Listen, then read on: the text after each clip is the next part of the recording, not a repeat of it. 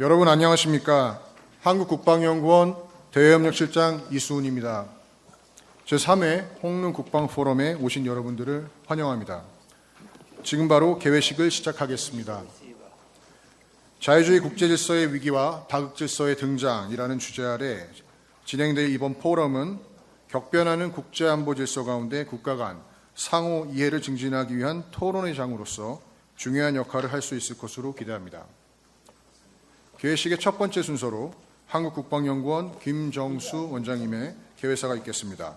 큰 박수로 환영해 주시기 바랍니다.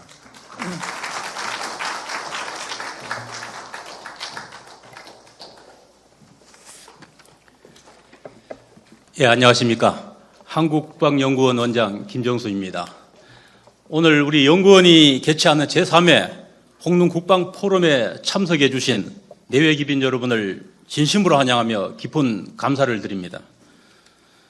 먼저 오늘의 행사를 위해 영상으로 축사를 해주실 안규백 국방부 장관님, 기조연설을 해주실 한민구 전 국방부 장관님이자 현 한국국가전략연구원 원장님, 그리고 오늘 특별 연설을 해주실 미치시타 고이치 주한 일본 대사님께도 깊은 감사를 드립니다.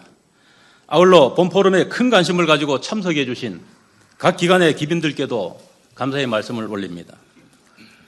특별히 오늘 세 개 세션에 패널로 참가하여 귀한 지혜를 나누어 주실 웨스 미첼 전 미 국무부 유라시아 담당 차관모님을 비롯한 미국, 일본, 중국, 호주, 유럽 전문가분들을 온 마음으로 환영을 합니다. 또한 바쁜 와중에도 오늘 행사에 참석해 주신 국방부와 군 관계관 여러분, 그리고 민간 전문가 여러분께도 감사를 드립니다. 존경하는 내외 기빈 여러분, 오늘날 우리는 자유주의 국제질서에 큰 위기를 맞고 있습니다. 미중 전략 경쟁은 점점 심화되고 있고 인도-태평양 지역의 안보 환경도 큰 변화를 맞이하고 있습니다. 한편 러시아 우크라이나 전쟁으로 인해 수만 명이 사망하는 참화 속에서 러시아와 북한의 군사협력이 그 어느 때보다 높은 수준으로 발전하였습니다. 북한은 이를 토대로 전투력 강화와 경제적 이익 확보, 그리고 군사 역량을 증진하고 있을 뿐 아니라 국제 무대에서 영향력 있는 행위자로서 자리매김을 시도하고 있습니다. 이와 같은 인도-태평양 지역과 한 번 더 안보 환경의 역동적이고 예측 불가능한 변화는 규범 위반의 자유주의 국제질서를 더욱 어렵게 만들고 있습니다. 카이다는 이와 같은 위협에 효과적으로 대응하기 위해서는 국제사회와의 긴밀한 소통이 필수적이라고 생각하였고, 안보 환경 변화에 대한 냉철한 분석과 원활한 국제협력 확대의 필요성에 주목하여 이번 홍릉국방포럼을 기획하였습니다. 이번 홍릉국방포럼은 세계적인 싱크탱크 최고의 전문가 여러분을 모시고 다음 몇 가지 핵심 주제에 대해 논의를 하고자 합니다. 첫째, 인도-태평양 지역의 안보 환경 변화와 각국의 인식 및 대응에 대한 논의를 위해 우리가 처한 안보 환경을 분석하여 전문가 간 인식 및 분석의 차이점과 유사점을 공유하고자 합니다. 나아가 이러한 안보 환경에 대해 각국이 어떠한 대응 방향을 구상하고 있는지 논의하고자 합니다. 둘째, 한반도 안보 환경이 갖는 특수성을 진단해보고 현재 제기되고 있는 도전 및 기회 요인을 식별해보고자 합니다. 점증하는 북한의 핵 미사일 위협으로 인해 한반도 안보는 그 어느 때보다 엄중한 상황에 놓여 있습니다. 이에 전문가 여러분들의 지혜를 모아 한반도 안보 환경에 대한 명확한 진단을 통해 항구적 평화를 구축하는 방법을 모색해보고자 합니다. 셋째, 한국의 국방 회복 탄력성 강화에 대한 전문가들의 의견을 나누고자 합니다. 현재 카이다에서는 핵심 연구과제로 수행하고 있는 국방 회복 탄력성 강화 방안에 대해 전문가분들의 소중한 조언을 경청해 나가겠습니다. 아무쪼록 설명드린 이번 홍릉국방포럼 각각의 의제에 관해 열정적인 발표와 치열한 토론을 통해 풍성한 성과를 거두시길 기대합니다. 다시 한번 각국을 대표해서 해외에서 오신 전문가 여러분, 그리고 오늘 참석해 주신 모든 분들께 진심으로 감사드리며 여러분 모두의 건강과 행복을 기원드립니다. 감사합니다.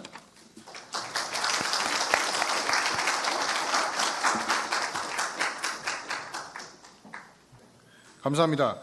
원장님의 개회사에 이어 안규백 장관님의 축사가 있겠습니다.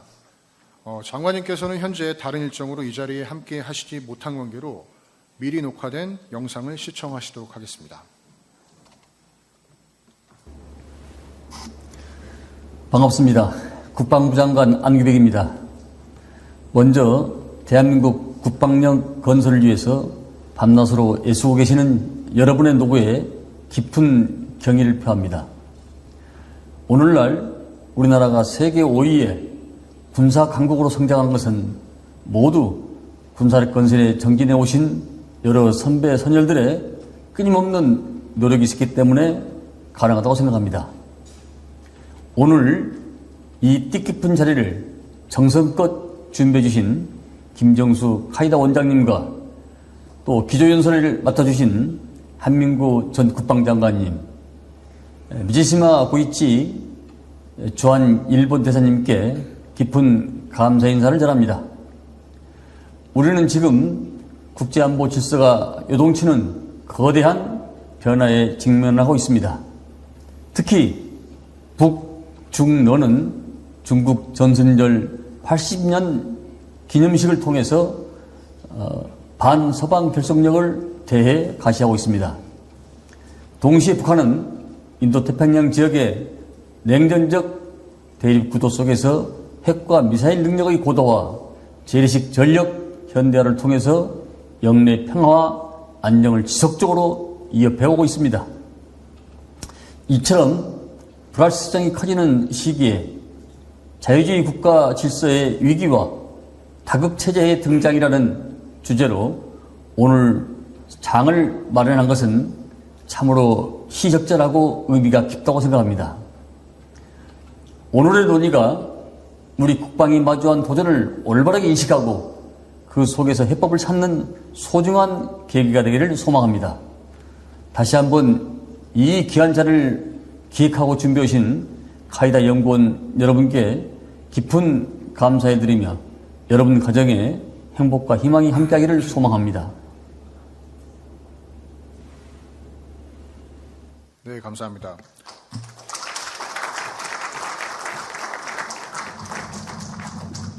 네, 다음으로 제44대 국방부 장관을 역임하신 한민국 한국국가전략연구원 원장님의 기조연설이 있겠습니다. 원장님을 박수로 무대에 모시겠습니다.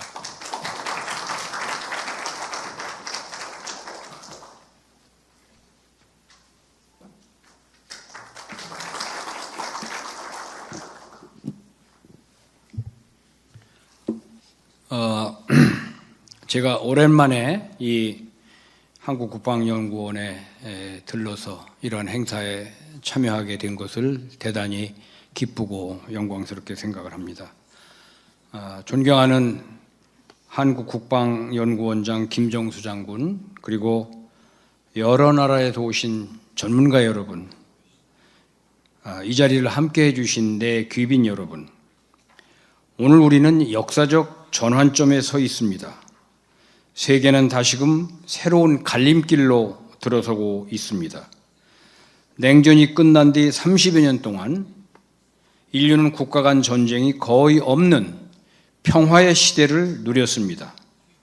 비록 아프리카나 중동에서 분쟁이 끊임없이 이어졌지만 세계는 미국이 주도한 규칙 기반의 자유주의 국제 질서 아래 협력했습니다.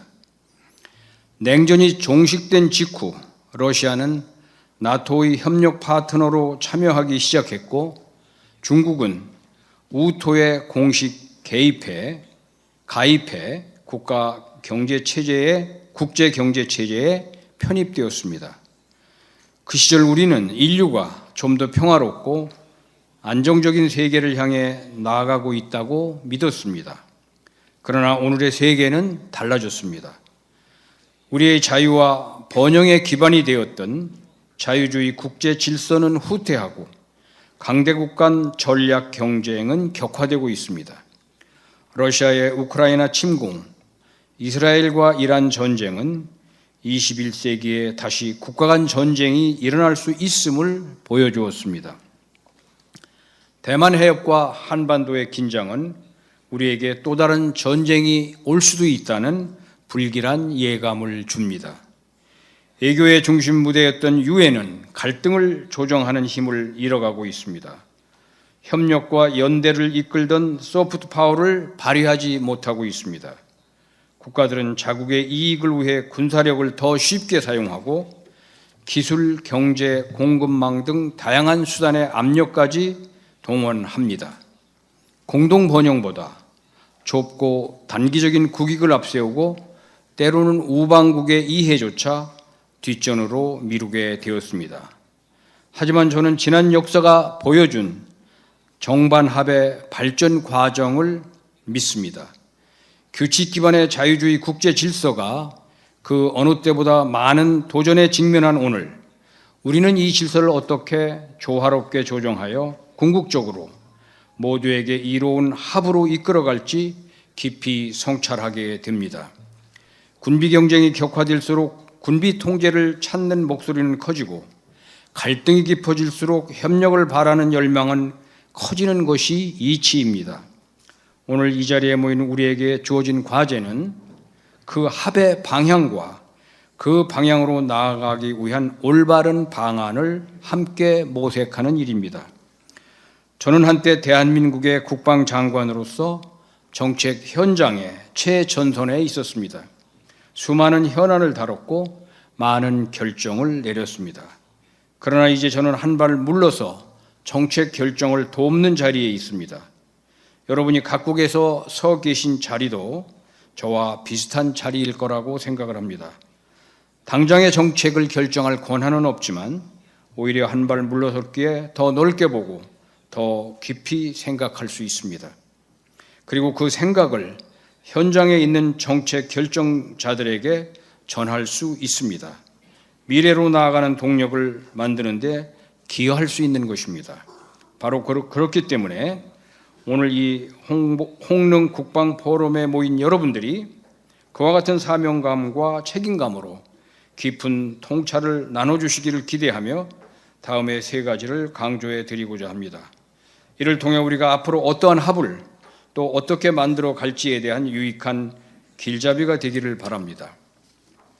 첫째는 지속 가능한 규칙 기반의 자유주의 국제 질서를 회복해야 합니다. 오늘날의 세계는 무질서와 경쟁으로 내달리고 있습니다. 그러나 결국 모든 국가가 원하는 것은 규칙에 기반을 둔 질서입니다. 미국도 중국도 한국을 비롯한 다른 국가들도 마찬가지입니다. 냉전 이래 30여 년간 규칙 기반의 자유주의 국제 질서가 지속되면서 미국은 이 질서를 지키기 위해 과도하게 많은 부담을 떠안은 것이 사실입니다. 이로써 생겨난 갈등을 바로잡고 부담과 권한을 조화롭게 조정하는 과정이 필요합니다. 서로 편을 가르기보다 함께 참여하고 협력함으로써 지금보다 더 안정적이고 앞으로도 지속 가능한 국제 질서를 구축해 가야 합니다. 둘째, 이렇게 구축된 국제 체제의 안정성을 유지하기 위해서는 다자 협력 체계를 강화해야 합니다. 역사상 그리고 현존하는 가장 큰 다자 기구인 유엔은 다시는 2차 대전과 같은 참극이 있어서는 안 된다는 세계 지도자들의 결의와 이를 담보할 수 있는 제도적 장치들로 구성되었습니다. 그러나 오늘날 유엔은 그 힘과 권능을 잃어가고 있습니다. 하지만 다자 협력 체계는 여전히 국제사회의 다양한 문제를 가장 민주적인 방식으로 풀어갈 수 있는 가장 효과적인 제도적 장치입니다. 따라서 우리는 변화된 현실을 직시하여 다자 협력 체계가 더 힘을 얻도록 해야 합니다. 이를 통해 강대국들이 힘에 의한 일방적 현상 변경을 막고 유사 입장국 간의 안보 협력 기반을 넓혀야 합니다. 특히 기능 분야별 다자 협력을 강화하게 되면 국제 체제를 더욱 안정적으로 운영하고 발전시킬 수 있을 것입니다. 이는 오늘 포럼의 대주제인 자유주의 국제 질서의 위기와 다극질서의 등장과도 맥을 같이 한다고 봅니다. 셋째는 안보 영역의 확장에 대비해야 합니다. AI, 무인체계, 빅데이터, 우주 및 양자 기술 등은 군사 위협의 양상을 바꾸고 있습니다. 또한 위협은 군사적 차원에만 그치지 않습니다. 사이버 공격은 전력망을 마비시킬 수 있고 공급망 붕괴는 생필품 생산을 지연시킬 수 있으며 여론전은 사회를 분열시킬 수 있습니다. 따라서 이제 안보는 단지 국경을 지키는 것에 국한되지 않습니다. 경제, 기술, 환경, 보건 등의 분야에서 충격을 흡수하고 빠르게 복원하는 능력, 즉 회복 탄력성을 유지해야 안보를 온전하게 지킬 수 있습니다. 국가뿐 아니라 국제사회 전체가 이러한 회복 탄력성을 함께 키우면서 시대가 요구하는 공동의 안보 역량을 갖춰 나가야 할 것입니다. 오늘 이 자리에 모인 각국을 대표하는 전문가 여러분, 세계가 어떻게 직면한 도전을 극복하고 궁극적으로 모두에게 조화로운 질서를 회복할 수 있을지 열정을 다해 논의해 주시기를 당부드립니다. 또한 귀국 후 각국에서 오늘의 논의와 지혜를 널리 나누며 전 세계가 함께 이뤄갈 정반합의 과정에 기여해 주시기를 바랍니다. 오늘 제3회 홍릉국방포럼에서 논의한 새로운 국제질서가 새로운 내일의 현실이 되도록 우리 함께 같이 만들어 갑시다. 감사합니다.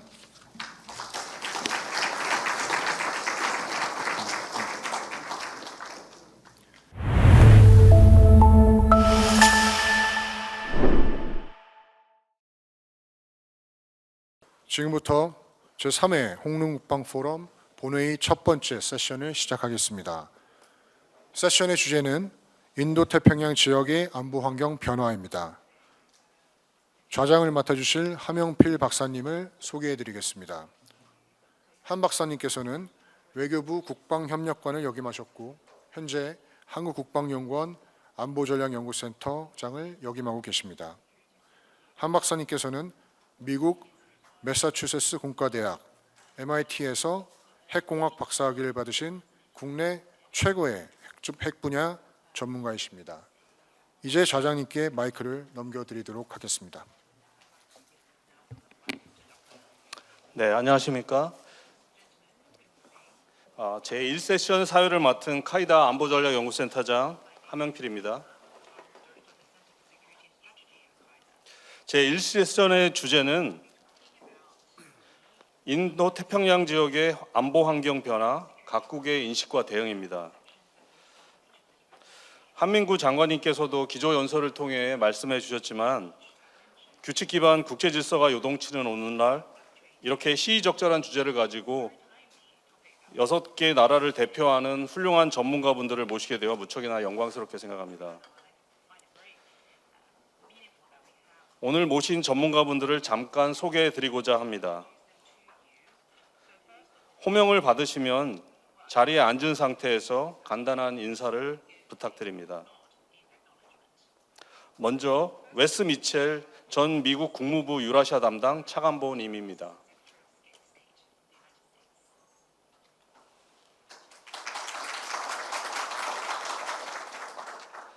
다음은 나루시게 미치시타 일본 정책연구대학원대학교 부원장님입니다. 그리고 다웨이 중국 칭화대학교 교수님입니다. 다음은 샘 로게빈 호주 로위연구소 국장님을 모셨습니다.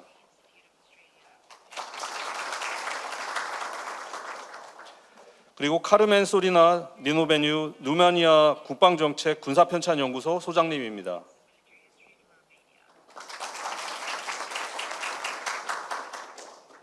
마지막으로 김기주 카이다 책임연구위원님입니다.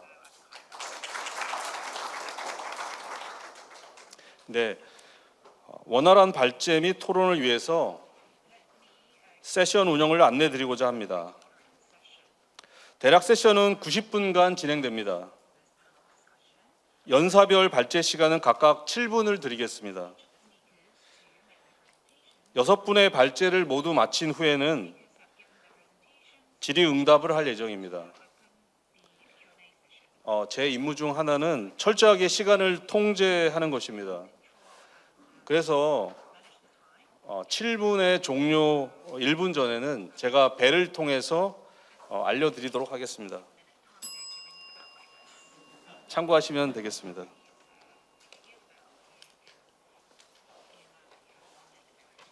먼저 미첼 차관보님 발표를 부탁드리겠습니다. Well, thank you to KIDA and to Dr. Kim and Dr. Ham for your hospitality. I feel like I'm racing with the bell, so I'm going to be very efficient. Well, I'll use my comments to present what I see as the U.S. perspective on the current security situation in the Indo-Pacific. I would like to make 4 points. First, the centrality of the simultaneity problem to U.S. strategy. Second, the inevitability of trade-offs in U.S. strategy. Third, the imperative of reciprocity in U.S. alliances. And fourth, the necessity of strategic diplomacy in key theaters.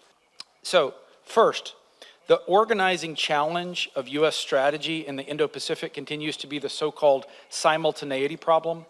The last 2 U.S. national defense strategies made it clear that the U.S. military is not postured or equipped to fight major concurrent wars in multiple regions.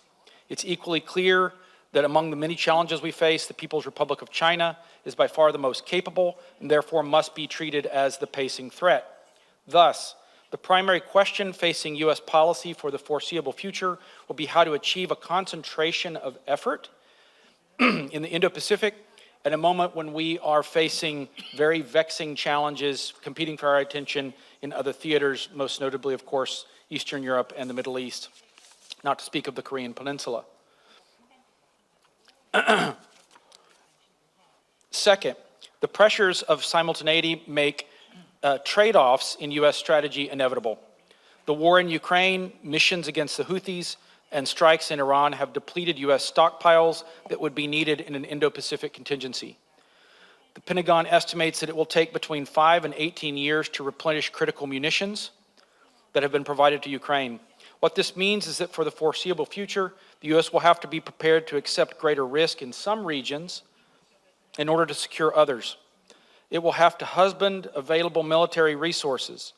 Most importantly, the U.S. will have to expand the U.S. defense industrial base, which will require deregulation, mobilization of America's energy resources, and rebalancing trade relations with allies. My third point is the imperative of reciprocity in U.S. alliances. To maintain solvency in multiple regions, there will have to be a more equitable division of labor in U.S. alliances. That will require us to revisit the bargain at the heart of U.S. alliances. After World War II, the U.S. formed an implicit bargain with allies. We provide security and open our markets on a non-reciprocal basis, and in exchange, allies support U.S. policy objectives and recycle their surpluses into U.S. bond and equity markets to fuel U.S. consumption.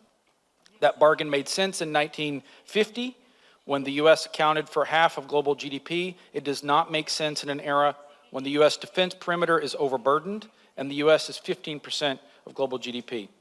The U.S. therefore needs greater reciprocity from allies in both security and trade.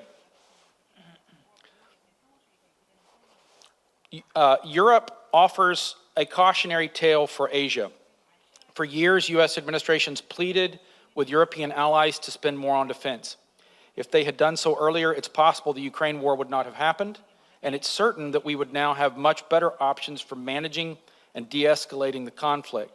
The weak position that Europe now occupies in diplomacy over Ukraine is the direct and inevitable byproduct of neglecting defense for so long. The lesson is clear.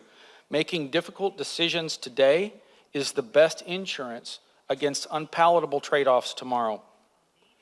My fourth and final point is the necessity of strategic diplomacy. Dealing with simultaneity will require the U.S. to engage in meaningful diplomacy with our adversaries. The goal is not to achieve harmony or to convert our adversaries into liberal democracies. It's to avoid great power war, and place limits on expansionism, and buy time for the U.S. and its allies to gain a better footing in competition. To my mind, this has been the logic of the Trump administration's efforts to engage with Iran, Russia, China, and the DPRK. Strategic diplomacy is also necessary with allies and partners. There are abundant opportunities for the U.S. and countries in the first island chain to improve surge capacity through a federated approach to defense industrial supply chains. Seizing those opportunities will require us to devise a combined defense industrial-based framework and get better at aligning operational requirements. In these efforts, the U.S. should encourage allies to prioritize the defense of their own regions. In a Taiwan contingency, we need the Charles de Gaulle in the Mediterranean, not in the South China Sea, and we need South Korea to take the bulk of responsibility for security in the Korean Peninsula. That doesn't mean allies can't help each other. European allies should be aggregating larger orders from Asian defense manufacturers to meet needs in Europe while fueling industrial expansion and price reductions in Asia. Allies in both regions should continue to look for win-wins in technology transfer and co-production, as South Korea has done with Poland and Turkey. The end goal should be that allies have the means to deal with the problem in their own backyard. If they don't have that in place, then any efforts to help fellow allies in other regions will lack credibility and draw away from where each ally's effort is needed first and most. In conclusion, we should all be animated by a real sense of urgency. In many ways, our adversaries have made better use of the last few years since the start of the Ukraine war than we have. But there are ample grounds for sober optimism. The challenge before us is clear. Everyone is or should be fully awake to the problem.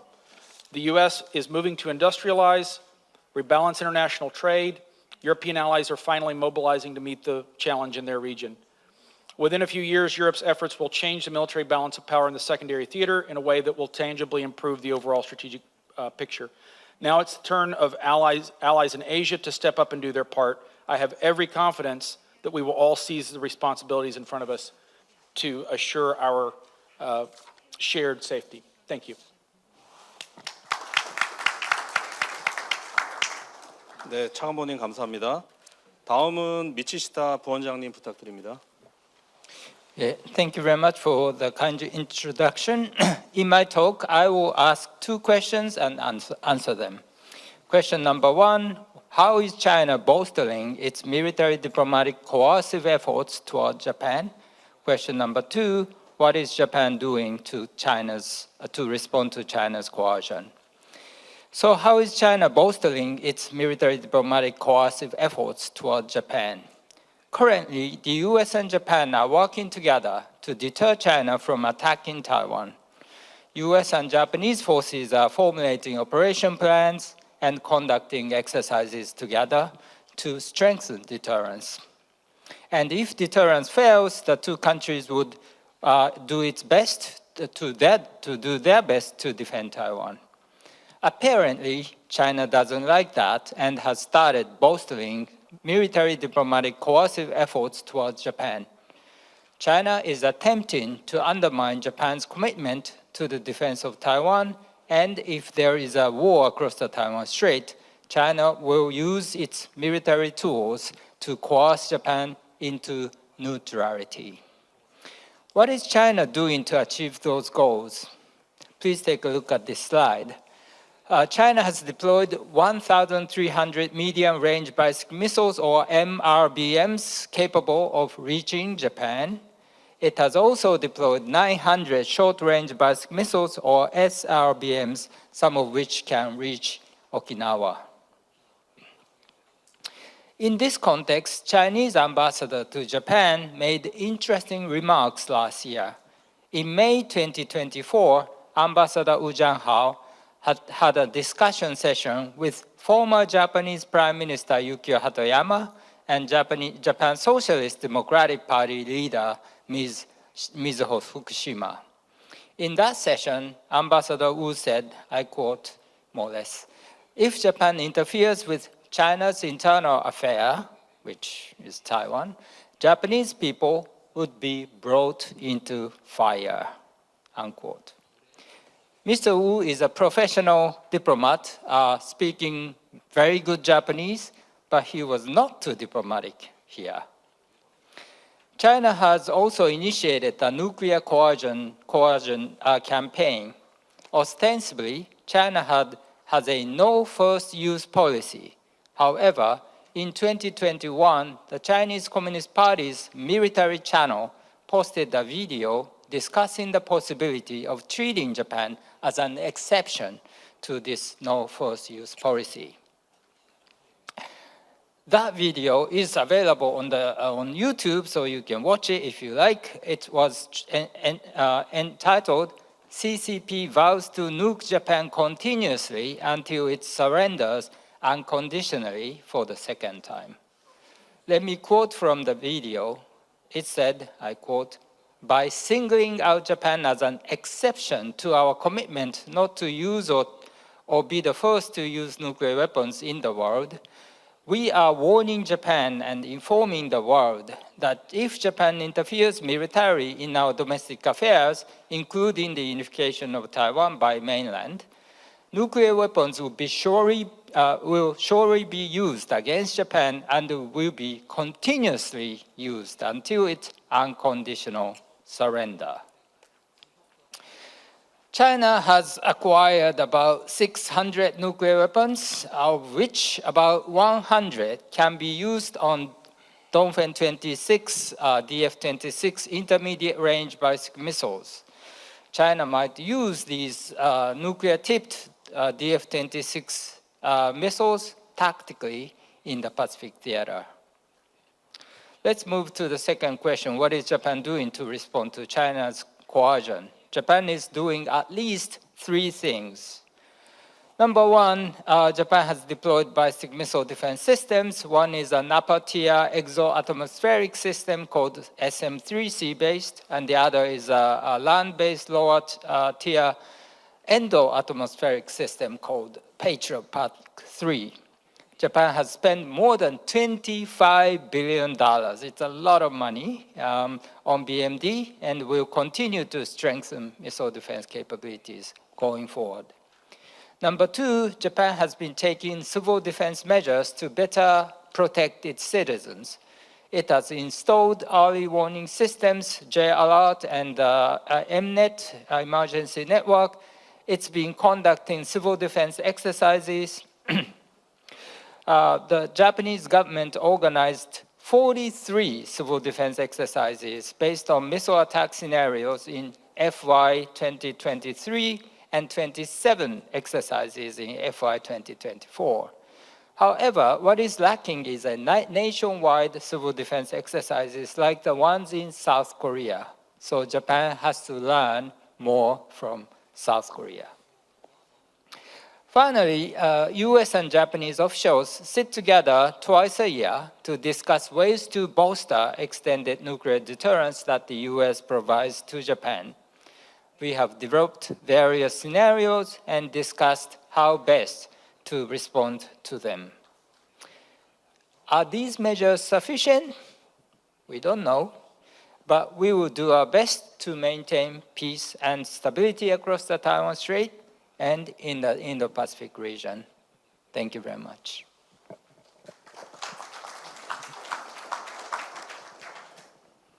네, 미치시타 부원장님 감사합니다. 시간 내에 발표를 맞춰주셔서 특별히 감사드립니다. 다음은 다웨이 교수님 발표 부탁드립니다. First of all, I would like to thank KIDA and President Kim for inviting me for the forum for the second time. It's my great pleasure. So I will use my 7 minutes to share my view or what I believe Chinese view on Indo-Pacific strategy, Indo-Pacific security landscape. I think this year the biggest change in Indo-Pacific security landscape has been the return of the Trump administration and the changing adjustment in U.S. foreign and security policy. So I will talk about 4 knowns and 3 unknowns. So 4 issues, 4 points that I think is happening, and the 3 questions that I'm not sure. So the first known is, I think during the Biden administration, I think the regional security order was basically characterized, or at least showed a tendency of bipolar structure, and the two opposing camps or blocs. So the contradiction was mainly the confrontation between China and the U.S., marked by grouping along ideological lines. Other countries faced question of whether or not to take sides. Some maybe aligned themselves more closely with the U.S., while others sought to avoid such alignment. Well, under Trump administration, I think the U.S. policy has conveyed more ambiguous and at times contradictory signals. On the one hand, the administration has demonstrated some kind of an isolationist or nationalist inclination. And on the other hand, it has occasionally signaled more traditional intention to unite allies against China. So I think regional countries, including China, received those conflicting messages, and it remains uncertain which approach will define U.S. policy in the coming 3 years. So the second nuance is, I think the China-U.S. relations has undergone sharp fluctuation in this year, yet one conclusion seemed plausible. Trump seemed to recalibrate the U.S. economic and security relations globally, shifting from sustaining a liberal international order under U.S. unipolar hegemony to embracing a logic of a nation-state competition with within a multipolar structure. So in the Biden administration, we feel from China's perspective, the challenge was the situation was U.S. versus China. In the Trump first term, it's U.S. versus China. While in the Biden administration, we feel the situation was U.S. united allies against China. But now the situation evolved into U.S. versus the rest of the world.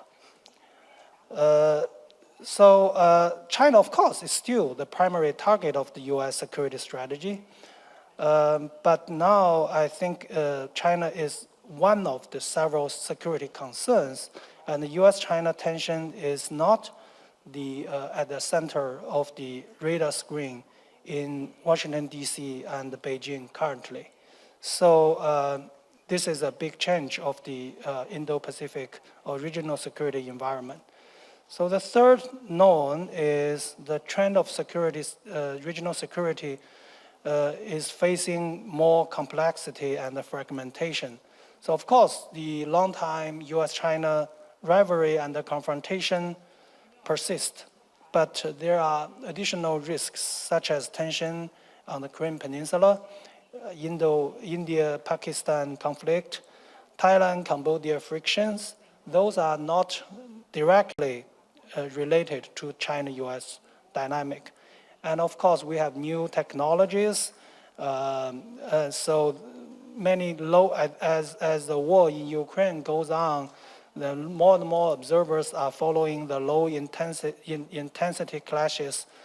And this kind of conflicts beyond the big power conflict could become a kind of new normal, which makes the absence of a robust crisis management mechanism a central concern for many observers. The fourth known is, I think, given the backdrop of the multipolarity, multipolar tendency, regional states, particularly the mid-sized states and the smaller countries, seem to have acquired more strategic options. So the dilemma is no longer simply about choosing side between China and the US, but about pursuing differentiated strategies across various various issues and to preserve autonomy. So the three unknowns or three questions I want to talk about. The first is, I think the question is, will the Indo-Pacific as a coherent regional concept endure? I think there are a lot of, increasing complexity of U.S. alliances, and particularly the evolving U.S.-India relations cast uncertain over this framework.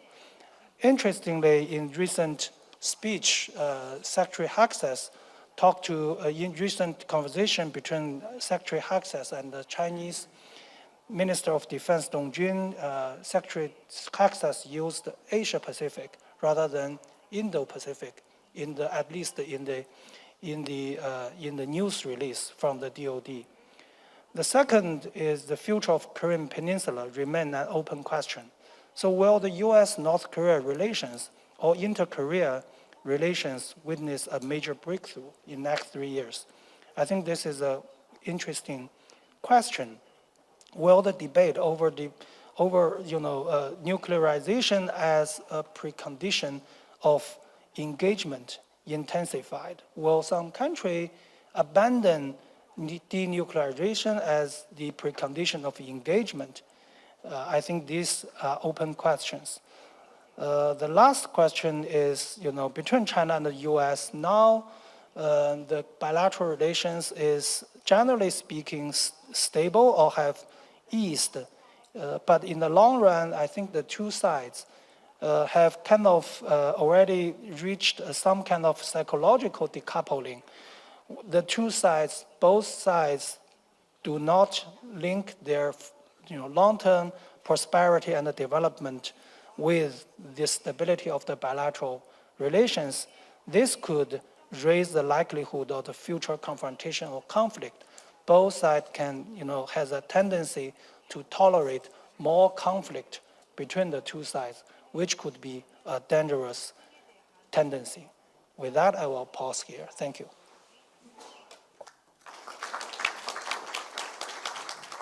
네, 감사합니다. 다회 교수님. 다음은 호주의 인식과 입장을 발표할 로게빈 국장님입니다.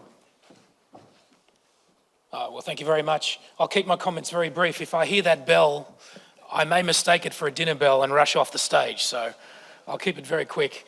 I think the best service I can offer is not so much to my prepared remarks that you may see on the slide, but just to talk about US-China relations and just to question the idea of an emerging Cold War between the United States and China. So already this morning we've heard on several occasions that we're entering a new era of strategic competition, and this is a pretty common phrase that we hear in our strategic debates. And that's used as a warning, but I think also in settings like this one, it can provide a sense of reassurance because it implies that the US is willing to defend its position in Asia. And I would say that this is now a point of debate in Australia at least, and I think it should preoccupy the rest of the region too, and I think actually it does. The key question here is how willing is the US to defend its position in Asia? That was a relatively simple question to answer when China was weak. It's now, of course, a much more difficult question to answer because the costs of defending America's position in Asia, its strategic leadership in Asia, have risen appreciably. I want to offer just a few points of evidence to suggest that the United States may not be committed to defending that position. The primary one really is the military balance. So if we start at, say, the year 1991, which is the year that the US pushed Iraq out of Kuwait in really quite a phenomenal display of armed force, which shocked China and triggered the military modernization process in China that we are still witnessing to this day and which is still incomplete. So if we begin in that year and then compare to the situation today, US force structure in Asia really hasn't changed very much since that time. And that is despite the fact that we have witnessed, I think, the most dramatic modernization of any military force in the world since the Second World War. Now, if the United States were to suddenly change that now 30-year trend of not substantially increasing its military capabilities in the region, if there was to be a massive upgrade or a massive increase in American force structure here in Asia, then I think two questions would arise. One is, who would host all those forces in the region? I think that's a huge question, and I'm not convinced that there would be, that there is an obvious country that would be prepared to host all those forces. And secondly, how would China respond? If there was to be an arms race between the United States and China, I think China would be very well placed in that contest, better placed than the United States would be to engage in an arms race. So militarily, America's position has degraded appreciably. Secondly, I would argue that, I would point out, rather, that no US leader has called on Americans to fight a new Cold War in Asia. If we compare that to 1947, when President Truman stood before the US Congress and before the American public and said, announced the containment strategy, there is no, it seems to me, there is no central motivating presidential force behind a new Cold War. Presidents talk about this when they're in Asia, but they don't talk about it to the American public. Third point to make is that the rebalance to Asia, the pivot, as it was called by the Obama administration, has essentially failed. I would recommend a paper by Zach Cooper from the American Enterprise Institute on this topic. The other point I'd make is that there has been no major American economic initiative in Asia since the Trans-Pacific Partnership was failed under the first Trump administration. So when you put all of that together, I think there's plenty of reason to doubt that the United States is committed to a new Cold War in Asia.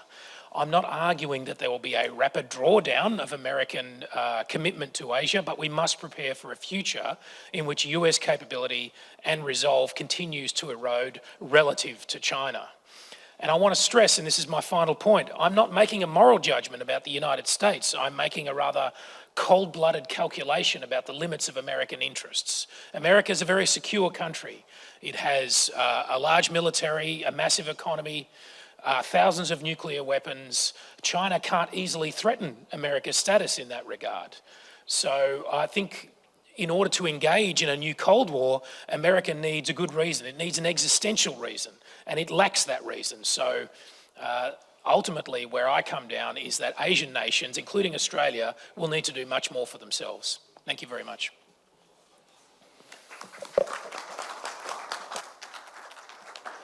네, 감사합니다. 다음은 유럽의 입장을 발표해 주실 리보베누 소장님을 모시겠습니다. Thank you, Mr. Chairman. Well, my hopefully short, 7 minutes short presentation will focus on a more specific issue, let's say. I'm coming from Romania, a country which borders both Ukraine and the Republic of Moldova, two small countries which have been the targets of Russian aggression since they got their independence in the early 90s. And I'm also coming from a country which shares something with Russia, that's the Black Sea. So it seems that we both, you here in the Pacific region, we in Eastern Europe have something to share with Russia. And I suppose that this is not something to celebrate, thank you, having in view the Russian conduct. So what I would like to share with you, there are a few, let's say, considerations concerning the strategic importance of the Black Sea and to show in which way what is happening in the Black Sea influence the security developments beyond Europe and including your region here in Indo-Pacific. So just a few thoughts about why the Black Sea is important. And strategically, the Black Sea connects important or key critical regions. I mean, it's a bridge connecting Europe, the Middle East, and Asia. And at the same time, provides access to the Mediterranean Sea through the Black Sea straits. And that's a major, let's say, or a key crossroads for trade, energy, and military routes between important regions of the world. But at the same time, the Black Sea also represents the southeastern perimeter of the eastern flank of NATO, which is now the most exposed area if we are looking at Russian aggressive actions. And at the same time is a major priority for the overall defense and deterrence efforts conducted by NATO in order to counter Russian aggression in the east. It has also strategic importance for Russia, since the Black Sea was, as I mentioned, a major target of Russian geopolitical ambitions for centuries. It provides a vital access for Russia to the global oceans through the Mediterranean Sea, but at the same time, the Black Sea has been used as a platform for projecting power to the Eastern Mediterranean, the Black Sea, and beyond. How it works? Sorry. Okay. It was an important moment when Russia annexed the Crimea in 2014, which became heavily militarized, and in such a way Russia succeeded to generate an important platform for projecting power and, of course, to achieve its major goal to increase its control and domination over the Black Sea. Why Russia wants such a domination? Besides the strategic importance, it's of course the economic importance of the region. The Black Sea is a major corridor for oil and gas pipelines coming from Central Asia, Caucasus, to Europe, and from Europe to the global markets. It's difficult to use this one. I don't know how it works. Okay. And also the Black Sea is a primary route for grain exports from Russia and Ukraine, and you will see how important it is and became important once the war in Ukraine has been launched by Russia 3 years ago. So this reality, these rich energy resources and goods existing in the Black Sea and Black Sea countries makes this region an important link in the global trade network. I will give you just a few figures. I will not get more into details because I don't have time, but just to mention that the Black Sea carries about 40% of the world grain and a large proportion of mineral fertilizer and natural gas. According to the UN Food and Agricultural Organization, in 2022-2023, nearly 50 countries depend on Russia and Ukraine for at least 30% of their important wheat needs. This percentage even reaches 50% for 26 of these countries. Also, between 2023 and 2025, almost 80% of Russian oil exports through the Black Sea ports went to Africa and Asia, and also before the war, 50% of Ukrainian exports passed through the Black Sea. I will not get more into details, but the idea is that it's extremely important, having in view the resources, energy resources, and especially the grain or agricultural needs, goods existing here. It's important to provide and to have safety of navigation, safety of supply chain, safety of transportation routes, safety of energy resources, infrastructure. So it became extremely important to allow and to connect this region to the global markets. There are also important gas deposits which have been discovered in the Black Sea recently in the exclusive economic zones of the NATO Black Sea countries. You can see here on the slide, one of the largest fields, gas fields, have been discovered in the Black Sea within Romania. Within the Romanian exclusive economic zones is called the Neptune Deep, and this will bring Romania 100 billion cubic meters of natural gas, which will make the country the largest gas producer in the EU by 2027. So, what happened once the war started in Ukraine?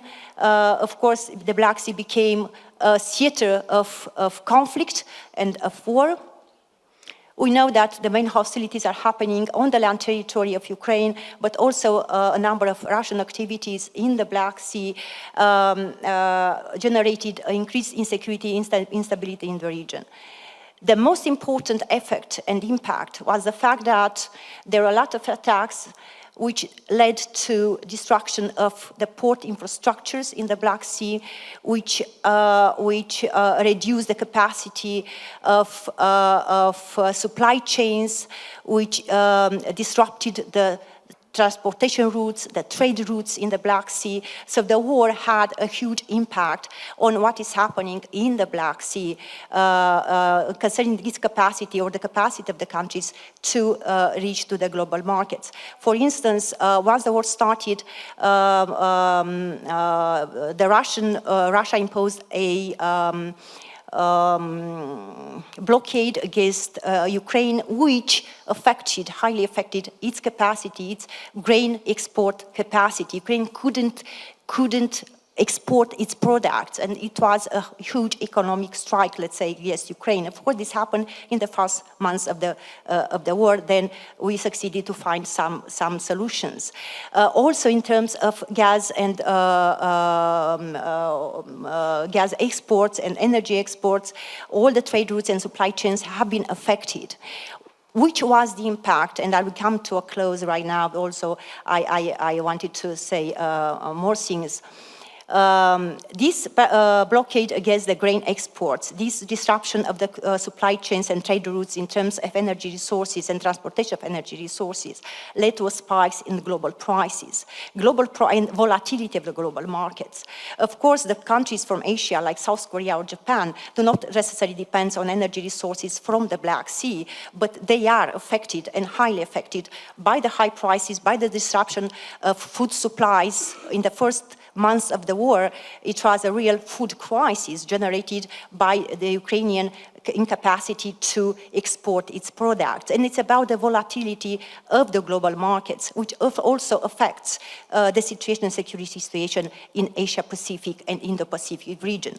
So I will conclude with that a secure Black Sea is very important for stability in the Indo-Pacific region, and vice versa, because we all need to have free access to resources. We need to have security and stability in the region. We need to have secure and safe supply chains, trade routes, commercial shipping. It is something which affects all of us. So that's why it's important, again, to have security and stability in the Black Sea, because, again, that's extremely important for the stability of the global markets, and that includes also what is happening in the Indo-Pacific region. Thank you. 네, 감사합니다.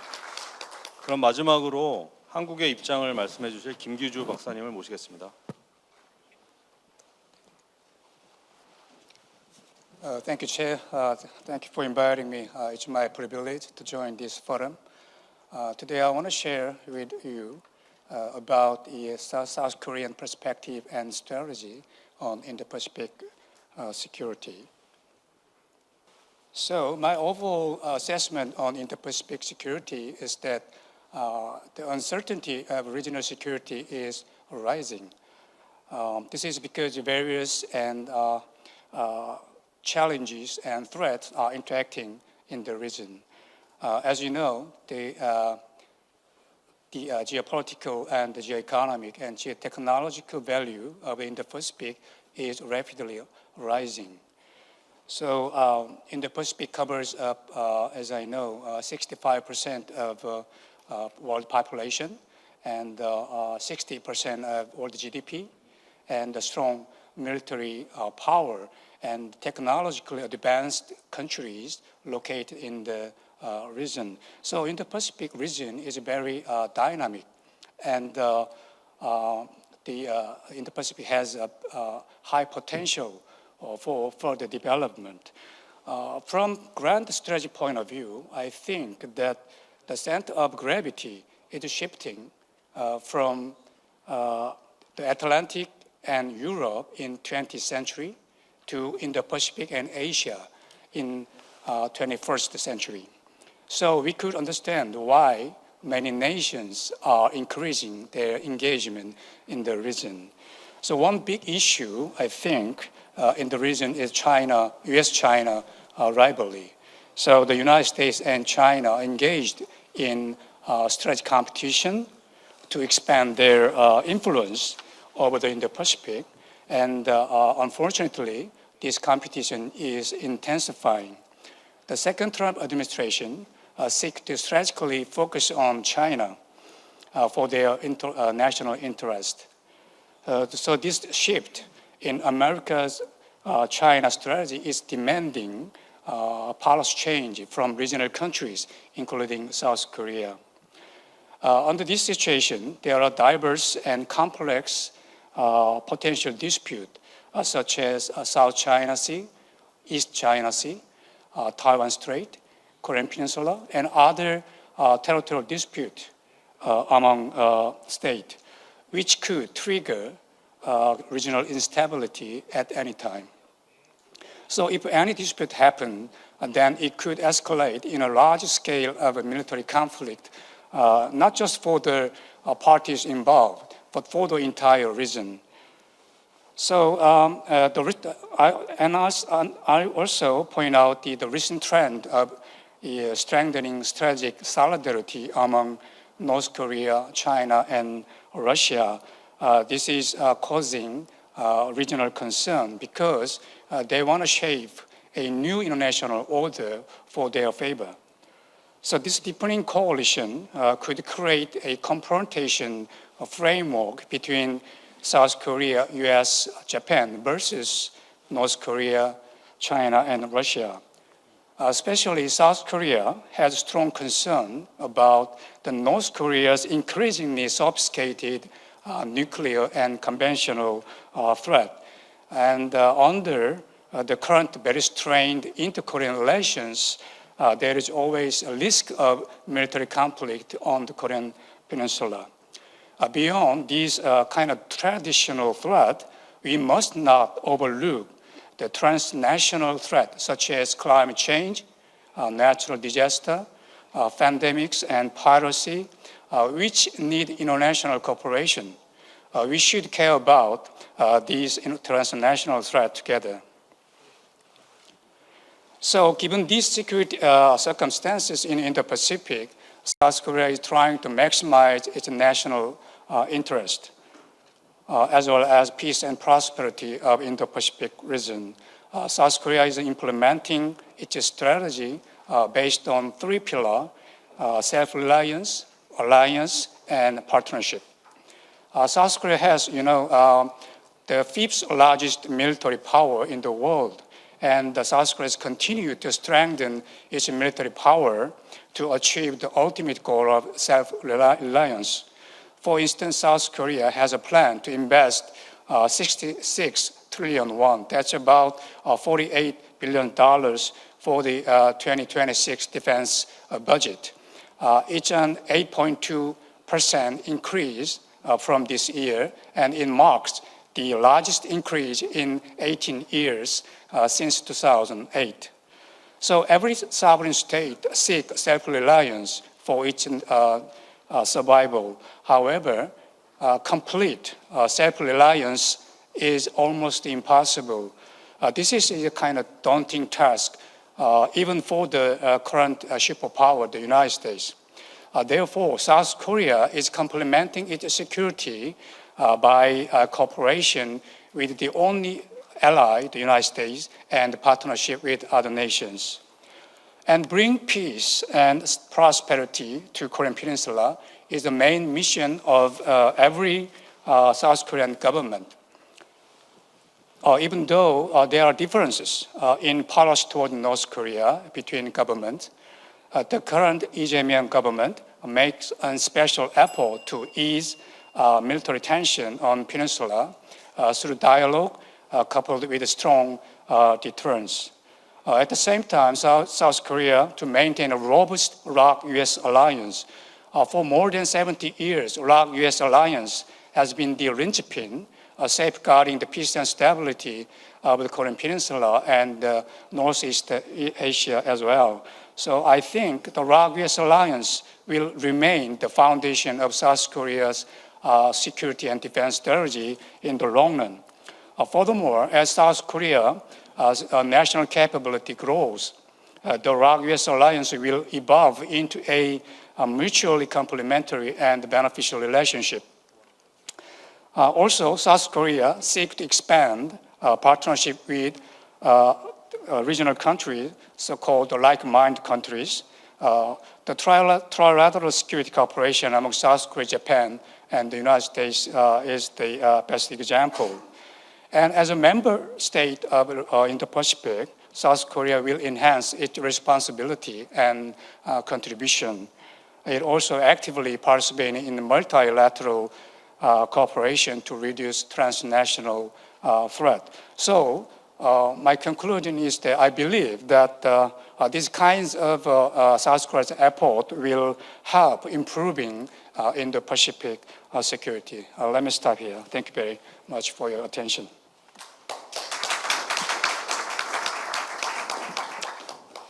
네, 감사합니다.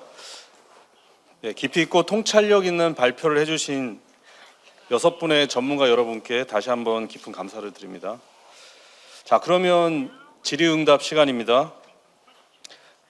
여러분께서 허락해 주시면 사회자의 특권으로 모든 전문가 여러분께 몇 가지 공통 질문을 드리고 답변하는 시간을 가진 다음 추가로 플로어를 오픈하고 질의응답하는 시간을 갖도록 하겠습니다. 제가 총 3개의 질문을 드릴 예정이고 각 연사님은 발표하신 순서대로 각각 5분 동안 3개의 질문에 대한 답변을 해주시면 됩니다. 발표와 마찬가지로 시간은 엄격하게 통제하겠습니다. 종료 30초 전에 벨을 통해 알려드리겠습니다. 첫 번째 질문입니다. 자유주의 국제질서의 위기와 인도-태평양 지역의 다극질서가 형성되고 있다는 시각에 대한 평가를 부탁드립니다. 그리고 이러한 역동적인 국제질서의 변화가 인도-태평양 안보에 어떤 영향을 초래할 것이며 궁극적으로는 어떤 최종 상태로 귀결될 것인지 전망을 부탁드립니다. 두 번째 질문은 인도-태평양 지역에서 미중 전략 경쟁이 심화되고 있습니다. 이에 따라 영내 긴장 고조와 충돌 위험에 대한 우려가 점증하고 있습니다. 이러한 전략 상황 변화에 따라 각국이 각각 어떻게 대응하고 있는지 간단하게 소개를 부탁드립니다. 세 번째 질문은 특히 중견 국가로서 인도-태평양 지역의 평화와 안정을 위한 협력 증진에 대한 한국의 적극적인 역할 확대가 모색되고 있는 상황입니다. 이러한 상황에서 여러분의 나라와 한국 사이에서 협력 가능한 분야가 있다고 생각이 되는데 어떻게 생각하는지 부탁드립니다. 한국의 참여자이신 김기주 박사님께는 다음과 같은 질문을 드리겠습니다. 인도-태평양 지역의 평화와 안정을 위한 한국의 역할과 관련해서 한국이 기여할 수 있는 분야 및 방안은 무엇인지 말씀을 부탁드립니다. 자, 5분입니다. 그러면 미첼 차관보님 부탁드립니다. Well, thank you, Dr. Ham. I think those are excellent questions. I'm going to combine my answer to the first and second questions because I think they're closely related, and then talk about the third question. On your first question, first and second question, I respectfully differ with my Chinese colleague on the stage who sees the near term as probably peaceful and the long term as more war prone. I tend to think of it exactly the opposite. I think the near term is probably more dangerous because I think we have something that I would call maybe like untested bipolarity right now, meaning that it's largely latent bipolarity for the reasons that Sam nicely articulated. The United States has been focused on other things for the last 20 or 30 years, maybe the wrong things. Iraq, Afghanistan, more recently the situation in Ukraine. And that makes me think that the near term is more dangerous because of the type of signaling gaps that Sam alluded to. The power imbalance right now is more acute than it's probably going to be in a few years as the U.S., I think, inevitably moves towards reindustrialization and strengthening our posture in this region. And that points to my disagreement with Sam respectfully. I think he's asking the right questions. And I like his conclusion that Asian states should do more. But I think he's fundamentally wrong in reading the U.S. intention and posture on the Pacific. The U.S., as I said, I think has been focused on other things for the last 20 to 30 years and is waking up late, but is waking up to the central competition of the 21st century.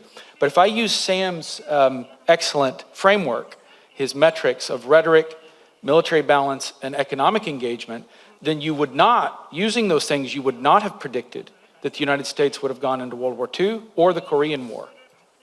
The reality, in my view, is that states act on the basis of their interests, and the U.S. has permanent, profound economic and security interests in the Pacific, in not allowing a preponderant military threat in the Pacific.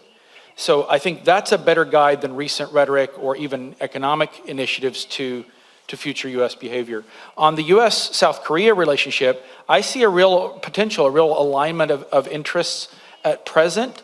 I think it's apparent in a couple of big areas. One is defense industrial base integration, where South Korea is a high-volume manufacturer, the United States has advanced technology. I can imagine things moving in a direction where South Korea is working alongside Japan, the United States, to a degree, Taiwan, Philippines, Australia, in a more federated defensive construct. But South Korea would be pivotal to that. It is probably the most capable and materially prodigious U.S. ally at present. And I would add to that shipbuilding and the initiatives, the strategic initiatives that were announced by the two presidents during Lee's visit to Washington recently. And secondly, and finally, a convergence of perspectives on DPRK. I see an alignment. President Trump has signaled last week he's very clearly willing to engage and pick up where things were left off at Hanoi. President Lee is taking a more pragmatic approach than his predecessor, and we see the tentative signals from Kim Jong-un. So I think the challenges to this are well known by all parties, but I can imagine renewed diplomatic initiative with some real energy behind it, given this political alignment that's probably focused on something like where we left off with at Hanoi. So partial denuclearization, a push to disclose undeclared sites, and a push for a verification regime. So I'm bullish on the U.S.-South Korea relationship. 네, 감사합니다. 다음은 미치시타 부원장님 부탁드립니다. Okay, so there are three questions. Let me answer the first question. So why is liberal international order declining? Liberal international order was flourishing in the world, and China was part of it. But then came Xi Jinping. In 2009 or so, President Xi started to take China in the wrong direction. China started to exploit good intentions of the US and other countries to its unilateral advantage. China became a wolf warrior, bullying its neighbors. I also agree that the US is becoming a bit more authoritarian too. But why is the US doing so? I think the US is doing so in order to mobilize resources to confront China, which started this confrontation in the first place. Also, the question is multipolarity emerging? I don't think so. This is basically about bipolar competition between two great powers, the US and China. And India can be a pole, but I don't think India has a capability or intention to be another pole at this point.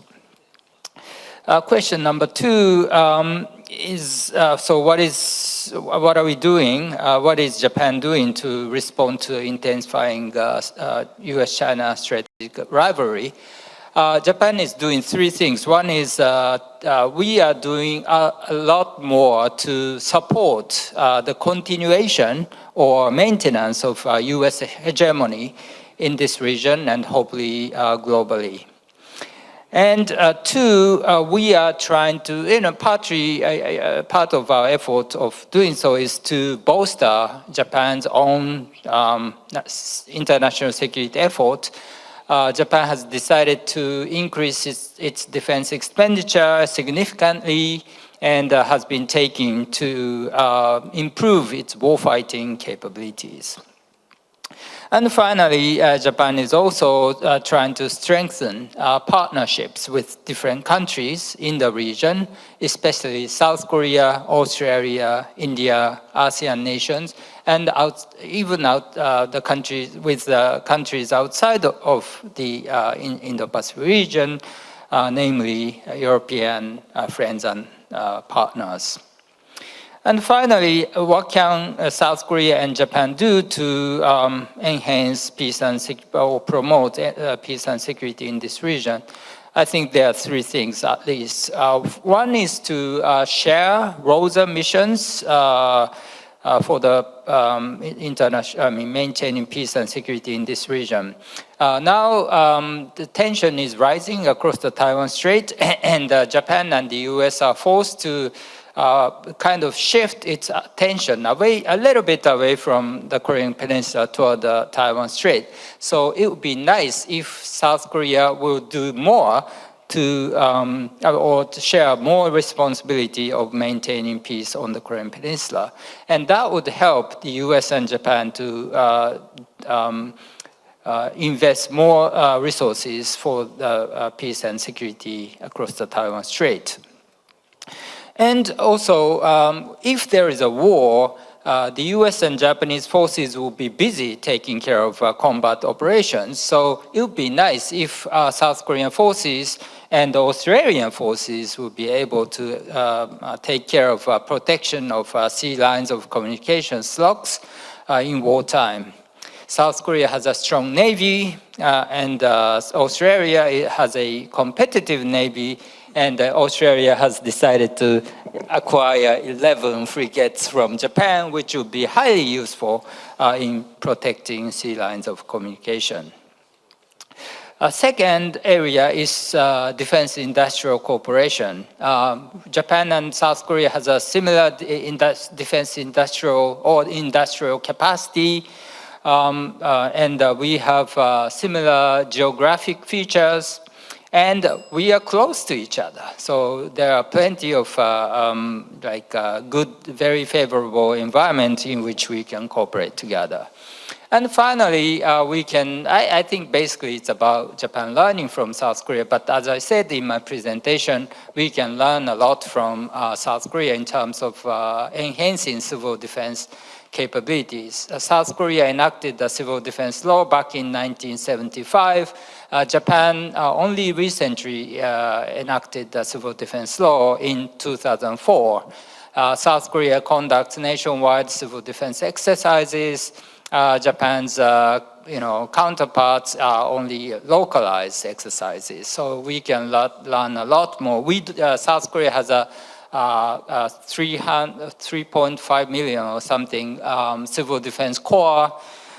Japan has no civil defense organizations or the specialized personnel taking care of civil defense measures. So we can cooperate on that point. And the other day, I came to South Korea to observe nationwide civil defense exercises organized on August 20th, and it was sort of a relaxed exercise, but it was still nationwide, and so we'll be able to work together on that front too. Thank you very much. 네, 감사합니다. 다음은 다회 교수님 부탁드립니다. 네. Okay, thank you. I will use my 5 minutes to answer maybe 2 questions, and then I will also respond to some viewpoints I heard this morning, including this panel. So on the first question, my answer is, of course, I think the liberal international order is in a deep crisis, if not ended. I think for 3 reasons. I think first, the power structure already changed. I mean, the so-called liberal international order is basically based on the US hegemony. Secondly, the ideology of liberalism is in deep crisis in all the Western countries. Thirdly, I think the institutions has been undermined and many international laws has been undermined. So in past 10 years, and I think it could further collapse in next 3 years. But I agree with my Japanese colleague that it's not I don't think it's a multipolar order. It's more, but I don't think it's a bipolar. I think it's more fragmented situation. So another question I want to respond is China ROK.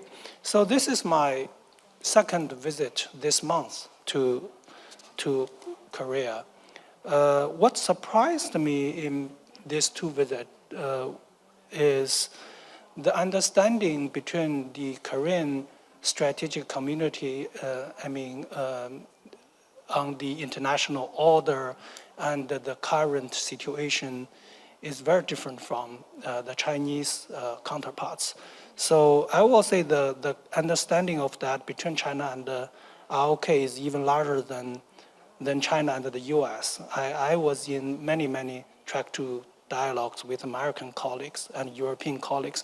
So I do think China and ROK need more strategic dialogue, no matter on track 1 basis or track 2 basis, to compare the notes. If we cannot reach consensus, but comparing the notes is the first step for any other cooperation. But of course, China and ROK have a lot of economic cooperation, but I mean on strategic issue, we need to comparing the notes.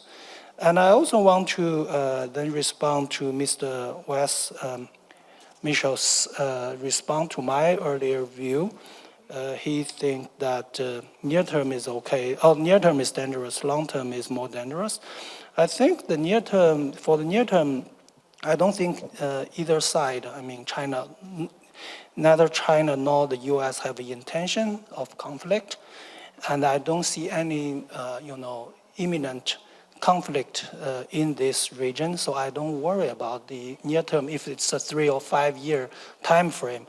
But I do worry about long term, not only because of the evolution of the bilateral relations, but also the change of military technology.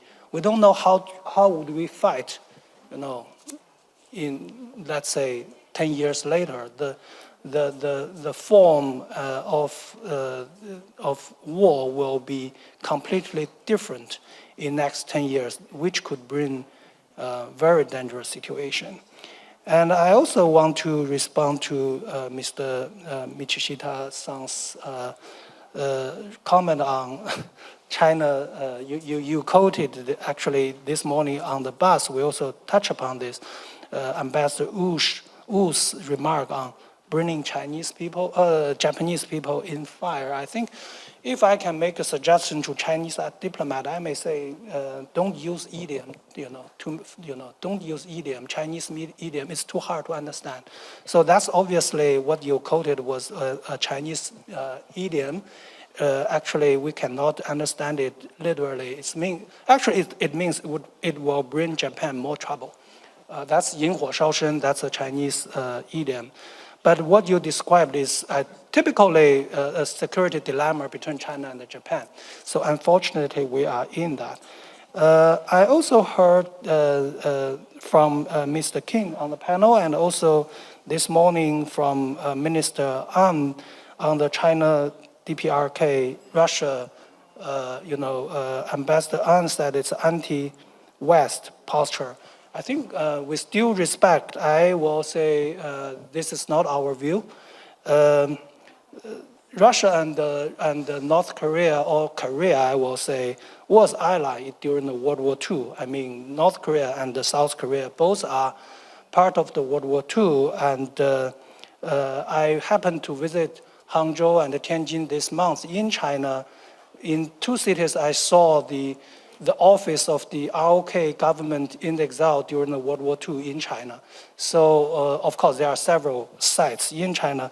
So we were allied. It's not strange to invite, leaders from both Korea, including ROK leader, were there standing on the Tiananmen Square, right? And there's no trilateral meetings afterwards.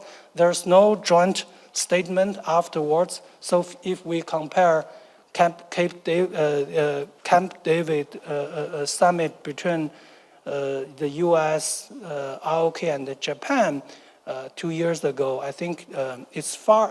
China, Russia, DPRK is far from a trilateral alliances.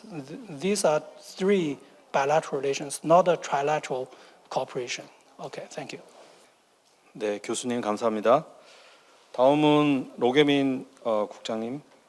Thank you very much. On the first question of the liberal international order, my own view is that that idea never really made a very deep impression on Asian geopolitics anyway. It's essentially a transatlantic phenomenon. And in Asia, there was really, I think, it would be closer to the truth to refer to it as a US-led international order in Asia rather than a liberal international order, simply because of the multiplicity of regimes around Asia that supported the US and which balanced between the various powers. That's particularly true in Southeast Asia, of course. So it was far from a liberal order.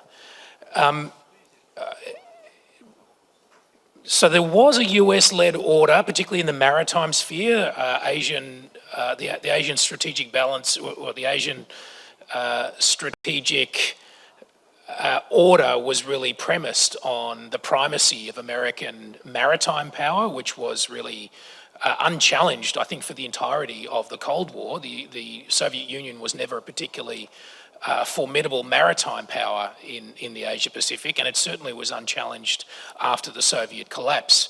But now, of course, it is being challenged, and this brings me to Wes Mitchell's comments. He may be right, of course, that the United States is waking up after several decades of distraction in the Middle East. The question we in the region need to ask ourselves is whether that's a good thing. It might be, but if that waking up means a commitment or a recommitment to American strategic primacy, such as what they enjoyed during the Cold War and particularly in the early post-Cold War period, then I think it's not such a good thing, because then I think we will get confrontation. And just to illustrate this point, imagine, just as a little thought exercise, imagine if China had 70,000 troops stationed in Canada and a carrier battle group permanently stationed in Cuba. We would expect a power of the size and of the importance of the United States to resist a strategic arrangement like that. It would do everything within its power, hopefully short of war, to try and reverse a strategic imbalance of that kind. So in the Asia Pacific, given that China is now so powerful, the most powerful adversary that the United States has ever had to confront, we should expect China will not indefinitely submit to being a secondary or subsidiary strategic power in its own region. It is going to want to change that status quo. So if the American objective is primacy, then I think we will get confrontation. On the other hand, if the American objective is balancing, is as an offshore balancer, as is often said in the strategic literature, then maybe that is a more sustainable strategic arrangement between the United States and China. But I would point out that in those circumstances, the United States is going to have to ask some very difficult questions about whether Taiwan, in its current status, can remain a part of such a strategic balance based on spheres of influence. Now, as for Australia's strategic choices in that environment, well, I think it means that Australia, as I said in my opening remarks, needs to do more for itself, needs to choose more self-reliance.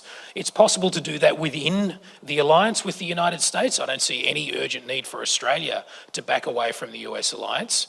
But I do think we need to build more self-reliant capability within the alliance. Unfortunately, at the moment, we're going in the opposite direction. The AUKUS arrangement in particular is a fundamental shift towards greater reliance on and greater entangling with American objectives in the Asia-Pacific region. On the final question about the prospects or the possibilities for Australia-Korea cooperation, I think there are real limits on this. There is much more room for cooperation, of course. The major limit is simply geography. Australia and Korea are too far apart to have core security interests together, and so for the most part they will have to arrange they will have to come to separate security arrangements because they are simply too far apart for them to have shared core strategic interests that would make them want to make sacrifices on behalf of the other. On the other hand, as I said, there's a lot more room for cooperation, particularly on defence industry that's already growing. And just as a slightly cheeky final point, it may be that we come to Korea for submarines in the very near future. 네, 감사합니다. 다음은 리보베누 소장님 부탁드립니다. Yes, thank you. I will share a few thoughts about all the three questions. As regards the first question, talking about the rule-based international order, I think that it's extremely important, especially for small, medium-sized countries like the one I'm coming from. Part of the rule-based international order is about also the way of conduct, how the big actors, especially those who are not necessarily happy with the current international setting, let's say, behave, let's say, or understand to fulfill their own interests. It's about, again, as a way of conduct, it's about the way we look at the issue of using force or threat of using force in order to fulfill your own interest. It's about how you respect the independence, sovereignty, and territorial integrity of the other countries. And I think that it's a really major problem. For, again, small, medium-sized countries, it's extremely important to have this kind of commitments, international assumed rules, in which they can feel secure and safe, and they will not be threatened by another actor just because that actor has the might, has the military power, and they have always an assertive or revisionist agenda. So it's extremely important when you talk about a rule-based international order to have clear this kind of rules in which, again, countries do feel as being protected and safe in front of aggressive behavior of other countries. Because, you know, looking at, and this is a vision, a perception we have, for instance, in the East, that, for instance, China and other countries which are not, or you know, are not happy with the current rules, are looking at what is happening, for instance, in Ukraine, at what is happening in Russia, to see how we act in case of or in front of an aggressive action, an aggressive actor. And they are looking and they maybe get lessons, let's say. I don't say that necessarily it's a model to emulate or they can act in the same way, but it's obvious that they are looking to see how an actor which wants to change the rules of the games, who is behave aggressively, who use force, who violate the independence, integrity, and sovereignty of another country, how such an actor is countered, how we fight against such an actor. And this is why it's extremely important that the countries which share similar views to stand together and to find ways to counter to this kind of aggressive actions, and especially the violation of territorial integrity and sovereignty of other countries. Concerning the competition between China and the United States, what I can tell you, coming from Eastern Europe, is that, of course, we all see what is happening. Of course, we are watching carefully this dynamic of competition and rivalry, and let's say, reshifting of the international order. But at the same time, for us, it's extremely important that in this, let's say, shift or refocus, or refocus, because it's not the first focus of the United States towards Asia Pacific. It's very important to have the United States staying committed to the security of Europe, because again, for us, it's extremely important to have a clear commitment, especially in terms of collective defense and NATO power, for instance, to have a clear commitment from the United States that they will remain remain the most important force in providing security to NATO allies here in Eastern Europe. For us, if we look at Russia behavior and China behavior, and this strong cooperation and partnership between the two countries. So it's important to have, to look both ways, not to, think or to look at or to act to the Asia-Pacific theater as a separate one from the one from Eastern Europe. And for us, it's important that the United States to keep this double focus, let's say. I know that it's not easy, but again, we should not marginalize or ignore the issue of security in Eastern Europe and refocus completely only to Asia Pacific. Concerning the relations between my country and South Korea, I'll be very short. Between Romania and South Korea, we have already a strategic partnership signed 2 years ago, and we are on the way of increased defense cooperation, especially in the defense industrial cooperation. It's, of course, both countries promote stability and security and rule-based international order, and something which we share, and we share the same views concerning this kind of cooperation and partnership in promoting peace and security. And again, the rule-based international order, or how we adapt it, it's important to keep this cooperation and to have close relations and expand the cooperation in various fields.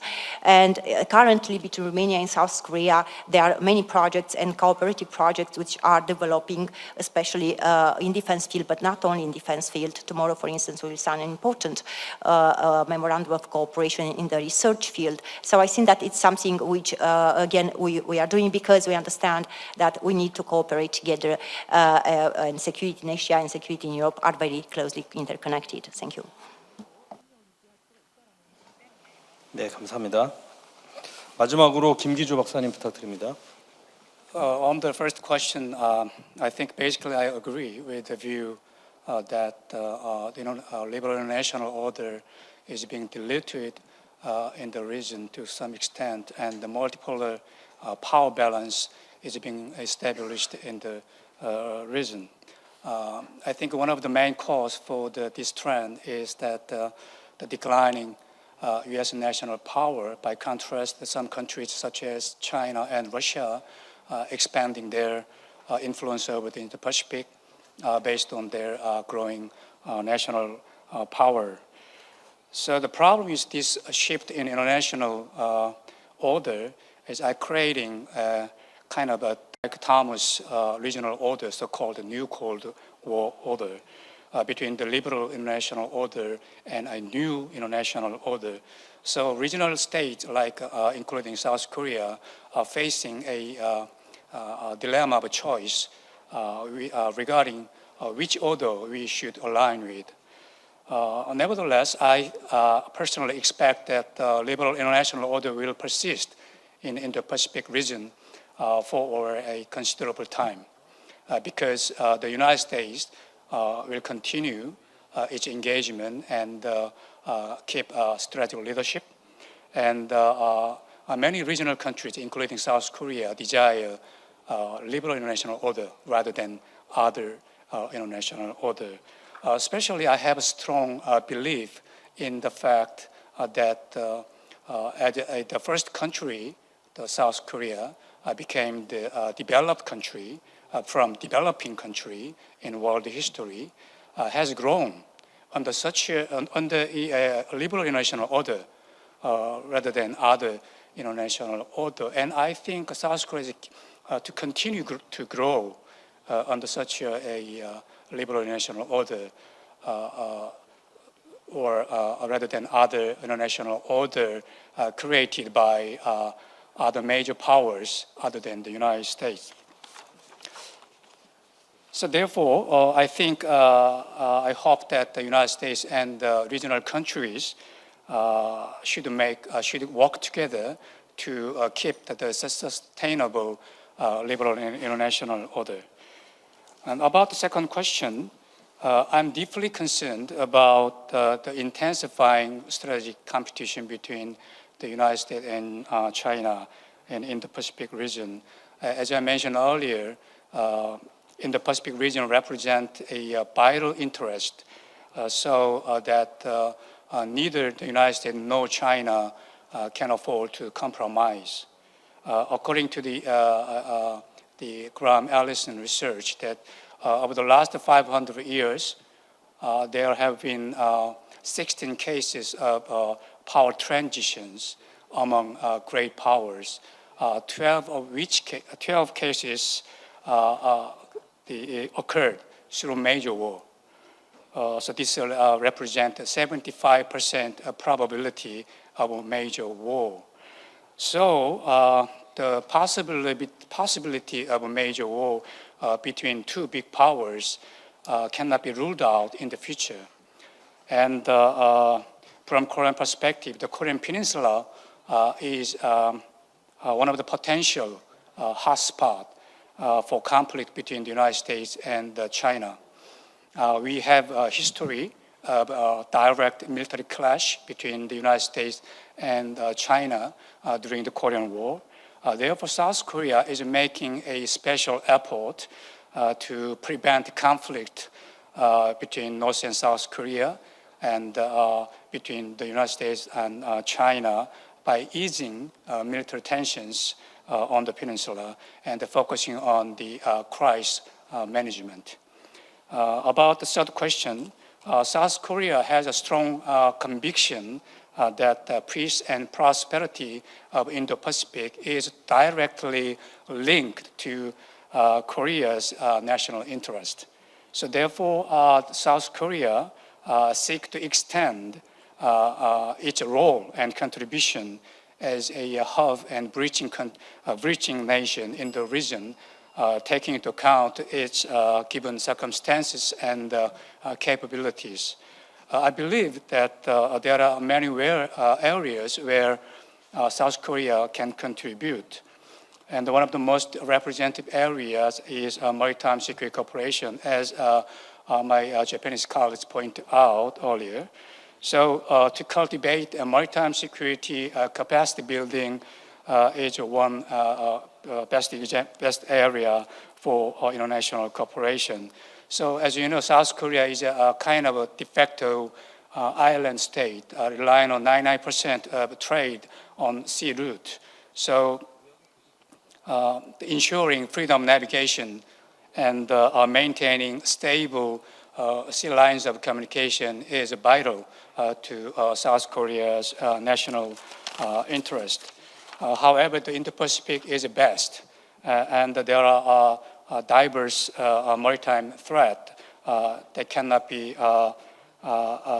handled by any single country. So that's why international cooperation for maritime security is necessary. So in this regard, South Korea is striving to enhance maritime security capacity building by providing education, training or exercise, or material support, and transfer of decommissioned vessels. Thank you. 네, 감사합니다. 오늘 주제와 같이 각국의 인식과 대응에 대한 통찰을 얻을 수 있었던 좋은 시간이었다고 생각합니다. 자, 그러면 플로어를 오픈해서 질문을 받도록 하겠습니다. 제가 시간을 잘 조절을 못해가지고 약 한 3분 정도 저희한테 시간이 있는데 그래도 한 2분 정도 질문을 받도록 하겠습니다. 질문하시는 분들은 소속과 이름을 말씀해 주시고요. 정확하게 어느 분에게 질문을 하시는지 밝혀주시고 가급적 짧고 핵심 요지만 질문을 해주시기 바랍니다. 답변도 대략 한 2분 이내로 핵심 위주로 짧게 답변을 해주시기를 당부합니다. 예, 질문하실 분 계신가요? Thank you. Lisa Bomassi from the EUISS in France.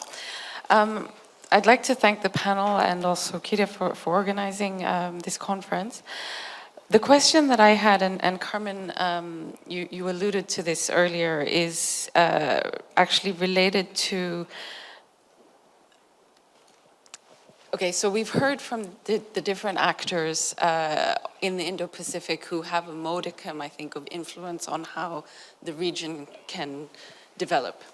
But what I think is missing is the actors who you wouldn't necessarily think of as the traditional ones who can influence the future of regional security.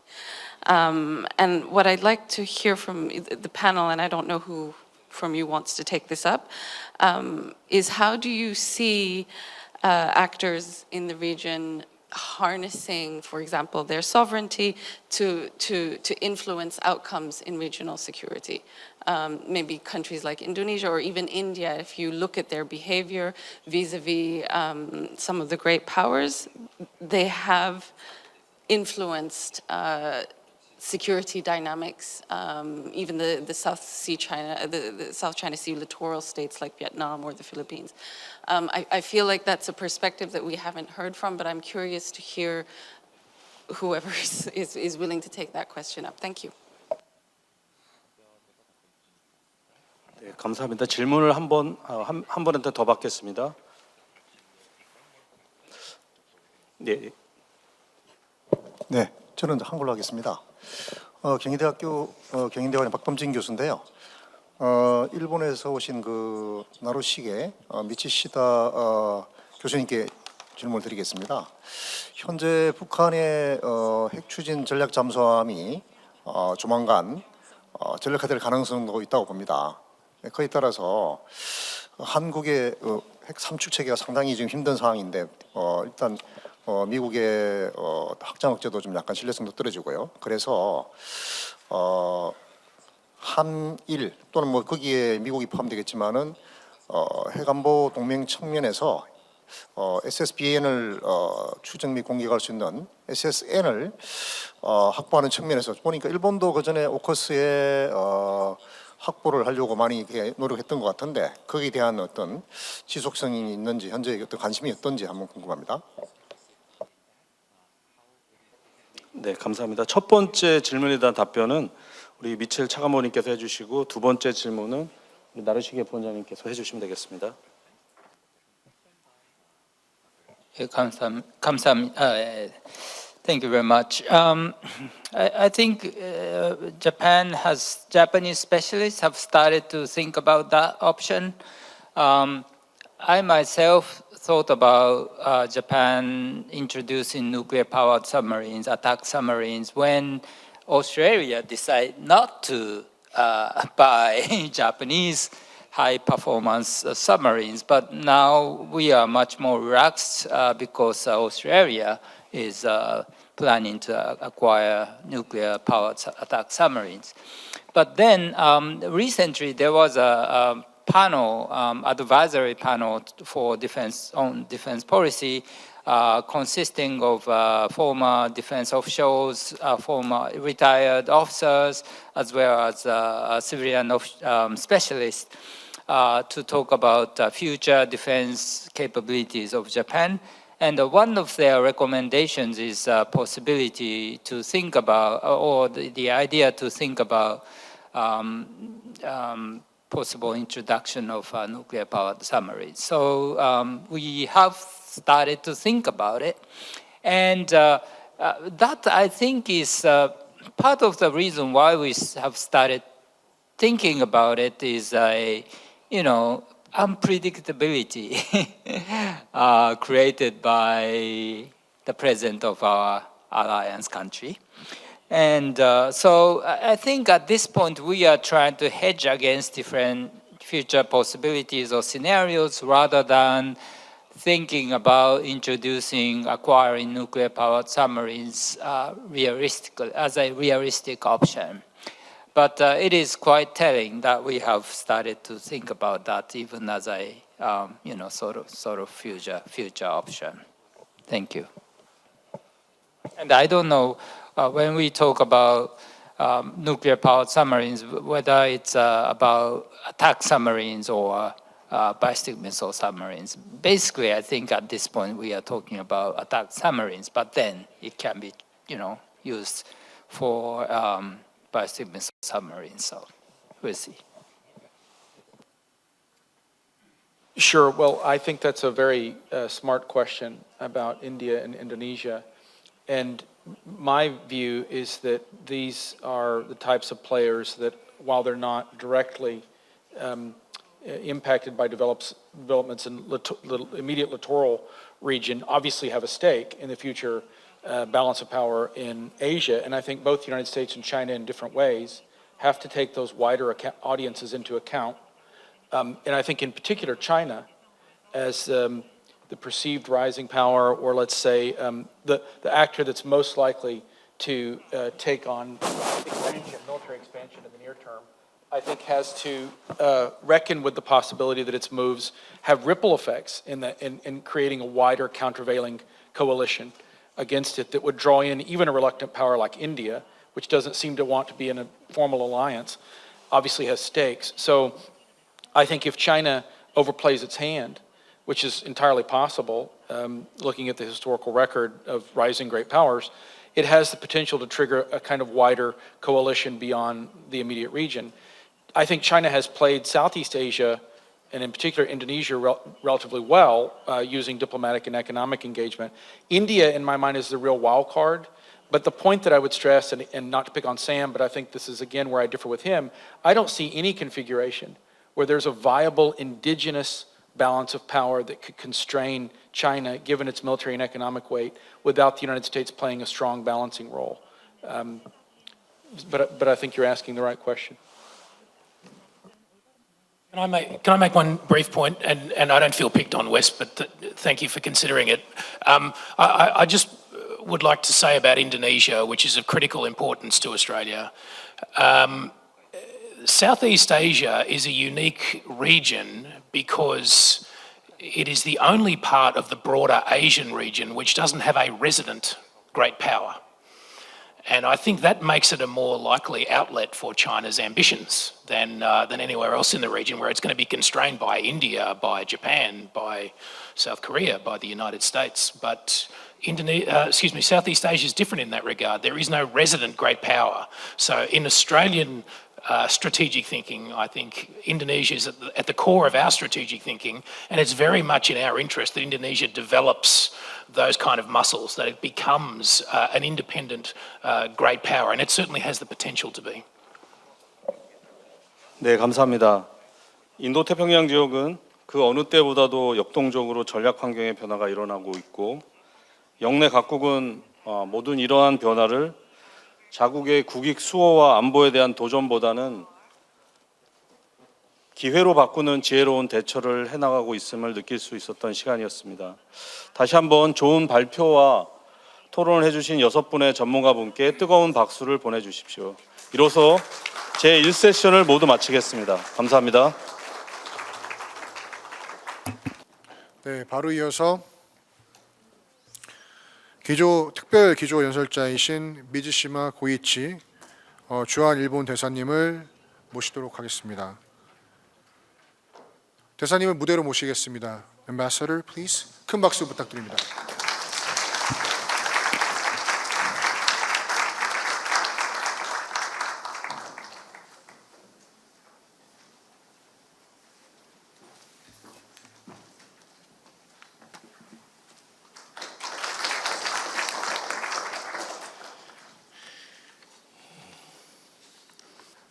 Hi, Kim Kyung-soo, President of Korea Institute of Defense Analysis, distinguished participants from the Indo-Pacific region and beyond, and ladies and gentlemen, I'm deeply honored to be here today at the Hongneung Defense Forum organized by the Korea Institute for Defense Analysis.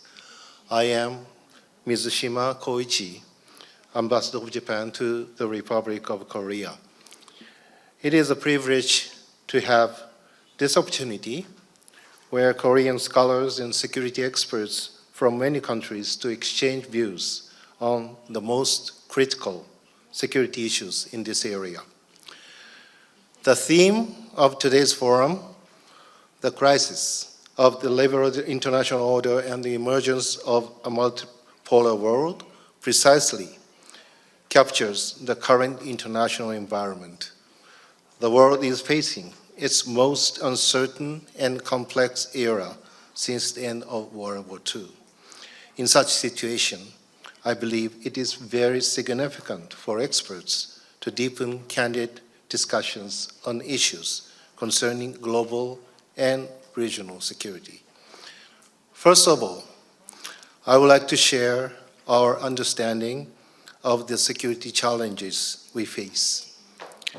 The post-war international order was built on universal values such as freedom, democracy, respect for human rights, and the rule of law. This order has brought stability and prosperity to many countries. However, in recent years, its foundations are being challenged. North Korea continues to launch ballistic missiles and advance its nuclear programs, which violates multiple UN Security Council resolutions. These actions pose a serious threat not only to Japan and ROK, but to the entire international community. Furthermore, it is reported that military cooperation between North Korea and Russia is intensifying with the supply of weapons and military equipment. This not only prolongs the war in Ukraine, but also undermines the credibility of the global sanctions regime, creating new instability factor in Northeast Asia. The security of Northeast Asia and Europe can no longer be viewed as irrelevant isolation, and the international community cannot overlook these linkages. In addition, in the Pacific region, unilateral attempts to change the status quo continue in the South China Sea and East China Sea. Freedom of navigation and overflight is being threatened, and the rule of law is under challenge. Next, I must address the emergence of a multipolar world. For many years after the Cold War, the international order was largely led by the United States. Today, the world is shifting toward the multipolar structure due to the rise of emerging powers like China and India and the growing presence of Global South. This shift brings diverse perspectives and options to international politics, but it also makes consensus building more difficult and complicates the establishment of common rules.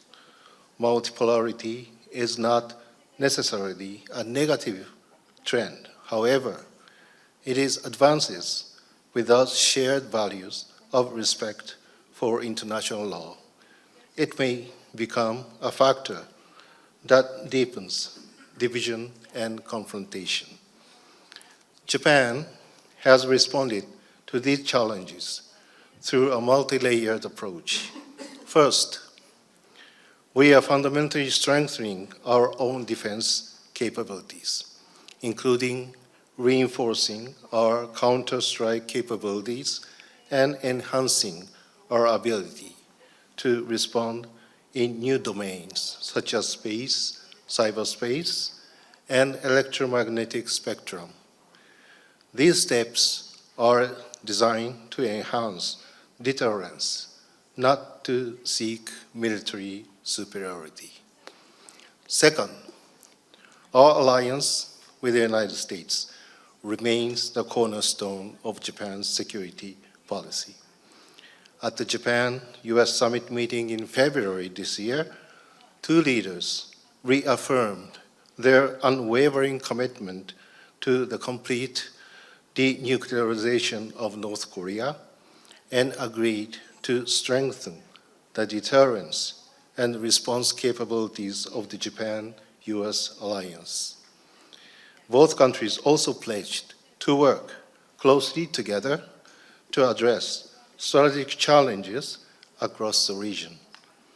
Japan, with the Japan-US alliances as its foundation, prioritizes preventing any change in the status quo by force or coercion, and will further strengthen our integrated deterrence capabilities. Third, cooperation with the ROK and trilateral cooperation among Japan, ROK, and the US are equally essential. This year marks the 60th anniversary of the normalization of Japan-ROK diplomatic relations. At the Japan-ROK Summit meeting in August, two leaders confirmed cooperation across a wide range of areas, including economic security, strengthening supply chains, expanding personal exchanges, and addressing issues including North Korea's complete denuclearization. On September 8th, Japan's defense minister visited ROK for the first time in a decade, and the Japan-ROK defense ministers meeting was held in Seoul. Two ministers agreed to revitalize regular consultations and personal exchanges between our defense authorities. I believe both countries are steadily progressing toward closer cooperation. Japan-ROK-US trilateral cooperation is also making steady progress between defense authorities. The three countries signed the Memorandum of Understanding on Security Cooperation in July last year, establishing a mechanism for real-time sharing of missile alert data concerning North Korea. Last week, the third trilateral Japan-ROK-US exercise, Freedom Edge, was conducted featuring practical exercise across multiple domains. Furthermore, the fourth Japan-ROK-US Foreign Ministers meeting this year was held on September 22nd. The three ministers discussed issues on the Korean Peninsula and the Indo-region, as well as measures to promote trilateral economic security cooperation, and adopted a joint statement. They agreed to further strengthen trilateral cooperation for peace, stability, and prosperity in the region. These efforts enhance deterrence against North Korean provocations and further strengthen the cooperative relationship among the three countries. While coordinating with ROK, Japan will also further strengthen cooperation with like-minded countries such as Australia, India, ASEAN countries, and Europe. It is essential that like-minded countries work together in fields such as maritime security, economic security, and cyber defense. Japan focuses on maintaining and strengthening an international order based on rules such as the rule of law, freedom, navigation, and respect for international agreements and treaties regarding cooperation with the international community. Japan strives to encourage certain changes in the other country's behavior by clearly protesting and making demands on specific issues while prioritizing mutual understanding and dialogue rather than directly confronting those countries with differing views. In August, Japan hosted the 9th Tokyo International Conference on African Development, TICAD-9. Japan encouraged Global South to work together as partners to solve global challenges, respecting each other's needs and values under the concept of co-creation. The APEC leaders meeting to be held in the ROK this October will also provide an excellent opportunity for frank dialogue on both economic and security challenges, aiming to ensure regional prosperity and stability. Japan intends to actively cooperate to ensure its success. In closing, I wish to emphasize that the challenges we face cannot be solved by any single country alone. To protect universal values such as freedom, democracy, human rights, and the rule of law, it is essential that like-minded countries cooperate and stand in solidarity. This year marks the 6th anniversary of the normalization Japan-Korea relations with the catchphrase, joining hands for a better future. I believe this catchphrase applies not only to the relationship between Japan and Korea, but also to the bonds between like-minded countries sharing the same values. I sincerely hope that today's forum will generate vibrant discussions and contribute to advancing peace and stability in our region and beyond. Thank you very much for your attention.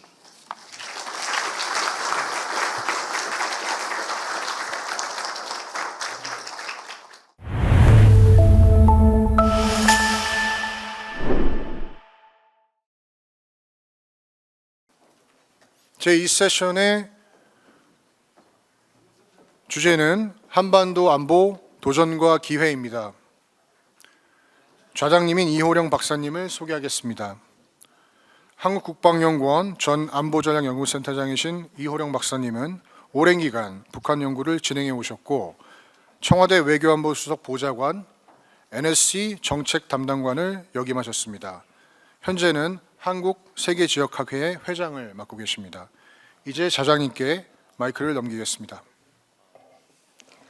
네, 안녕하세요. 두 번째 세션은 한반도 안보 도전과 기회라는 주제를 갖고 1세션에 이어서 인태 지역에서의 그런 구조적 변화에 따른 어떻게 보면 불안정의 문제가 깊어지고 있는 이 상황이 한반도에는 어떠한 영향을 미치고 그러한 과정 속에서의 도전 요소는 뭐고 또 한반도 지역의 안정과 평화를 만들어내기 위한 기회 요소는 어떻게 찾아내야 되는지에 대한 논의를 이어가도록 하겠습니다.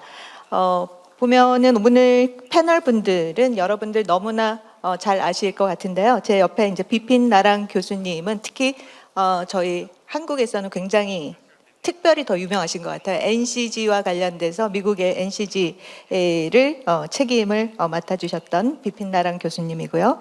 그리고 그 옆에는 니시노 주냐 교수님이신데 또 그 게이오 대학에서 법학부 정치학과 교수님이시면서 한국 정치, 동아시아 국제관계, 한미일 관계인데 어떻게 보면 굉장히 또 한국에 친숙하세요. 공부를 또 연세대학교에서 하셔가지고 굉장히 한국어도 잘 하십니다. 그리고 그 옆에 또 중산대학교의 필영달 교수님은 이제 중산대학교 국제관계 학원 교수님이자 한국연구소 소장님을 맡고 계시는데 또 서울대학에서 또 수학을 하셔가지고 또 한국 문제에 굉장히 잘 이해를 하고 계신다라고 볼 수가 있습니다.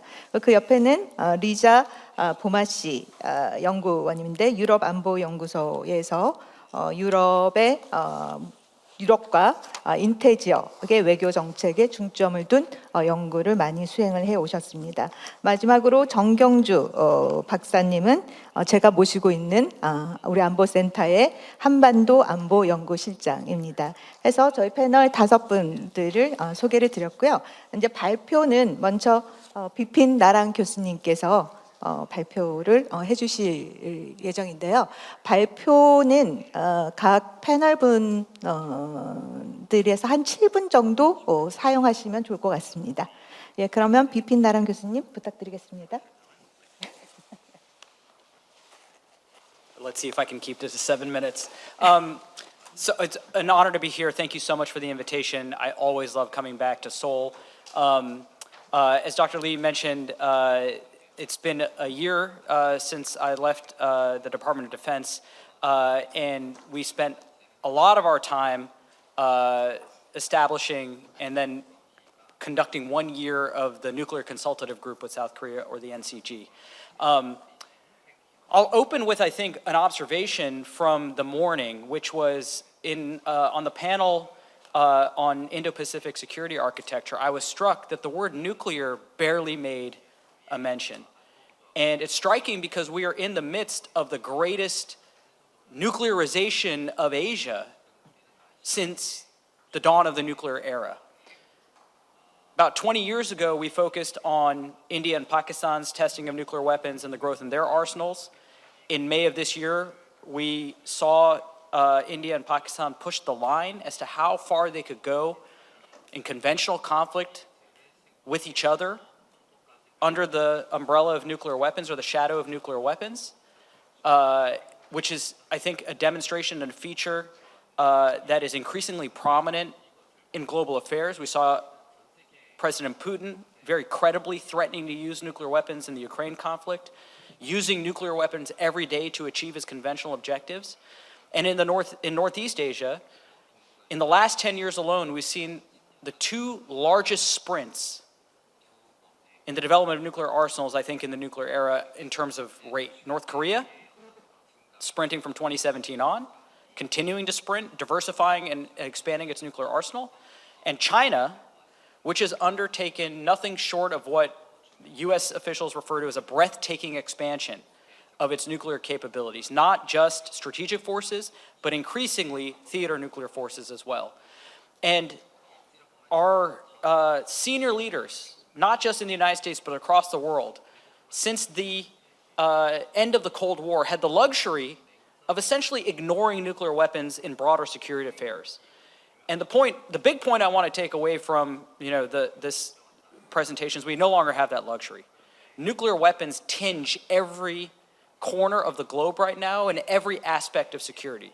You can't talk about conventional deterrence now on the peninsula or in the Indo-Pacific without considering escalation potentially to the nuclear level, whether it's theater nuclear level or to the strategic nuclear level. And so from that sort of broad point, I'm going to hone in on the Korean Peninsula. And I'm biased, but this is essentially a case for strengthening and continuing the extended deterrence relationship between the US and South Korea and doubling down on something like the Nuclear Consultative Group, or the NCG. So given where we are today, I think there are basically three possible nuclear futures for the Korean Peninsula. The first is the denuclearization of North Korea. It won't be controversial to argue that that is presently, I think, a delusional aspiration. That is not to say that denuclearization should not be our policy goal, but denuclearization is not only a long journey, it is an increasingly difficult journey with North Korea. Kim Jong-un just made his speech to the party workers, where he made it very clear that he is not interested in denuclearization and that his opponents must give up the demand for denuclearization before he considers any discussions. There's been discussion of a quote-unquote arms control arrangement with North Korea. I think that is also increasingly difficult as North Korea and Kim Jong-un has diversified its strategic relationships with Russia, which has improved North Korea's nuclear arsenal, with China. And North Korea has now gotten to a point in its nuclear arsenal where even a freeze or modest reductions in its nuclear arsenal don't appreciably change the deterrence equation. That phase where arms control could have, I think, had strategic effect on the balance was years ago. So the question is sort of, without the possibility of denuclearization of North Korea anywhere on the horizon, the second possible future is South Korea developing its own nuclear weapons, right? And this is something that birthed the Washington Declaration in 2023, the very real concern that South Korea, for its own security, and not irrationally so, might consider developing its own nuclear weapons to deter North Korea's nuclear weapons. Now, the Yoon administration and the Lee administration's view and the U.S. administration's view is that an indigenous South Korean nuclear weapons program would be more costly than beneficial for several reasons. One, there's the financial cost of developing nuclear weapons. There's the financial cost, an organizational cost of maintaining nuclear weapons. People forget that once you develop nuclear weapons, you have to maintain them. And that comes at an indefinite cost for a country. The second is, in the process of pursuing nuclear weapons, South Korea could be very vulnerable to a North Korean preemptive attack, a Chinese preemptive attack. Countries that would not be particularly thrilled with the South Korean indigenous nuclear weapons program. And so South Korea would be very vulnerable in the period when it is pursuing nuclear weapons. The third would be potential sanctions, either from the US Congress, from European countries, and as a very, very technologically sophisticated export market, the Samsungs, LGs, Hyundais, Kias that would all be sanctioned would be at tremendous cost to the South Korean economy. And the danger to the NPT.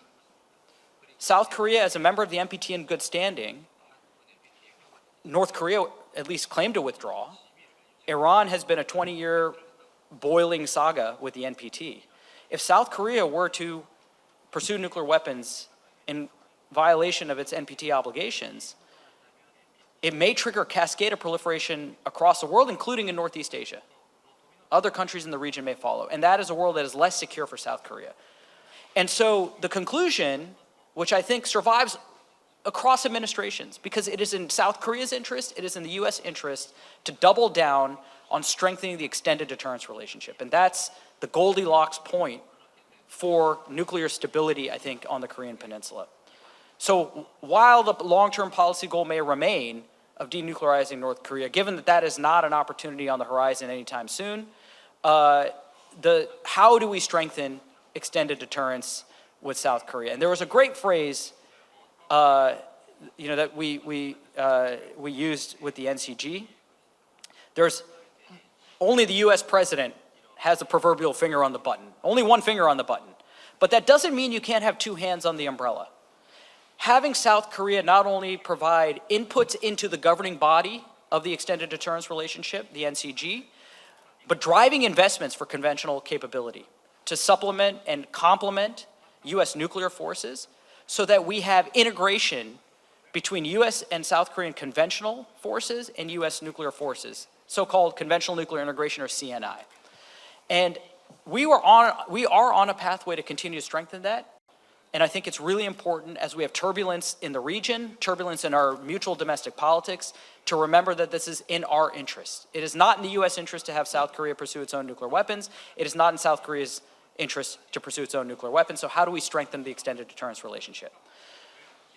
There are really, three options here, I think, in the near term. One is enhancing the quote-unquote hardware and software of extended nuclear deterrence, and I think this is the sweet spot. How do we continue to work on work streams such as conventional nuclear integration, CNI? How do we work on continued tabletop exercises, scenario-based discussions, to ensure that the hardware of extended deterrence and the software of extended deterrence are running at iOS 26 levels? Or I'm not sure what the Samsung operating system is, but the latest version of the operating systems that meet with the most updated versions of the hardware. We hear two sort of proposals that are sort of always lurking in the background. The first is upgrading the hardware by redeploying US nuclear weapons on the peninsula. I want to be very clear that the only US nuclear weapons that could be deployed on the peninsula are gravity bombs, the B-61 TAC-12, which would have to be carried by a nuclear-certified F-35A. These would be very vulnerable, given the geography of the peninsula, to North Korean preemptive attack. As the United States is developing the sea-launched cruise missile, the nuclear sea-launched cruise missile, which is mandated by Congress, which can lurk off the coast of North Korea and provide a credible deterrent to Kim Jong-un in North Korea, and also has broader regional deterrence capabilities, that will not only be sufficient, it will be preferable and better in terms of management and deterrence, and less vulnerable than nuclear weapons on the peninsula. There may be an argument for building infrastructure on the peninsula, but the actual forward deployment of nuclear weapons, I think, would be make South Korea and U.S. nuclear weapons very vulnerable to a preemptive attack. And so, as we think about the hardware, I would argue that the SLICA-MEN or the Sea-Launched Cruise Missile is far preferable to land-based deployments back on the peninsula. The other argument lurking out there is nuclear sharing. So, if, for example, nuclear weapons were put back on the peninsula, we hear calls, for example, of NATO-style nuclear sharing that where U.S. weapons could be transferred, rather than just being strictly under U.S. control and carried by U.S. F-35s, transferred to South Korea. I would iterate that sounds much better in theory than it is in practice. It is very difficult operationally, very costly. It would be very costly for South Korea to develop the organs, the bureaucracy, the procedures, and the security protocols, as well as protecting F-35s strictly for a nuclear mission that would cannibalize their role in a conventional mission. And so a lot of the ideas that I hear lurking out there sound a lot better in theory than they do in practice. And I think the two best sort of pathways forward are doubling down on the extended deterrence architecture that we've built, continuing to augment and evolve it to the security environment. And in terms of hardware, because of the maritime environment, having sea-based regional capabilities is a far better deterrent than the proposal to put nuclear weapons back on the peninsula, either under U.S. control or in a nuclear sharing arrangement. So thank you very much, and I look forward to questions. 네, 감사합니다. 그 5분의 그 발표를 들으면서 그 사회자 입장에서 이 발표가 끝나고 나서 Q&A 세션에서 각 그 패널 분들에게 질문을 하나씩 드리고자 하는데요. 먼저 그 비핀 나랑 교수님께 질문을 드리고 나중에 끝나고 나서 답변을 드릴 텐데요. 첫 번째 질문을 이제 드리자면 지금 확장 억제의 그 최적 균형, 이제 골디락스에서 3마리 곰 이야기를 우리한테 떠올리게 해줬는데 뜨겁지도 않고 차갑지도 않은 가장 그 최적화된 균형점을 찾고자 하는 어떻게 보면 가장 좋은 옵션으로 이제 확장 억제 하드웨어랑 소프트웨어를 강화를 하자라고 했는데 문제는 한미 간의 이 최적의 균형을 찾았다라고 하는 거와 실제로 북한이 느끼는 북한에게 그 억지가 먹히게 하는 그 최적의 균형하고는 좀 차이가 있을 것 같아요. 그러면 북한이 이 최적의 균형이다라는 걸 인식할 만큼의 북한에게 어떻게 보면은 취약성과 우리에 대한 대응에 대한 민감성 부분을 최적화시킬 수 있는 그런 방안은 뭐가 돼야 되는지에 대한 그 부분을 이따가 좀 답변을 부탁을 드리겠습니다. 그럼 이어서 니시노 주냐 교수님의 발표를 듣겠습니다. Thank you, Chairman. Thank you for inviting me to this defense forum. It's my honor to attend the conference today. So, denuclearization of the Korean Peninsula remains an indispensable objective for Japan's security policy, one that we cannot and will not abandon. So this goal is not merely a matter of regional stability. It is fundamental to the security architecture of the Northeast Asia and the broader international non-proliferation regime. However, we must confront a sobering reality. North Korea has demonstrated no genuine intention to abandon its nuclear weapons program. On the contrary, it continues to advance and sophisticate its nuclear and missile capabilities at an alarming pace, conducting multiple missile tests and expanding its arsenal despite international sanctions and diplomatic pressure. So given these circumstances, we must acknowledge that, realistically speaking, North Korea's denuclearization has become a long-term objective rather than an immediate achievable goal. This recognition does not mean abandoning our ultimate aim, but rather adopting a more pragmatic and phased approach. While maintaining denuclearization as our strategic horizon, we must simultaneously pursue more immediate, achievable objectives. In the short term, our focus should shift to preventing further expansion of North Korea's nuclear arsenal and critically ensuring that these weapons are never used. This dual-track approach, combining long-term vision with short-term crisis management, represents a pragmatic path toward in the current security environment. Let me turn to the major developments that characterize North Korea's current strategic posture and international positioning. First, North Korea has increasingly signaled its willingness to employ nuclear weapons preemptively and has specifically threatened the use of tactical nuclear weapons against South Korea. So this represents a dangerous evolution in North Korean nuclear doctrine, moving from a primarily deterrent posture to one that contemplates operational use. Recent statements from Pyongyang, including the codification of automatic nuclear launch order under certain conditions, suggest a lowering the nuclear threshold that should concern all regional stakeholders. The second, North Korea has fundamentally redefined inter-Korean relations, officially designating them as relation between two hostile states. This shift will be finalized through constitutional amendments, and the implication of this doctrinal shift extend beyond mere rhetoric. They signal a hardening of position that makes dialogue and negotiation significantly more challenging. Third, the signing of the Comprehensive Strategic Partnership Treaty between North Korea and Russia marks a significant geopolitical realignment. North Korea's deployment of troops to support Russia's war in Ukraine represents not just military cooperation, but a deepening strategic partnership that challenges the existing regional order.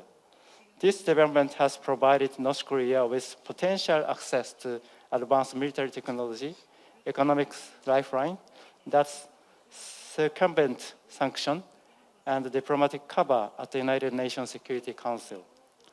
So fourth, it's a notable diplomatic maneuver, Chairman Kim Jong-un's participation in the 80th anniversary commemoration of victory over Japan in Tiananmen Square this September, signals efforts to repair cooling China-North Korea relations. So this recalibration of ties with Beijing provides North Korea with additional strategic flexibility and potentially moderates its dependence on Russia, creating a more complex diplomatic equation for those seeking to influence North Korean behavior. And lastly, recently, last week, Chairman Kim has suggested the willingness to engage in dialogue with the United States, contingent upon Washington's abandoning its denuclearization demand. So this conditional opening, while maintaining North Korea's nuclear status, represents a potential diplomatic avenue that requires careful consideration, even as we remain committed to our ultimate denuclearization objective. So against this challenging backdrop, President Lee Jae-myung embarked on an ambitious effort to reduce military tension on the Korean Peninsula through the restoration of inter-Korean relations. This approach represents a significant shift from the previous administration's stance. Immediately upon taking office, the Lee administration implemented confidence-building measures, including the cessation of propaganda leaflet campaign and suspension of loudspeaker broadcasts across the DMZ. So these actions, while seemingly minor, carry symbolic weight as signal of Seoul's genuine interest in de-escalation. In an environment where the security dilemma threatens to spiral into uncontrolled escalation, which measures serve as circuit breaker, preventing the cycle of provocation and counter-provocation. So President Lee's liberation speech on August 15th articulated three fundamental principles that underpin his administration's approach. First, respect for North Korea's current political system. Second, explicit rejection of any form of absorption-based unification. And third, a commitment to refrain from all hostile action. So these principles represent a deliberate effort to address North Korea's existential security concern. So perhaps most significantly, the speech signaled Seoul's intention to unilaterally and gradually restore the September 90th military agreement between the two Koreas in 2018. So this agreement, which established the buffer zone and confidence-building measure, had collapsed under the previous administration. So its restoration, even if partial and gradual, could provide a framework for reducing the risk of inadvertent escalation and creating space for diplomatic engagement. But Japan strongly wants South Korea to closely consult with Japan in implementing these measures. So during the US-ROK summit on August 25th, President Lee articulated South Korea's role as a pacemaker in facilitating US-North Korea dialogue. So in the interview with Yomiuri Shimbun last month, President Lee outlined a phased approach to denuclearization on the Korean Peninsula. First, freezing, second, reduction, and third, denuclearization. So this gradual approach, in a way, reflects a realistic assessment of what might be achievable given current circumstances. So for the Lee administration's reassurance strategy to prove sustainable and effective, three critical conditions must be met. First, we must understand that reassurance does not replace deterrence, but rather complement it. While domestic deterrence relies on the credible threat of punishment to prevent aggression, reassurance aims to reduce adversary suspicions and build confidence by demonstrating peaceful intentions. So these two approaches, far from being mutually exclusive, can work synergistically. The robust deterrence provides the security foundation that allows for reassurance initiative, while successful reassurance can reduce the likelihood that deterrence will be tested. The challenges lie in calibrating this balance.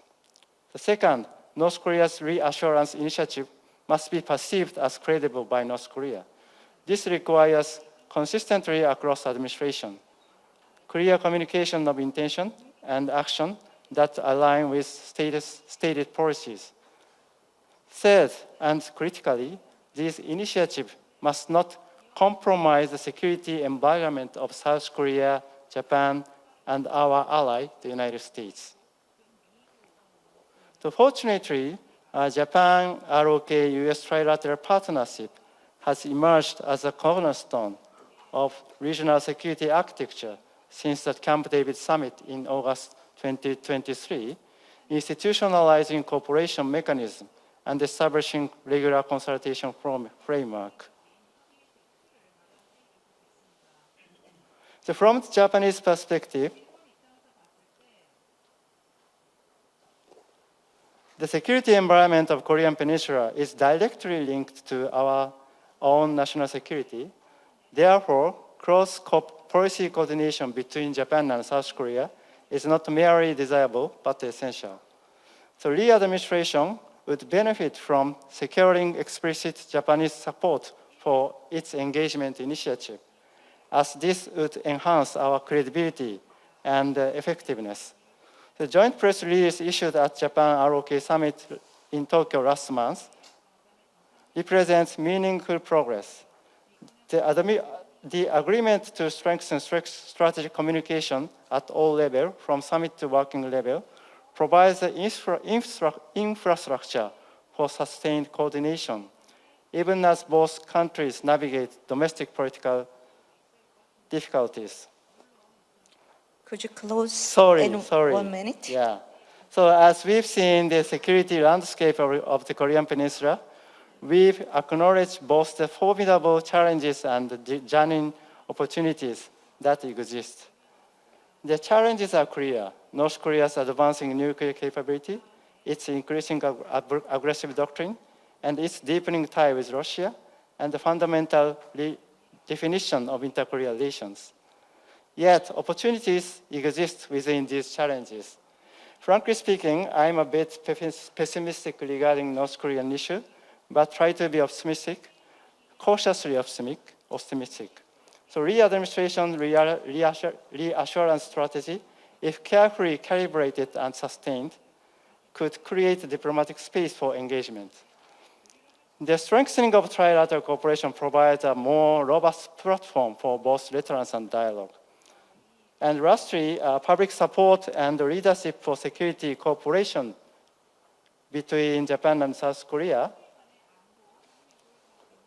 contributes stability in this region. Sorry about this. I'll stop here. Thank you.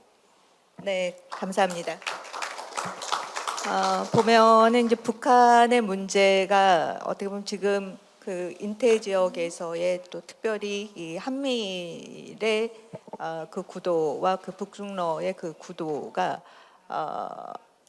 진행이 되는 걸 보면 어떻게 보면 북한이 이 지금 환경에서 가장 전략적으로 기회를 많이 가질 수 있는 그런 환경이 아닌가라는 생각이 듭니다. 이제 그런 측면에서 한미일이 협력할 수 있는 요소도 높아지고 있을 뿐만 아니라 또 하나 또 한미일 간에 어떤 걸 우선순위에 두어야 하느냐에 따라서 또 도전이 되는 요소도 큰 것 같습니다.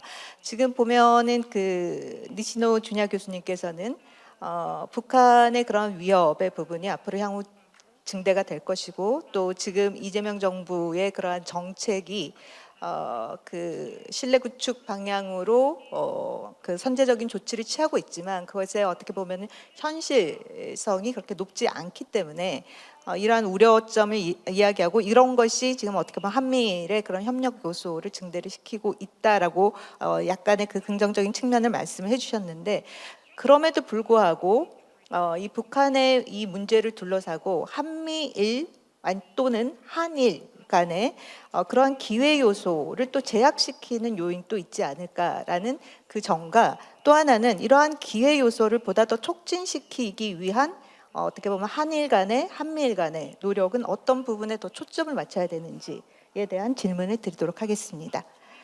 네, 그리고 이어서 필영달 교수님의 발표를 듣도록 하겠습니다.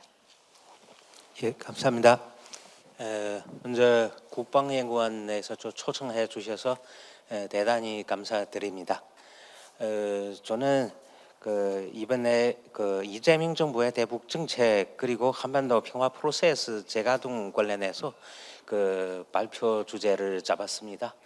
이거 시간 관계로 저는 원래는 발표 내용은 4가지 부분으로 좀 구성되었는데 시간 관계로 제가 한반도의 정세 변화 그리고 한반도 평화 프로세스 재가동의 요리 쪽은 이거 좀 넘어가고 주로 한반도 평화 프로세스 재개의 도전 요인 위주로 좀 설명해드리고요. 마지막에 한반도 프로세스 아니면 또 바꿔서 말하자면 한반도 평화를 위해서 어떤 방향으로 나가야 할지 제가 생각을 여러분들에게 보고해드리도록 하겠습니다. 우선 요새 여러분이 잘 아시다시피 이 한반도의 정세가 좀 불안정합니다. 특히 지난 윤석열 정부 시기에 남북 간에 서로 공세적인 정책을 펴내는데 그것 때문에 한반도 정세 아주 긴장 고도화 상태에 처하게 되었습니다. 물론 지금 이재명 정부 출범한 이후에 대북 정책 주로 그 접촉 정책 쪽으로 좀 조정 좀 하고 있습니다. 특히 평화 공존라는 그 대북 정책 추진하기 때문에 그래서 한반도의 그 정세가 어느 정도 좀 완화되어 가고 있는 것 같습니다. 그래서 물론 이러한 상태 좀 나타났지만은 근데 앞으로 이재명 정부의 대북 정책 어떻게 추진할 것인지 특히 이런 그 대북 평화 공존 정책을 추진함으로써 한반도의 평화 프로세스를 어떻게 좀 재가동할 수 있을 것인지 이거 과정에서 제가 보기에는 아직 많은 도전 요인들이 좀 존재하고 있습니다. 그 중에 하나는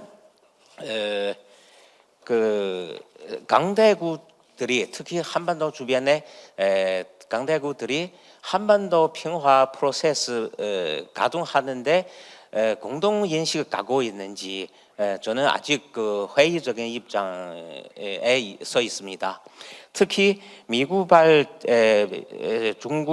중미 전략적 경쟁 속에서 한반도 문제 해결하는데 꼭 필요한 외부적인 미중 협력이 지금 보면은 이루어지기가 좀 쉽지 않습니다. 그래서 이거 가장 큰 그 외부적인 그 도전 요인이에요.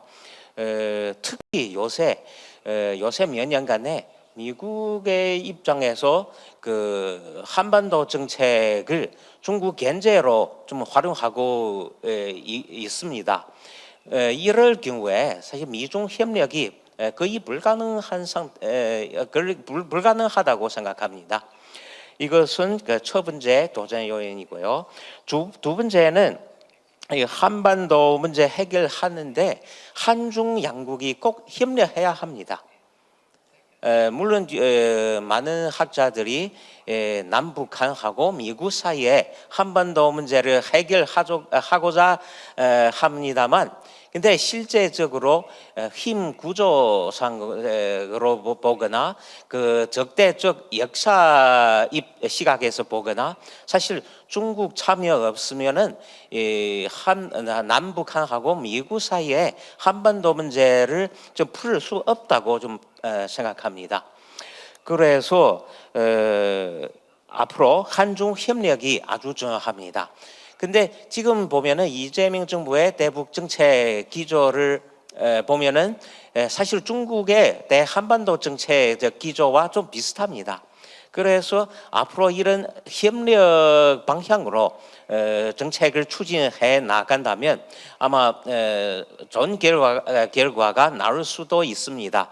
그런데 몇 가지 고비를 좀 넘어가야 합니다. 이재명 정부에서 특히 미국을 어떻게 설득할 것인지 그리고 국내 반대 그리고 그 장애 요인들 어떻게 극복할 것인지 또 과거의 사고의 그 틀 속에서 벗어나야 합니다. 그래서 이 세 가지에서 또 변화가 생겨야 한중 협력이 효과적인 협력이 가능하다고 생각합니다. 근데 아직 그 시작 단계이라서 좀 두고 봐야 될 것 같습니다. 세 번째 도전 요인이 북한 쪽에서 나오는 것이요.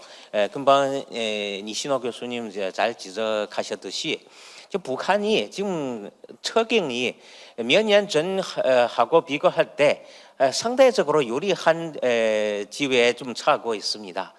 러시아하고 관계 강화 통해서 그 국제 제재를 좀 돌파했고 또 그 지금 그 뭐 중국하고도 관계를 좀 개선하고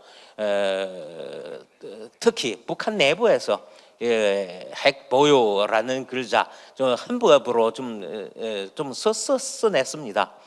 그래서 이런 상태에서 어떻게 북한을 대화 협상의 장으로 이끌어낼 것인지 이거 사실 가장 어려운 부분이에요.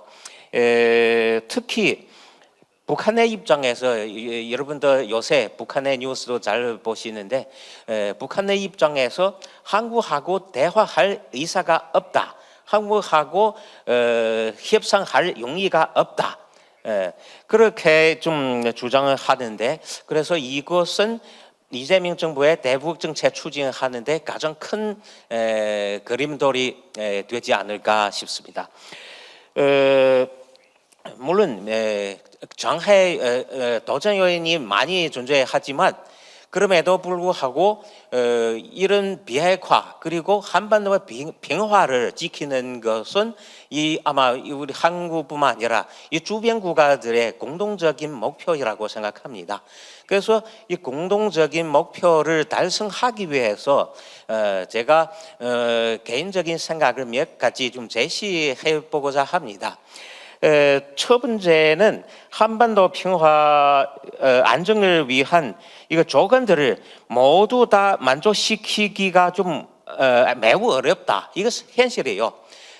그럼에도 불구하고 추진 가능한 분야에서 좀 먼저 시작하는 것이 좀 바람직하다고 생각합니다.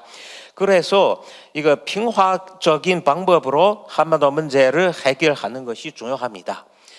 왜냐하면 만약에 북한이 지금 비핵화라는 주제를 좀 하지 말라 이런 경우에 만약에 다른 방식으로 선택하면 또 큰일 날 수도 있죠. 예를 들면 얼마 전에 이스라엘에서 좀 이란의 그 핵시설 공개하는 게 이런 방법으로 북한 핵 문제를 해결하려면은 꼭 충돌 심지어 전쟁을 야기할 수도 있습니다.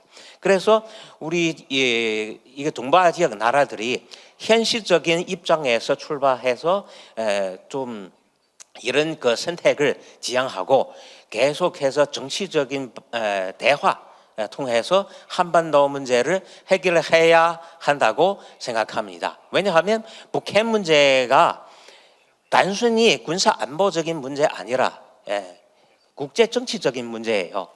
그래서 해결하는데 꼭 정치적인 수단, 정치적 틀 통해서 해결하는 것이 좋겠다고 생각합니다. 두 번째 제안은 지금 평화 비핵 원래는 지난 문재인 정부 시기에 투 트랙 통해서 핵 문제 해보려고 했는데 즉 평화 체제 구축하면서 하는 동시에 북한의 비핵화를 추진하는 경로예요. 근데 지금 상황 보면 이 동시 추진하는 방법이 현실 실행 가능성이 높지 않다고 생각합니다. 그래서 가능하면은 평화를 우선하고 그런 평화에 조성된 상태에서 비핵화 점차 추진하는 것이 어떨까 싶습니다. 물론 그것은 비핵화 목표를 포기하는 것이 아닙니다. 다만 평화적인 상태에서 이 비핵화 좀 실제적으로 추진하는 단계적으로 추진하는 것입니다. 세 번째는 이 한중 협력이 꼭 좀 추진해야 합니다. 특히 동북아 지역 현 상황에서 한중 협력이 사실 어느 정도 이 지역에서 남부 삼가 대립구도 막을 수 있습니다. 만약에 이 지역에서 남부 삼가 대립구도가 이루어진 상태에서 북핵 문제를 해결할 수 없습니다. 그래서 이런 구도 막아야 됩니다. 그래서 이러한 환경에서 한반도 문제를 해결을 추진하는 것이 더 현실적이다 생각합니다. 물론 마지막으로는 우리는 이재명 정부 5년인데 단 5년 이내 모든 그 문제점 다 해결할 수 없다고 생각합니다. 그래서 우리 모두가 장기적인 시각에서 이 한반도 문제를 바라보는 것이 좀 적당하다고 생각합니다. 시간 좀 네. 네, 거의 다 네. 되었습니다. 좀 이따 질의응답 시간에 좀 다시 여러분과 토론하겠습니다. 예, 감사합니다. 네, 감사합니다. 네. 좋은 말씀 주셨는데요. 이제 중요한 건 한중 간의 이 한반도의 평화 문제를 풀기 위한 그런 협력 관계의 중요성, 뭐 아무리 강조해도 지나치지 않다라고 볼 수가 있는데, 문제는 중국이 북한의 핵 문제를 해결하는 데 있어서 지난 뭐 6자 회담에서도 보여줬듯이 중국이 북한에 대한 영향력 그리고 중재자의 역할을 그동안에 얼만큼 신뢰성 있게 해왔느냐에 대한 그 부분이 사실상 주변 국가들에게 또 퀘스천이기도 하거든요. 그래서 이런 문제에 대해서 중국이 이 한반도에서의 안정과 평화 문제를 지원하기 위해서 북한을 어느 정도 얼마만큼의 설득을 하고 영향력을 행사할 수 있는가에 대한 그 부분에 대해서 이따 토론 시간에 좀 말씀을 더 부탁을 드리도록 하겠습니다. 이어서 리자 보마시 유럽안보연구소 연구원님의 발표를 듣도록 하겠습니다. Thank you. Can you hear me? Earlier, Dr. Narang said that the first panel didn't surprisingly include anything about nuclear weapons, and this time this is all we're talking about, and unfortunately I'm going to continue that trend. So I apologize in advance. What I wanted to start with is a bit of a personal story. A few months ago I was talking to a very close friend of mine who's a hardcore economist. She's somebody who's really deep into, you know, debt ratios and GDPs and all these things. And I asked her, what keeps you awake at night? And her answer actually surprised me, because sitting in Europe, and those colleagues who sit in Europe will understand why. She said to me, nuclear weapons. And that struck me for two reasons. One, it sort of signaled that nuclear instability is sort of seeping into other domains. And second, it struck a question in my mind about whether we're factoring in the cost of deterrence. And that's what I wanted to explore today. Now, the caveat is I'm not a nuclear policy specialist. The presentation is based on research that I'm looking at that focuses on the issue of trust. And how there is a breakdown of trust across the world, and certainly in my part of the world. In Europe, we talk a lot about interconnected theaters, about between Europe and Asia, and how we both face challenges because of the Trump administration, if I can just say it like that. But what does that actually mean? Now, the obvious choice when I wanted to look at trust fall was actually to look at tariffs. And instead, I decided to look at nuclear weapons. And partly that was because of this comment that my friend made, but also because I was curious to understand what was really happening in this space. And the more I looked into it, the more I realized that this is actually really complicated, not just because nuclear weapons are really complicated, but it was very complex. So we'll start with the shifting landscape. You know, this has already been mentioned. After decades of relative denuclearization, we're entering a period of increased nuclearization across the world. Russia has openly invoked its arsenal against Ukraine.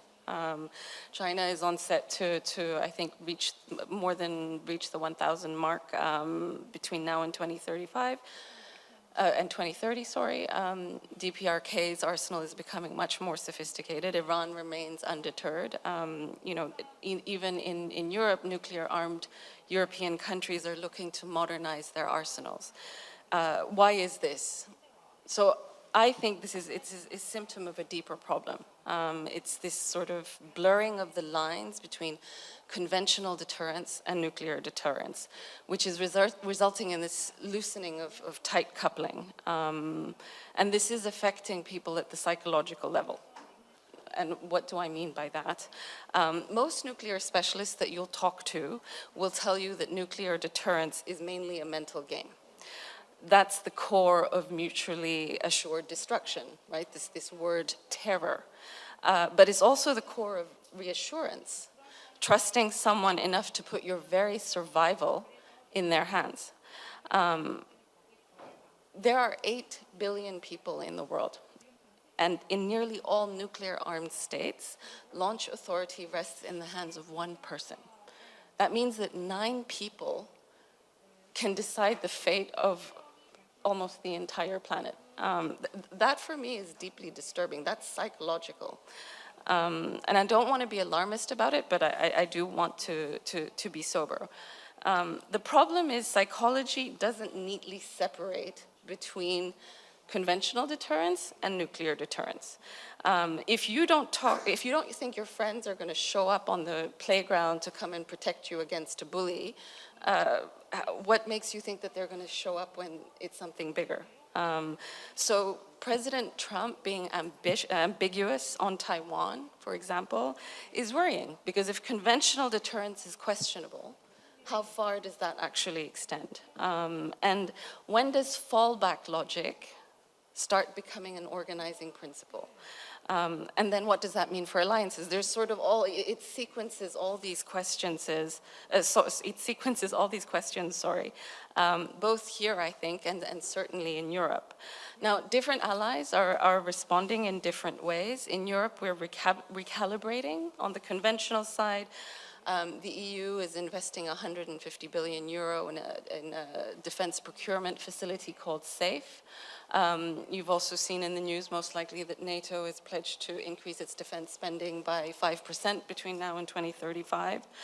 On the nuclear side, President Macron earlier this year invoked France's nuclear deterrent in the context of extended deterrence.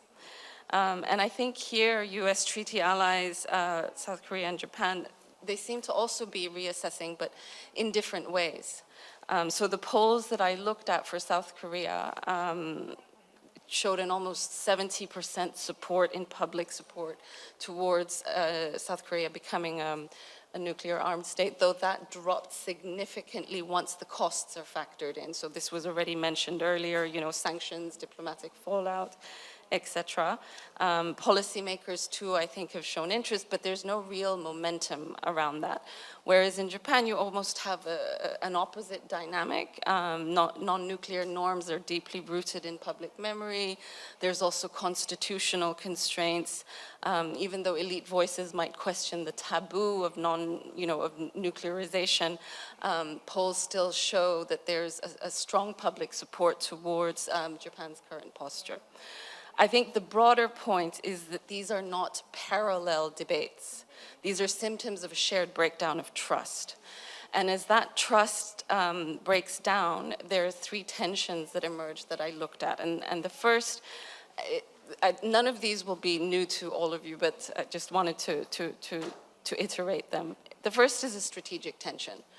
As allies react, they signal to Washington that there's a redundancy. And so it creates this feedback loop, triggering a further recalibration. Adversaries can also read this as fragmentation, which could diminish alliance credibility, or escalation, which further provokes coercion. So that balance is really delicate. The second is a structural tension. And I don't think this is unique to Europe. I think it's the same here. The decades of dependence on US security and defense have atrophied the domestic defense industrial bases of both conventional and nuclear of many allies. And so there's this lack of capacity. In South Korea, you have modern delivery systems, you have doctrinal posture, but you don't have the fissile material that's required to produce a nuclear weapon. In Japan, there's advanced enrichment capacity, so theoretically you could produce the weapon, but you lack the integrated delivery systems, and you have constitutional constraints. So both remain highly reliant on US strategic planning, because you don't have this turnkey deterrent. The last tension is a societal tension. Public attitudes, as you know, are highly elastic. In Korea, there's strong support, but then that changes once the costs are factored in. In Japan, there's elite debate, but again, there's public resistance, which is deeply rooted in the legacies of Hiroshima and Nagasaki. Even in Europe, we have had occasional protests in places where US nuclear weapons are based, in Belgium, for example.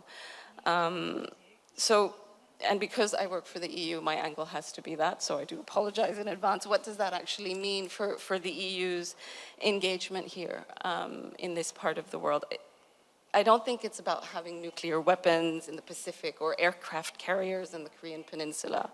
It's about how to help reinforce the foundations of alliance trust as they start to shift. Because if we double down on fallback logic, the message that I think we're sending to each other is, you're on your own. And I think that's very dangerous. Arms control isn't about idealism, it's about risk management.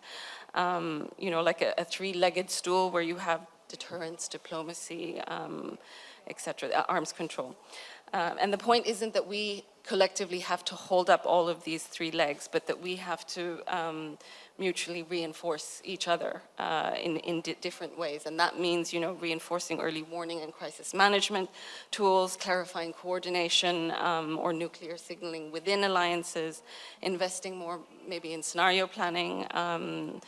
The point is not to promote proliferation or expansionism by any means, but it's to reduce the risk of miscalculation, especially in a low-trust environment.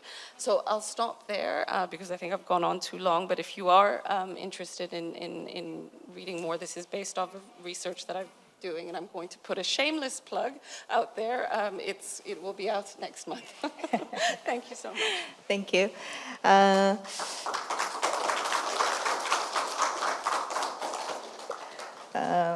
우리 리자 보마시 연구원님께서는 비핀나랑 교수님 옆자리에 앉았었으면은 논의가 보다 더 활성화되지 않았나라는 생각이 드는데요.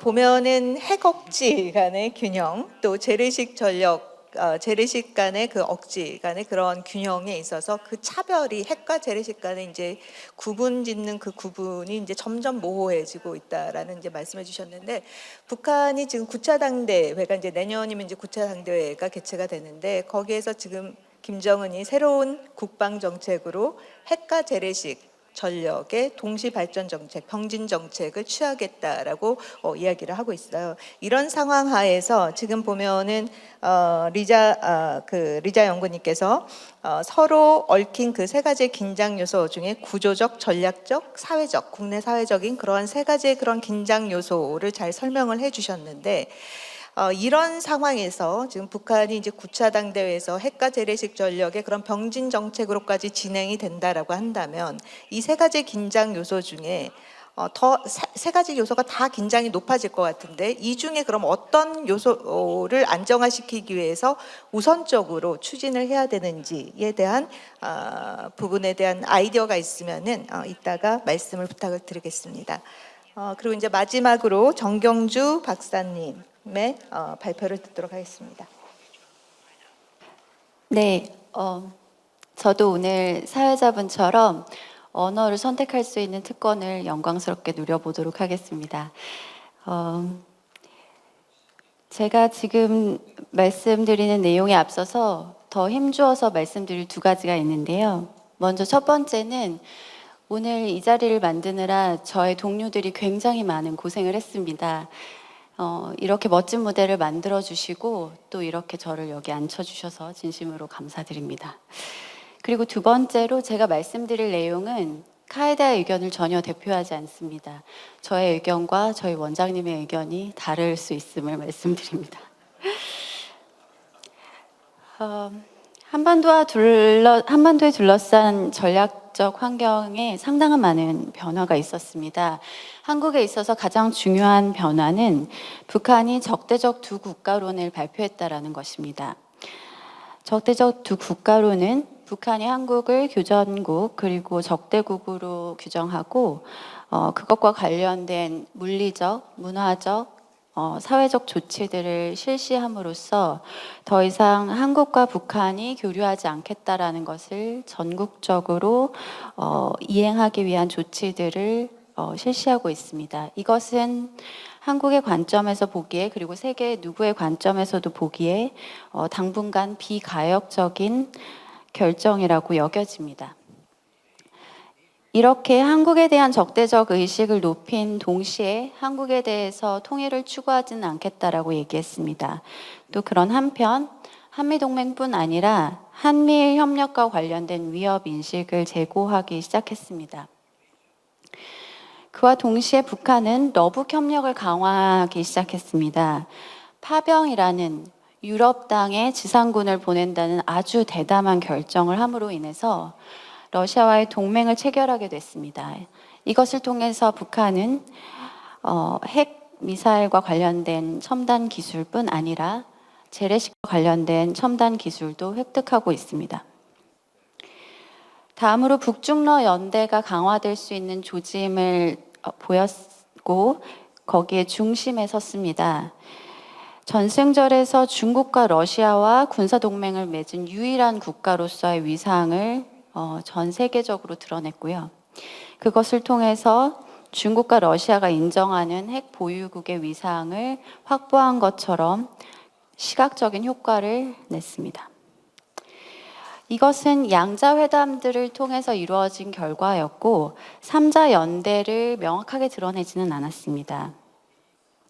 그리고 이 속에서 북한은 여전히 미국의 인정을 추구하고 있음을 어제였나요? 그저께 보여줬습니다. 최고인민회의 연설을 통해서 미국에게 대화할 의사를 다시 한번 표명했고 이것을 통해서 북한은 여전히 세계 최강대국인 미국이 핵 보유국이 된 것을 인정해 주기를 기대하고 있습니다.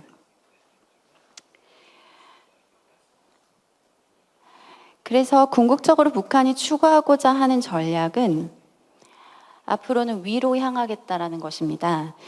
북쪽을 향하겠다. 그래서 전략을 위한 모든 수단을 위로 사용하겠고 미국과 대화를 하더라도 한국이 아닌 중국과 러시아를 지렛대로 사용하겠다라는 것입니다.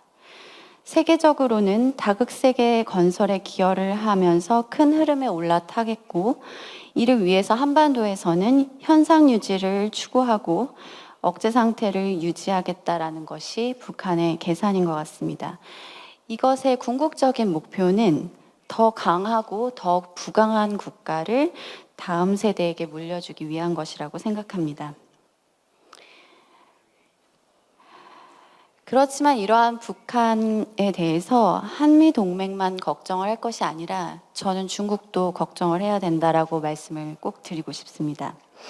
북한이 영내 스포일러가 될 가능성에 대해서 미국뿐만 아니라 중국도 경계를 해야 합니다. 북한은 규칙 기반 자유주의 국제질서에 대안적 질서를 만들려는 중국에 동조하고 있습니다. 하지만 그것이 중국이 지역 패권이 되기를 바란다는 것은 의미하지 않는다라고 생각합니다. 제가 카이다에서 수행하고 있는 여러 연구를 통해서 수년 전 그리고 최근 탈북자 인터뷰를 수행한 결과 일관된 중국에 대한 인식이 있습니다. 북한에게 중국은 천년의 숙적이라고 불려집니다. 참고로 일본은 100년의 숙적이라고 불립니다. 북한 주민들은 그리고 북한 정권은 중국이 북한을 업신여기는 것에 대한 모욕감을 견디고 있습니다. 항상 중국이 우위에서 북한이 수그려주기를 기대하는 것에 대해 굉장한 모멸감을 느끼고 있습니다. 따라서 북한이 중국이 지역에서 패권을 갖기 위한 노력을 기울일 때 중국을 돕기 위해서 파병을 한다거나 군수 지원을 할 가능성 혹은 한반도에서 협력적 행동을 할 가능성은 굉장히 낮다고 생각합니다. 오히려 그러한 상황을 이용해서 자국의 정치적인 목표를 위해 기회주의적인 행동을 할 수는 있고 그것은 중국의 어젠다와 충돌하거나 혹은 중국 지도부의 머리를 아프게 할 만한 일일 수 있다는 것을 말씀드리고 싶습니다. 궁극적으로 중국의 지역 패권 부상에 기여하지 않을 것입니다.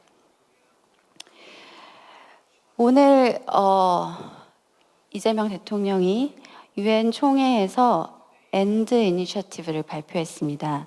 Exchange, Normalization, Denuclearization 입니다. 이러한 한국의 이니셔티브는 계속적으로 북한에 대한 대화를 요청하고 있습니다. 그렇지만 방금 말씀드렸던 것처럼 북한은 한국과의 직접적인 교류를 절대 하지 않겠다라고 얘기하고 있습니다. 그리고 국제사회, 중국과 러시아를 활용해서 미국에 접근하고 이 한반도와 관련된 균형을 흔들려고 하고 있습니다. 따라서 북한 문제를 해결함에 있어서 한국은 국제사회의 역할이 그 어느 때보다 중요하다고 느끼고 있는 시점입니다.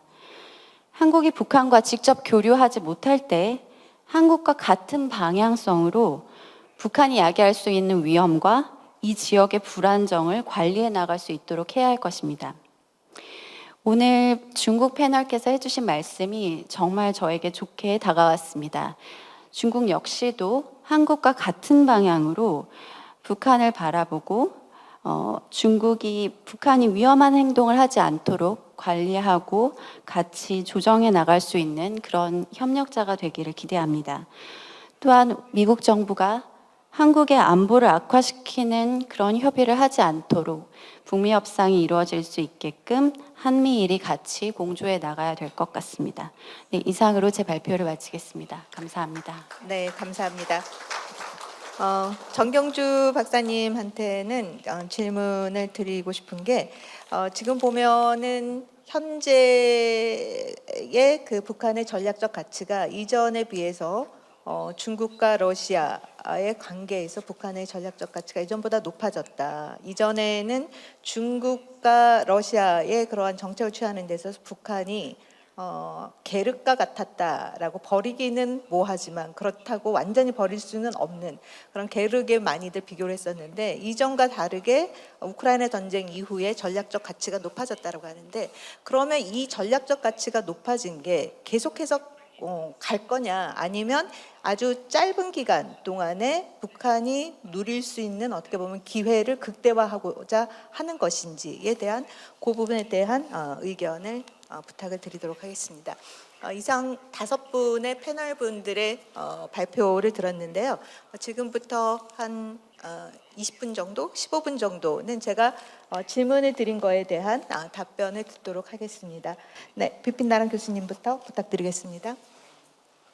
Thank you. I'll be brief now because I'm very interested in audience questions and discussion. One characteristic of the current geopolitical environment is not just Russia, China, and North Korea relying more on their nuclear weapons every day. It is the coordination and collaboration between the three. And from a U.S. and an alliance perspective, the challenge is not just deterring North Korea and Kim Jong-un's ambitions. It is deterring opportunistic aggression in the event that there is an eruption of a conflict, either in the European theater or in the South China Sea or Taiwan.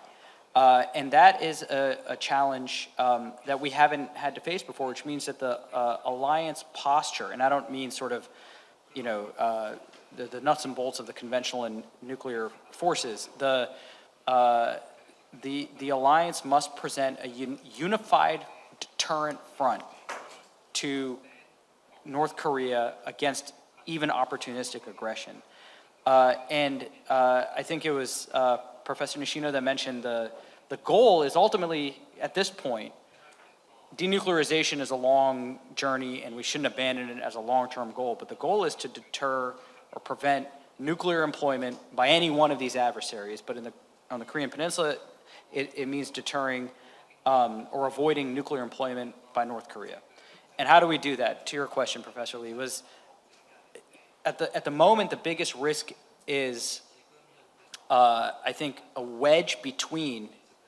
perceived wedge between Seoul and Washington that can be exploited by North Korea or Kim Jong-un for opportunistic aggression.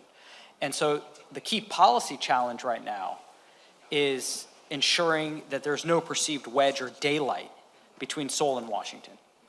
And that Seoul's position on the Goldilocks trilemma is the same as Washington's. And I think both being very, very clear and very, very public that the solution is an augmented, unified, is I think the most important way forward to prevent nuclear employment on the Korean Peninsula, which I think is a shared goal. 네, 짧게 하기 위해서 한국어로 하겠습니다.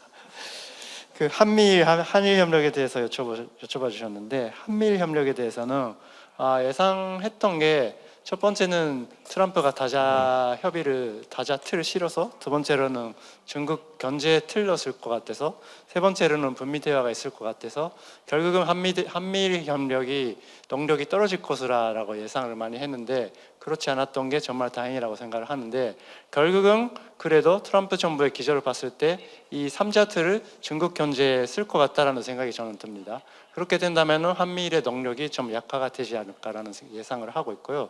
한미일 협력 같은 경우는, 한일 협력 같은 경우는 상당히 저는 앞으로 어려움이 많이 있을 거라고 봅니다. 첫 번째는 대북 인식 혹은 대북 정책의 차이가 당연히 나타날 수밖에 없고, 두 번째로는 지금 일본이 방위력 강화를 하고 있습니다. 소위 반격 능력을 지금 키우고 있는데, 그런 것이 이재명 정부에 있어서는 약간 좀 어려운 과제가 될 수가 있고, 세 번째로는 역으로 한국 정부도 원자력 협정 개정을 비롯한 여러 가지 노력을 하고 있어서, 그러한 노력 또한 일본을 약간 자극할 수도 있다.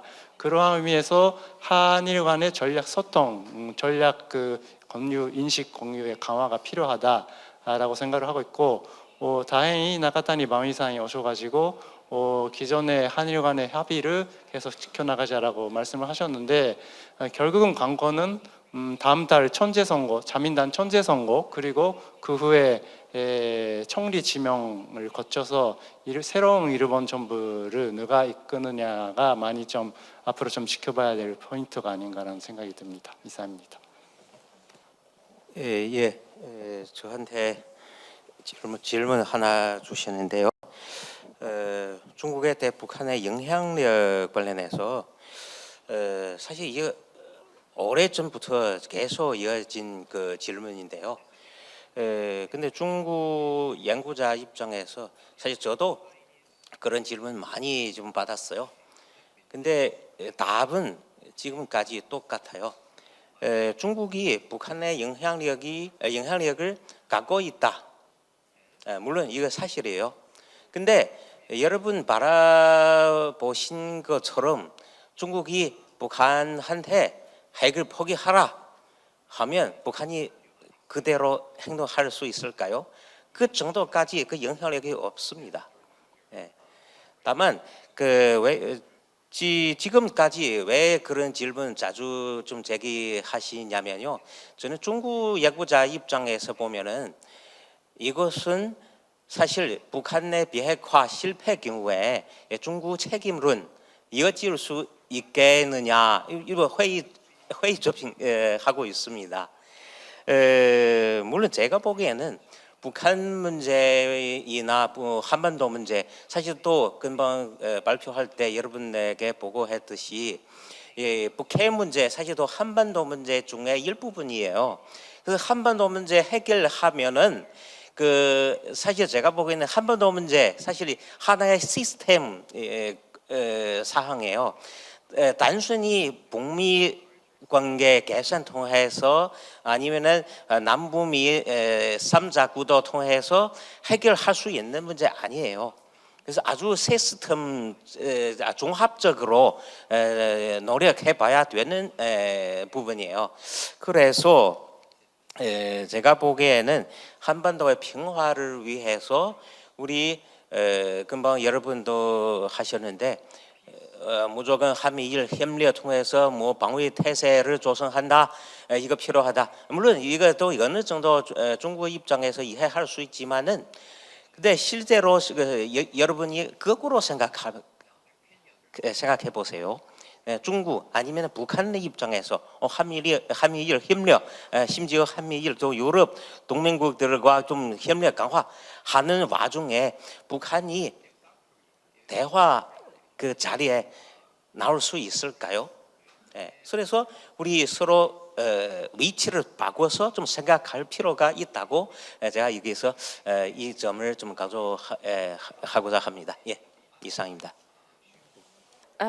If I understood your question correctly, it was which of the three tensions to prioritize in the context of DPRK's militarization campaign. The coward's answer is all three.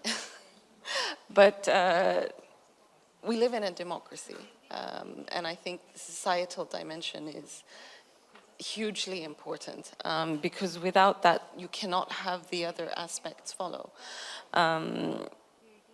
If you don't have people who have genuine buy-in in what is happening, then you won't be able to get the structural tension solved. You won't be able to get the strategic tension solved. You know, the structural tension, it's related to budgets, it's related to human resources, it's related to human capital. On the strategic level also, that's doctrinal posture, that's how we will exercise the way forward. So I think the societal level is extremely important, and because there's so much misunderstanding around the issue of nuclear proliferation, sometimes I compare it to where we were, and it's not the same thing, but if you'll bear with me, on the climate issue, you know, maybe a decade ago, but 10 years ago, climate was reserved for those people who were either militant or extreme specialists. And I feel like there needs to be this knowledge shift in terms of threat perception. But we also have to be careful in terms of preparedness fatigue, and maybe you live with that better here in this part of the world, because in Europe we struggle with that. We try to convince our societies that we need to be prepared for this eventuality, and we've had this war going on in our immediate borders for the past over 3-4 years now, and there's just not that generational shift yet, which is missing, unless you're steeped in the politics, because it's not affecting our day-to-day lives, at least in Western Europe, as much as I think it could be. So I think the societal dimension is extremely essential for all of the rest to follow. Thank you. 네, 질문 감사드립니다. 지금의 국제 질서가 결국은 규칙 기반의 질서가 이완되는 분위기인 것으로 보여지고, 이 규칙 기반 질서가 기존에 북한에게 부과했었던 제재 그리고 공동 행동, 이런 것들이 계속 이완되게 된다면 북한이 누릴 수 있는 기회가 앞으로도 꽤 있을 것이라고 생각합니다. 현재 중국, 러시아뿐만 아니라 이란 그리고 다른 권위주의 국가들의 북한을 무기 공급망으로 활용하려는 노력, 시도들이 이루어지고 있고, 이것에 대해서 중국과 러시아가 묵인하거나 지지하거나 또 협력할 수 있는 가능성은 계속 열려 있다고 생각합니다. 이것은 북한에게 경제적인 돌파구를 가져다 줄 수 있을 것이라고 생각하고요. 이것이 언제 끝날지 모르기 때문에 북한이 최대한 발빠르게 움직이고 있는 거라고 생각합니다. 적어도 중기적으로는, 그러니까 향후 5년 동안에는 이것이 지속된다라고 보는 것 같습니다. 최근에 북한이 이제 9차 당대회 때 핵뿐만 아니라 재래식 전력까지도 같이 발전시키겠다라는 발표를 했습니다. 재래식 전력을 과거에도 발전시키고 싶었는데 하지 못했던 것은 그동안 경제적인 뒷받침이 그렇게 이루어지지 않았기 때문입니다. 그렇지만 이러한 발표를 했다라는 것은 최소 5년 동안은 어느 정도 경제적인 뒷받침에 대한 자신감과 기대가 있는 것으로 생각됩니다. 따라서 북한이 생각하기에 지금 누릴 수 있는 전략적인 위치나 위상은 적어도 향후 5년 안에 유지된다라고 생각하고, 그 안에서 최대한 북한이 빼낼 수 있는 이익들을 얻어가려고 할 것 같습니다. 네, 이상입니다. 감사합니다. 5분 패널분의 그 발표와 질의를 받았는데요. 답변까지 받았는데요. 한 10분, 저희가 10분 정도 시간이 남았습니다. 여러분들 플로어에서 질문을 받도록 하겠습니다. 질문하실 때 소속을 말씀해 주시고 질문 부탁드리겠습니다.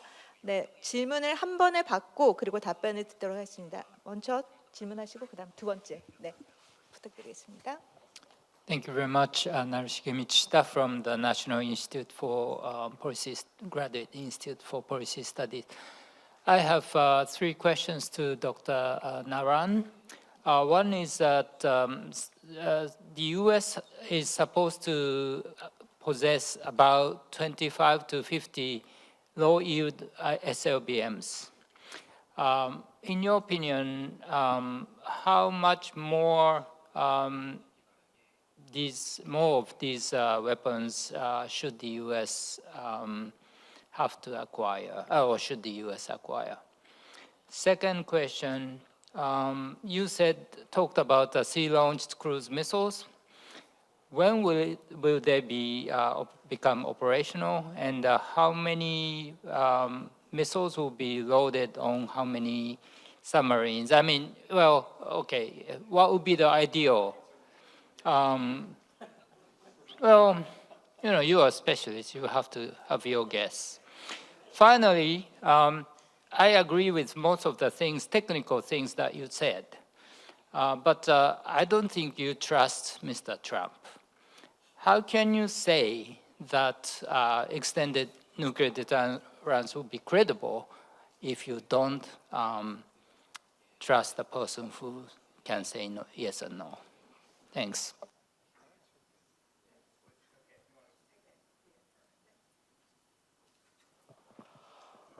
국가안보전략연구원의 김태주 연구위원입니다. 저는 전경주 선생님께 질문을 드리고 싶습니다. 북한의 적대적 두 국가론에 대해서 질문을 드리고 싶은데요. 사실 북한이라는 국가는 지금까지 단일 국가 체제로 단일 민족으로 남북한을 간주하면서 교육이라든지 그다음에 사회 통합이라든지 모든 것을 해왔기 때문에 그 정체성이라든지 국가 이익이라든지 의도라든지 행동이라든지 이런 것들이 모두 그런 단일 국가 이론 속에서 만들어져 왔었는데, 지금 이번에 북한이 발표한 그 적대적 두 국가 이론은 기존에 지금까지 북한이라는 사회를 만들어 왔던 모든 이데올로기 체제의 근간을 뒤흔드는 아주 모순된 새로운 정책인데, 사실 북한이 그 화두를 던졌었을 때에 국제적으로 보여지는 그 충격보다도 사실은 아무런 움직임도 없어 보이지만 북한이라는 사회 내에서 일으키는 그 충격과 혼돈 그리고 갈등, 또 내재적인 모순에 대한 자신들의 황당함, 이런 것들이 다 있을 것인데, 그 사람의 기억이라는 게 하루아침에 딱 없애버리고 다음날 새로 세울 수 있는 것이 절대 아닌데, 과연 이렇게 모순된 북한의 적대적 두 국가 이론이 북한 내 체제 안정화에 어떤 영향을 미칠지 선생님께서 생각하시는 파급 영향에 대해서 좀 설명해 주시면 감사하겠습니다. 이상입니다. Thank you, Professor Michishita. Okay, so let me say first of all, I'm a private citizen now, so this is my opinion, and I don't know what the Department of Defense is going to do on the capabilities side, but I will say, and I was on the record, that the goal is to have a regional deterrence capability in a maritime environment, because for the first time in the nuclear era, the United States faces sort of regional nuclear deterrence challenges from not just North Korea now, but also China. And the W-76 TAC-2, the low-yield SLBM, for some people, and this includes me personally, was always a bridge until the Slickamen was fielded. Because personally, I don't want to rely on a strategic platform, right? The W-76 TAC-2 has to be launched from an Ohio-class submarine where we have our strategic deterrence capabilities and warheads on the Trident missiles. With the growth in Chinese ICBM arsenals, which we have to hold at risk, with SLBMs, we're wasting real estate on low-yield warheads on an Ohio-class. I'd rather have those removed and put heavy hitters back on the Ohio-class when a Slickamen can be deployed. When it can be deployed is now up to the Department of Defense and the Department of Energy. I think it can be fielded a lot quicker than people think, and you don't need it in large numbers. There is a myth out there that we need hundreds of these things. You don't. You need tens of these things. And it is the fact that they could be deployed on a Los Angeles-class submarine, for example, right? That is the deterrent. It would be invisible to the adversary, and the deterrent effect can be achieved with very small numbers, right? Now, maybe it's not 10 and it's not 50, but we're not talking hundreds. I think tens to 100 of these capabilities is more than sufficient to achieve the desired deterrent effect. So this idea that this is going to start an arms race to me is frankly ridiculous. The second question I think is really important because this is lurking out there. We can't trust. Now the issue is credibility and trust. I will say this, and the presidents may disagree, but President Biden and President Trump may not agree on anything except one thing. They both hate the spread of nuclear weapons. President Trump has been on record since the 1980s that the spread of nuclear weapons for him is an existential threat. What is the best non-proliferation tool that the United States has had over 75 years? Extended deterrence. Keeping the allies non-nuclear has been a function of robust extended nuclear deterrence. And I can't imagine President Trump having gone through the last 7 months, 8 months, with India, Pakistan, Israel, Iran, saying, you know what would be great right now? South Korea or Japan getting their own nuclear weapons. And then having to rerun all of that here on the Korean Peninsula or in Northeast Asia. And I believe, actually, that when that link is made, that the president himself and the Trump administration will continue to be the credible extended deterrence partner that the United States historically has been. Because extended deterrence is not just good for the region, not just good for deterrence, it is also good for non-proliferation. And if there's one thing I think the president has been very clear on, it has been that he does not want to see any more nuclear weapon states in the world. And look, that also may mean, and this actually links to Lisa's presentation, in order to make extended deterrence more robust, it actually may require the US fielding a few more strategic weapons on the ICBM or the SLBM leg in developing a SLICM-N.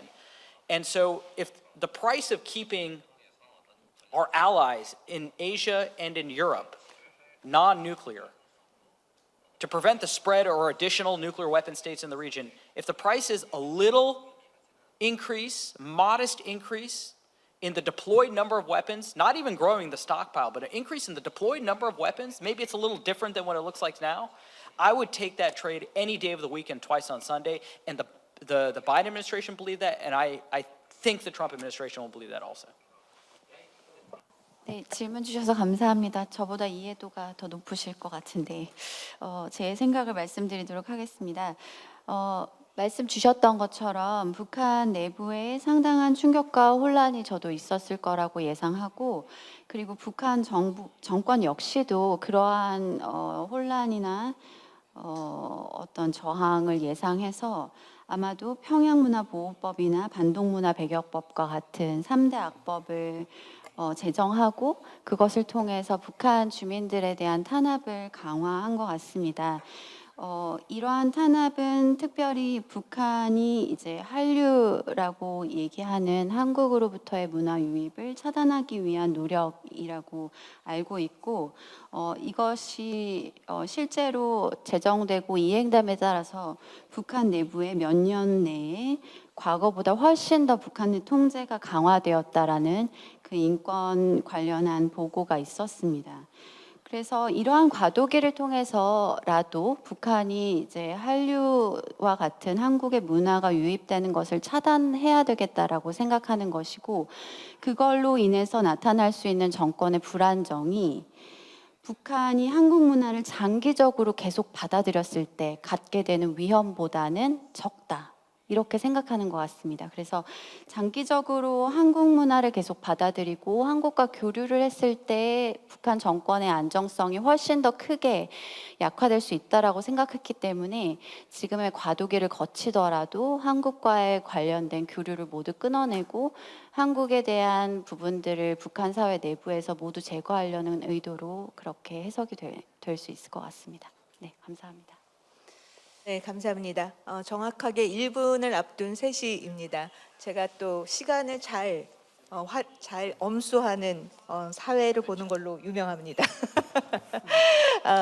두 번째 세션이 한반도 안보의 그 도전과 기회와 관련돼서 이제 확장 억지라는 측면과 또 일본과 한국과 또 한일 관계, 또 한중 관계, 또 한미일의 양자 소다자의 그러한 협력 부분에 대해서 이야기를 말씀을 많이 나눴습니다. 근데 결국에는 이 도전적인 요소를 어떻게 기회로 만들어갈 것인가가 한반도의 지속 가능한 평화를 이룩해 나가지 않을까라는 생각이 듭니다.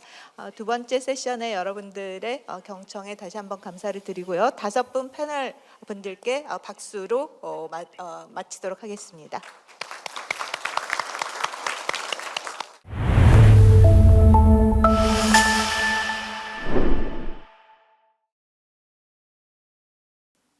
제3세션을 시작하도록 하겠습니다. 이번 세션에서는 한국국방연구원의 핵심 연구과제로 진행되고 있는 국방회복 탄력성을 다룰 예정입니다. 이번 세션은 한국국방연구원의 미래전략실장이자 현역 육군대령인 이상민 박사님을 좌장으로 모시겠습니다. 이 박사님은 일본 도호쿠 대학에서 재료공학 박사학위를 받으셨으며 국방회복 탄력성이라는 개념을 국내에서 처음 사용하시면서 해당 연구를 주도해 오셨습니다. 이제 좌장님께 마이크를 넘기겠습니다. 네, 감사합니다. 우리 알렉스는 저희 연구진의 일원인데요. 소개 감사드립니다. 시작에 앞서서 지금 오랫동안 그 지구 반대편에서 새벽 2시인데 워싱턴 DC에서 여기 참석하시기 위해서 대기하고 계시는 로버트 피터스 박사님, 헤리티지 파운데이션 소속이시고요. 한번 인사 좀 하실까요?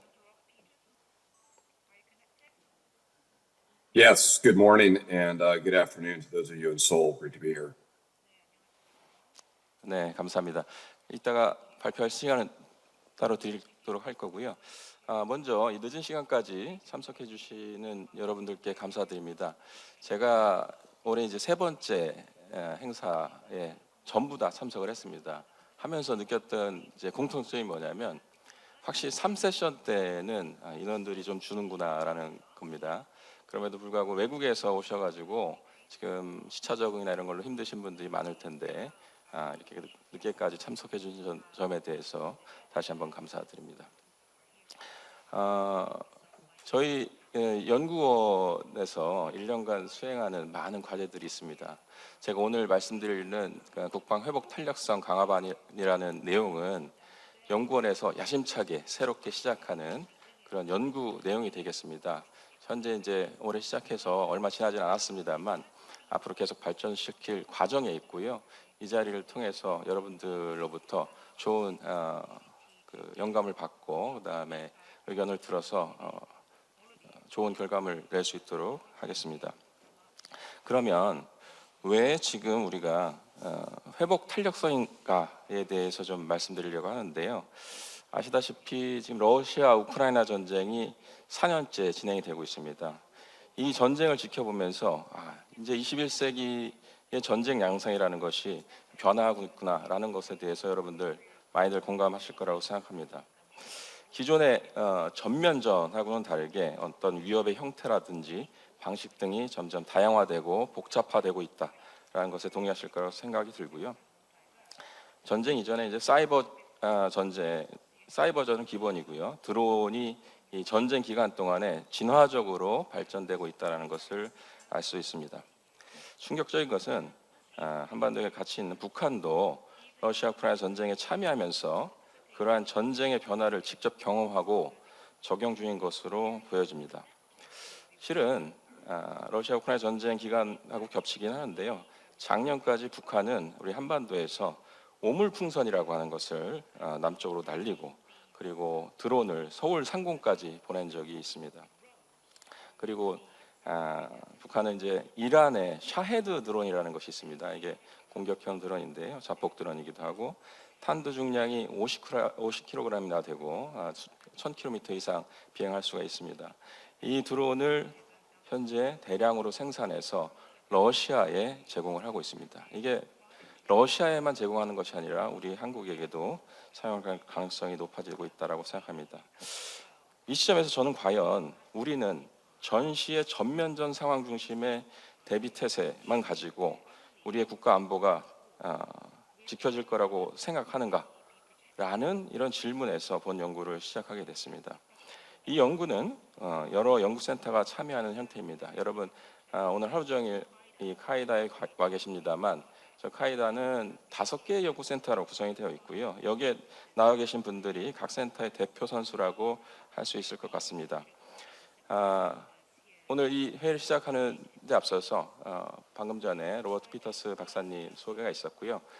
우리 연구진하고 그리고 토론에 참석해 주신 수잔 연구원님을 간단히 소개하도록 하겠습니다. 먼저 미국의 MIT에서 오신 수잔 연구원입니다. 인사하시죠.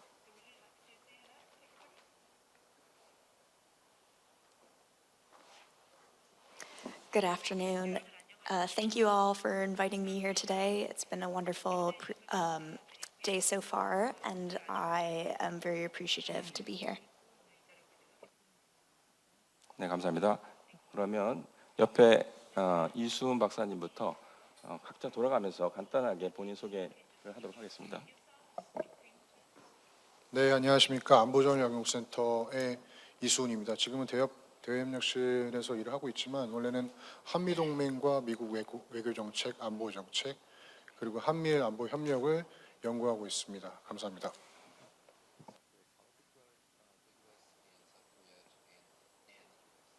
예, 안녕하십니까. 군사발전연구센터의 김홍석 현역 공군 중령입니다. 지금 근 한 4년째 러시아 우크라이나전 연구하고 있습니다.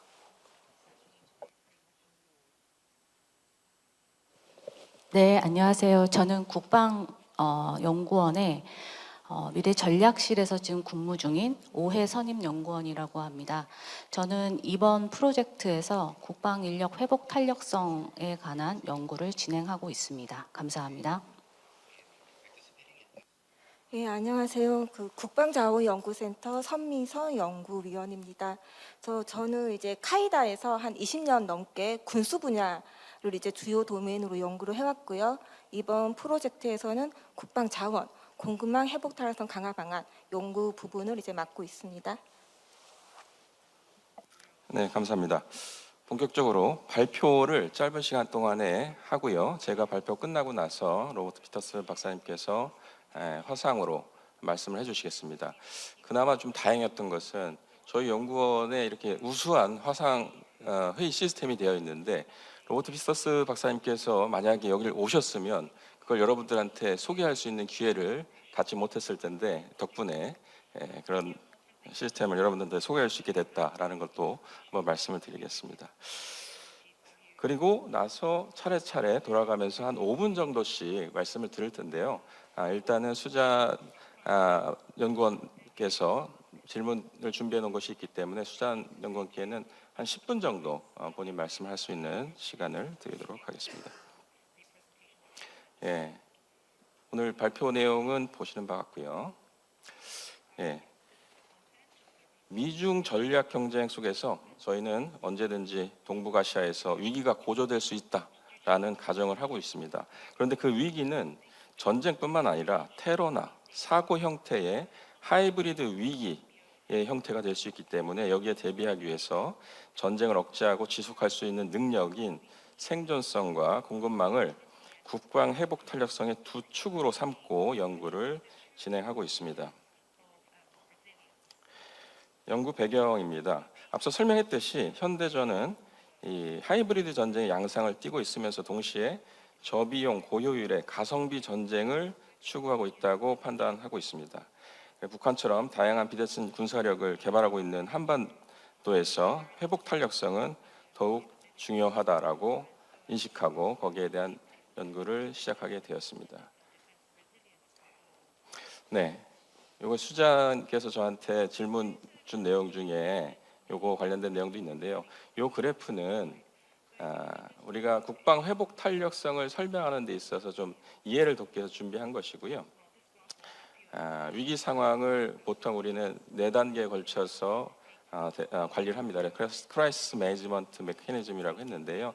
예방, 대비, 대응, 복구 4단계를 X축으로 놓고 Y축은 위기의 고조 여부를 보는 것입니다. 저기 보시면 동그랗게 생긴 것을 이제 구슬, 공이라고 생각하면 저것이 외부의 스트레스, 그러니까 전쟁이나 테러나 재난 같은 그런 것들로 인해서 저 실선을 타고 이렇게 올라가게 되는 겁니다. 올라가서 저 언덕을 넘어가면 위기가 진행이 되는 것이죠. 그래서 저 언덕을 높이는 역할을 하는 것이 생존성, 그러니까 피해를 최소화하기 위해서 일단 생존성을 높이는 노력이라고 보았고요. 그럼에도 불구하고 그 위기는 진행될 수가 있습니다.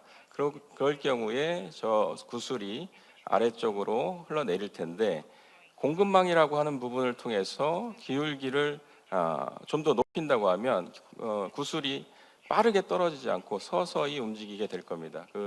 그런 메커니즘을 통해서 위기 관리를 할 수 있고 이 생존성과 공급망이라는 걸 통해서 우리는 결국은 회복 탄력성을 구성하고 그 회복 탄력성을 앞으로 어떻게 강화할 것인가에 대한 연구를 할 생각입니다. 요거는 우크라이나 전쟁, 러시아 우크라이나 전쟁과 최근에 있었던 이스라엘 하마스 간의 전쟁 양상을 저희 나름대로 분석한 건데요. 저는 크게 최근의 전쟁 양상을 하이브리드전하고 그리고 가성비전이라고 이렇게 가정을 했습니다. 뭐 최근에 전쟁을 하이브리드전이라고 주장하는 거에 대해서 많은 의견이 없을 거라고 저는 생각이 드는데요. 좀 차이점이 있다고 하면 기존의 하이브리드 전쟁은 전쟁이 일어나고 나서 어떤 수단, 그러니까 물리적인 수단과 비물리적인 수단을 통합해서 이루어지는 것들을 하이브리드전으로 보통을 이해를 하고 있는데 저희 쪽에서는 이 하이브리드전의 개념을 좀 더 확대를 해서 시간과 공간 그리고 수단적인 측면에서 하이브리드의 형태로 전쟁이 일어날 수 있다라고 보았습니다. 그래서 전시에만 한정하는 것이 아니라 평시에도 이러한 하이브리드 전쟁이 일어날 수 있다는 것에 관심을 가져야 될 것입니다.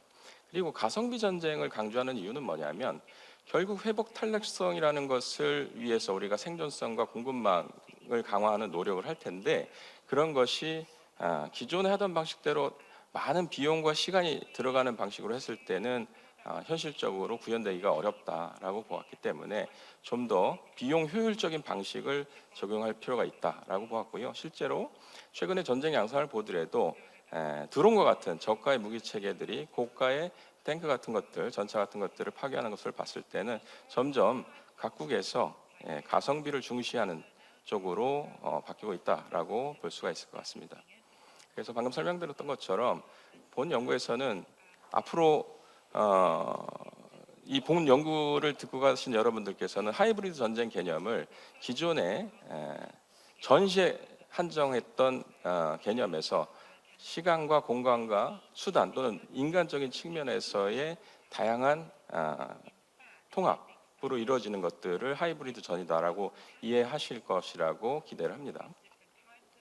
또한 이런 하이브리드 전을 보았을 때 가장 위험한 상황이라고 하는 것은 결국은 화생방, 특히 핵과 연계된 하이브리드전 양상이 아닐까 이렇게 생각이 듭니다. 왜냐하면 우리가 보통은 핵 전쟁을 가장 위험한 위협으로다가 보고 대비를 합니다. 앞서 세션에서도 핵과 관련된 얘기들이 많이 있었는데요. 그 평상시에 실제 핵 공격을 하지 않더라도 그와 유사한 형태의 피해를 발생시킬 방법은 여러 가지가 있습니다. 일례로 제가 이번 달 초에 미국과 일본 출장을 가서 핵 사후 관리라고 하는 부분에 대해서 논의를 했었습니다. 핵 사후 관리는 핵 공격을 받고 나서 우리가 어떤 후속 조치를 통해서 피해를 줄이는 그런 노력들을 의미하는데요. 영어로는 consequence management라고 얘기를 하고 관련된 미국의 디트라와 JTFCS라고 하는 조직을 방문했었고 일본에도 중앙특수무기 방어대라고 해서 후쿠시마 원전 사고 대응을 했던 조직을 방문했었는데요. 그들도 마찬가지로 핵 공격 상황이 가장 위험하기는 하지만 평상시에 원자력 사고라든지 방사능 물질을 이용한 테러 이런 부분에 공동으로 대응하고 있다라는 것을 알 수가 있었습니다. 그러면 그런 군 조직이 왜 이런 핵이나 화생방을 이용한 화생방 하이브리드 위협에 대비를 하는가 하면 이런 사태가 벌어졌을 때의 특징이 뭐냐면 시간이 흐르면서 피해가 급속하게 늘어난다라는 겁니다. 그렇기 때문에 그 초기에 한국어로는 영어입니다만 골든 타임이라고 해서 초기 대응이 필요한 시간대에 적절한 인원이 들어가서 초동 조치를 했을 때 그 피해를 줄일 수 있기 때문에 우리 군 측면에서 관심을 가질 수밖에 없는 겁니다. 이 그래프는 그 초기에 시간을 놓치고 아무리 많은 초동 조치 인원들을 투입한다 하더라도 결국은 대응에 실패할 수밖에 없다. 그래서 빠른 시간 안에 적절한 인원이 투입됐을 때 위기 관리에 성공할 수 있다라는 것을 그래프로 보여주려고 했던 것이고요. 그리고 북한에 의한 하이브리드 위협, 하이브리드 전쟁 위협을 앞서도 설명드렸는데 시간, 공간, 수단적인 측면에서 이렇게 체계적으로 연구를 실시했고요. 특히나 우리가 그레이존이라고 하는 것과 하이브리드 전쟁을 이제 혼돈하는 경우가 있는데요. 저는 그레이존 같은 경우에도 방금 말씀드렸던 것처럼 기존의 하이브리드 전쟁에서 좀 더 확대된 형태로 시간, 공간, 인간적인 측면에서의 하이브리드전으로 확대를 하면 그 안에 그레이존 개념을 집어넣을 수 있다. 그래서 시간적으로 봤을 때 예를 들어서 평시와 전시의 중간 상태, 전시도 아니고 평시도 아닌 상태를 이용하는 그레이존 형태의 도발들을 우리가 이걸 통해서 이해하고 대비할 수 있을 것이다라고 보았습니다. 예를 들어서 요건 제가 AI를 가지고 그린 건데요. 도심에 화학물질을 실은 트레일러들이 탱크롤이라고 하는 것들이 많이 지나다닙니다. 이것이 누군가에 의해서 고의적으로 사고가 일어났을 때는 실제 화학 공격을 받는 것만큼의 피해가 발생될 수도 있습니다. 과연 그런 사고에 대해서 우리는 초기 상태에서 적절히 대응할 수 있는 대비 태세가 되어 있느냐? 그렇지 않을 가능성이 높기 때문에 이런 문제 제기를 하는 것이고, 여기서 저희가 말씀드리려고 하는 것은 현재 상태에서, 현재 평시 상태에서도 하이브리드 전쟁이라고 하는 것은 이루어지고 있다라는 것을 인식하는 것만으로도 우리가 대비하는 데 도움이 된다라는 말씀을 드리는 겁니다. 그래서 하이브리드 위협에 대해서는 결국은 우리도 하이브리드 대응을 해야겠다. 결국은 그건 다시 말로 얘기하면 복합적인 위협에 대해서 통합 대응을 해야 된다라는 말씀이고요. 여기서 통합이라는 것은 여러 가지가 있을 수 있는데 저는 이 생존성과 공급망이라고 하는 것을 어떻게 인티그레이트해서 그 회복 탄력성의 능력을 키울 것인가라는 쪽을 좀 강조하려고 했습니다. 그리고 이것도 그래프라서 좀 졸릴 수도 있는데요. 쉽게 말씀드리면 우리의 회복 탄력성이 잘 구비되어 있으면 상대방이라는 것은 한반도에서는 북한이 되겠죠. 북한이 기습을 통해서 그들이 얻으려고 하는 목적들을 달성하기가 쉽지 않을 것이다 라는 겁니다. 그러면 이익을 달성할 수 없기 때문에 그런 도발을 하는 것을 자제할 수도 있겠다라는 측면에서 설명을 하고 있는 것이고, 이것의 장점은, 그러니까 회복 탄력성의 억제 효과로서의 장점은 뭐가 있냐면, 예를 들어서 거부적 억제나 보복에 의한 억제 수단들은 자칫 군비 경쟁을 초래할 수도 있거든요. 하지만 이 회복 탄력성은 상대를 자극하지 않고 나의 방어 능력이라든지 회복 능력을 키우는 거기 때문에 한반도에서의 어떤 군비 경쟁으로 인한 전략적 불균형이라든지 안정성을 훼손하지 않고 우리의 억제력을 높일 수 있다라는 장점이 있겠습니다. 거의 마지막 슬라이드에 가까운데요. 기존의 억제 이론에서는 거부적 억제와 보복적 억제가 주축을 이뤘다고 하면 리질리언스라고 하는 회복 탄력성도 실은 거부적 억제의 일부였습니다. 하지만 이렇게 딱 떼서 별도로 이렇게 강조를 하는 이유는 앞으로 하이브리드 전쟁이라고 하는 위협 상황에서는 이 리질리언스가 단순히 거부적 억제의 일부가 아니라 별도로 이렇게 다뤄야만큼 중요한 억제 요소다라는 것을 강조드리기 위해서 이렇게 표현을 했습니다. 그리고 여기까지가 제가 전반적인 내용을 요약해서 말씀드린 겁니다. 국방회복 탄력성은 무엇이고 왜 하려고 하는 것이고 생존성과 공급망이라고 하는 두 축으로 이루어져 있다라는 것까지 설명을 드렸고요. 그걸 위해서 저희 연구원에 다양한 센터가 있다고 했는데 안보전략, 군사발전, 인력, 자원연구센터의 대표 선수들 4분께서 각각 나눠서 연구들을 현재 진행을 하고 있습니다. 그래서 요 뒤에 있는 내용들은 제가 별도로 발표하지 않고요.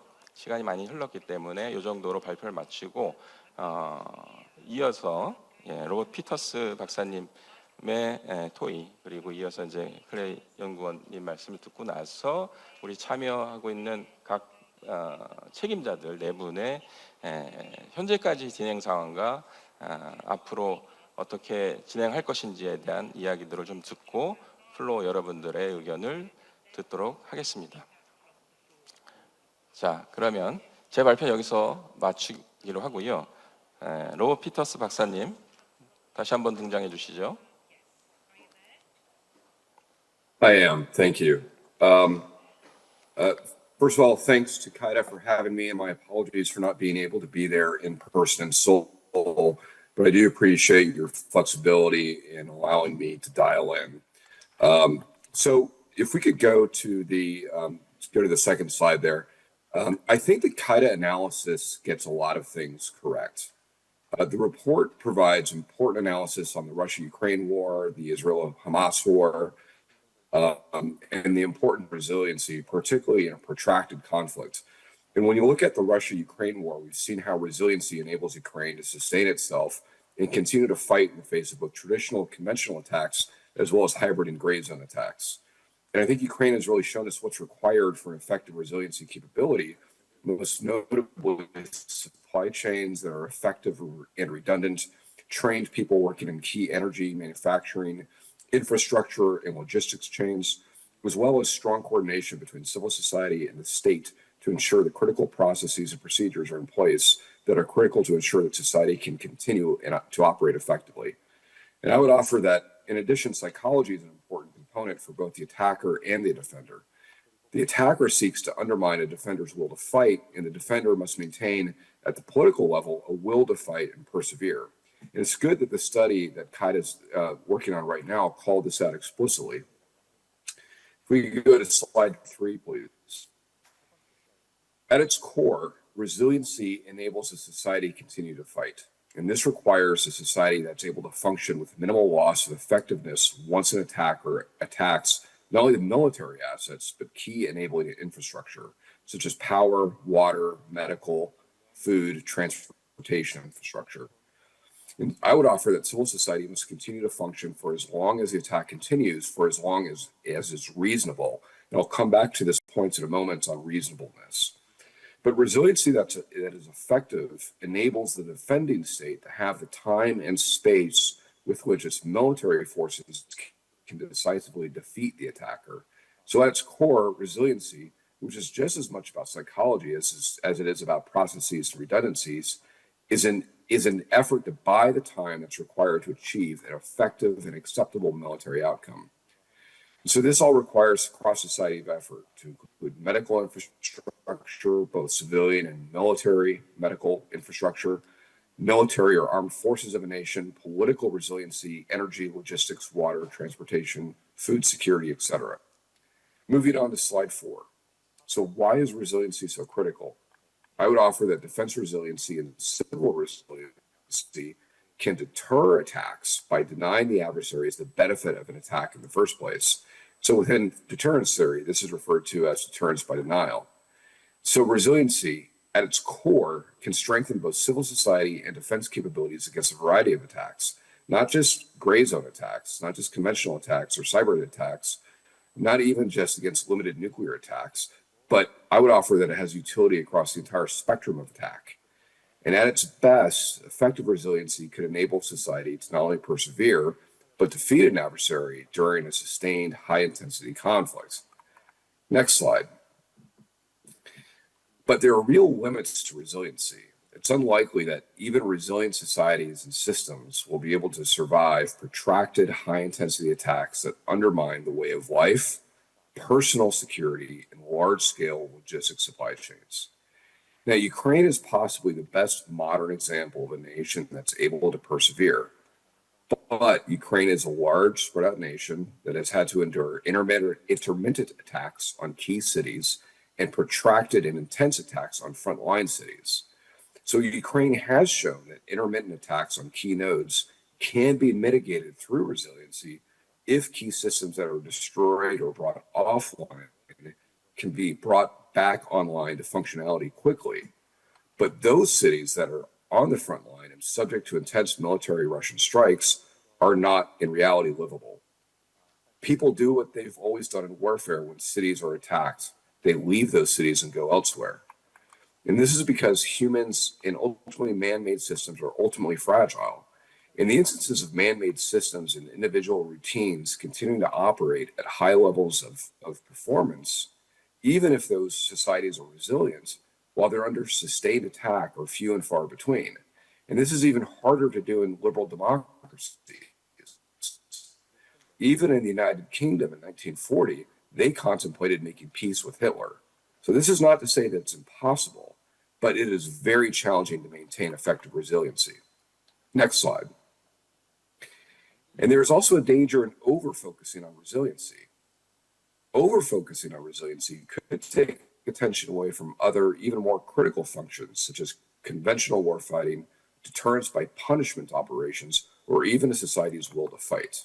Moreover, overly focusing on resiliency could become a substitute for focusing on fighting and decisively defeating your adversary. Put it another way, it's possible for a mindset to grow that says we don't really need to focus on defeating our adversaries so long as we are able to be resilient. If we could move on to the next slide, please. Here we see a picture of Ulysses Grant, who was the commander of the Union Army in America's Civil War. In 1864, soon after Grant's transfer to the Eastern Theater, where he would encounter the great Confederate General Robert E. Lee for the first time, the Union Army was attacked by a quantitatively and qualitatively inferior rebel army commanded by Lee. And in 1864, a young staff officer who had served for years in the Eastern Theater ran into Grant's headquarters talking about the need for the Union Army to prepare to absorb the Confederate attack to ensure that the Union Army, now led by Grant, would not be destroyed, as so many Union armies had been before at the hands of Robert E. Lee. There was much talk about closing lines, preparing to withdraw the Union Army so that they could save it. And at a certain point, General Grant burst out as a staff with a now famous quote, and that is, "Quit thinking about what Bobby Lee is going to do to us and start thinking about what we're going to do to him." And the meaning of this was that the Union Army's staff had become so focused on what they could do to survive an attack, not what they needed to do to defeat their enemy. And Grant's insertion as commander of all Union forces changed the Union Army's mentality from one of defense to one of offense. Next slide. So what else should we do when thinking about resiliency?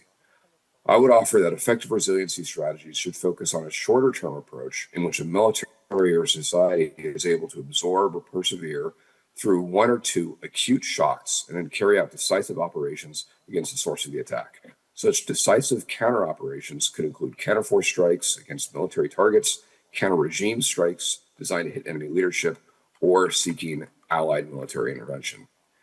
Now, some would say that if Ukraine can continue to fight after 3.5 years of high-intensity conflict, then other countries may be able to do so as well.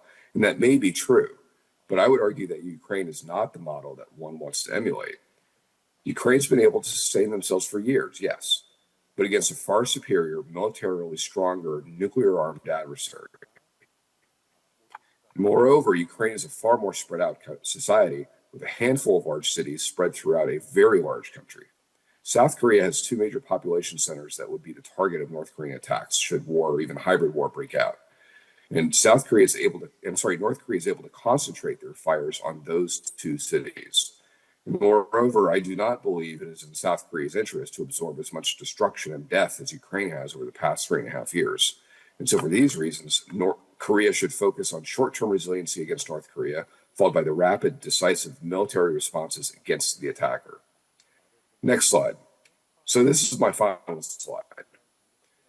KIDA should continue this analysis. The South Korean government should, in coordination with civil society, continue to pursue resiliency, particularly in food, water, energy, medical, and transportation systems. But resiliency should never be the answer. It is at best a necessary stopgap measure that, if effective, can deter attack, and should deterrence enable the conditions required for the military to defeat the attacker rapidly and decisively. But if this isn't done rapidly, then society could collapse, or the government could capitulate. Thank you, and I look forward to your questions. 네, 로버트 피터스 박사님 감사합니다. 네, 친절하게도 요약까지 잘 해주셨고요. 중요한 포인트를 지적해 주신 것 같습니다. 제 발표에서도 다시 강조했던 내용인데요. 우리가 억제력을 발휘함에 있어서 거부적 억제와 보복의 억제가 매우 중요합니다. 하지만 위협의 양상이 변하면서 생기는 억제의 사각지대라는 것이 인식이 됐고, 그 사각지대를 메우기 위해서 회복 탄력성이라는 것을 우리가 연구를 하는 것이지, 이 회복 탄력성이 기존의 억제 수단과 효과들을 대체하는 것은 아니다라는 것을 다시 한번 지적해 주셨기 때문에 여러분들도 제대로 다시 한번 인식하실 수 있었을 것이라고 생각이 됩니다. 네, 감사하고요. 그러면 이어서 우리 수잔 클레이 연구원께서 많은 또 질문을 준비해 주셨는데요. 우리 과제를 수행하시는 여러분들께서도 본인이 답변을 하신다라는 생각으로 잘 들어주시면 감사하겠습니다. 네, 부탁드립니다.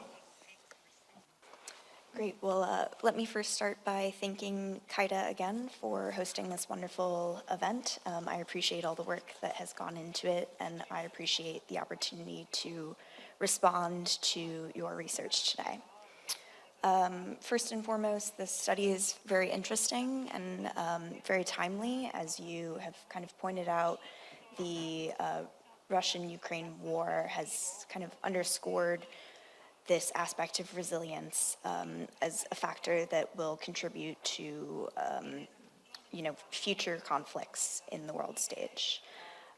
So I did provide some very specific comments to the team for consideration, but right now I'm going to focus a bit more generally on two other topics or areas for your consideration in terms of resilience. So the first was how the role of education and trainings impacts strengthening resilience or are important to strengthening resiliency. There's definitely a need to train not only military personnel, but also civilians. You talk about in your research how resiliency is a whole of society approach. I certainly agree with that. I think that there is opportunity to do education for kind of a whole of society approach. So specifically, you talked a little bit about weapons of mass destruction, North Korea's weapons of mass destruction, and the potential for them to use WMDs in conflict. So I think this is kind of one area to talk about for seaborne defense or response. So it's not just how the military responds to this, but also kind of education for the civilian population about this. And then the second kind of big topic area for consideration is the role of allies and partners in strengthening resiliency. So allies and partners, as a panelist said earlier, can contribute to supply chain resiliency, especially, for example, partners in the region that have similar supply chains or similar defense needs. They can also provide, as your research says, kind of lessons learned in conflicts, in what has worked, what hasn't worked, what they wish they would have known, or things like that.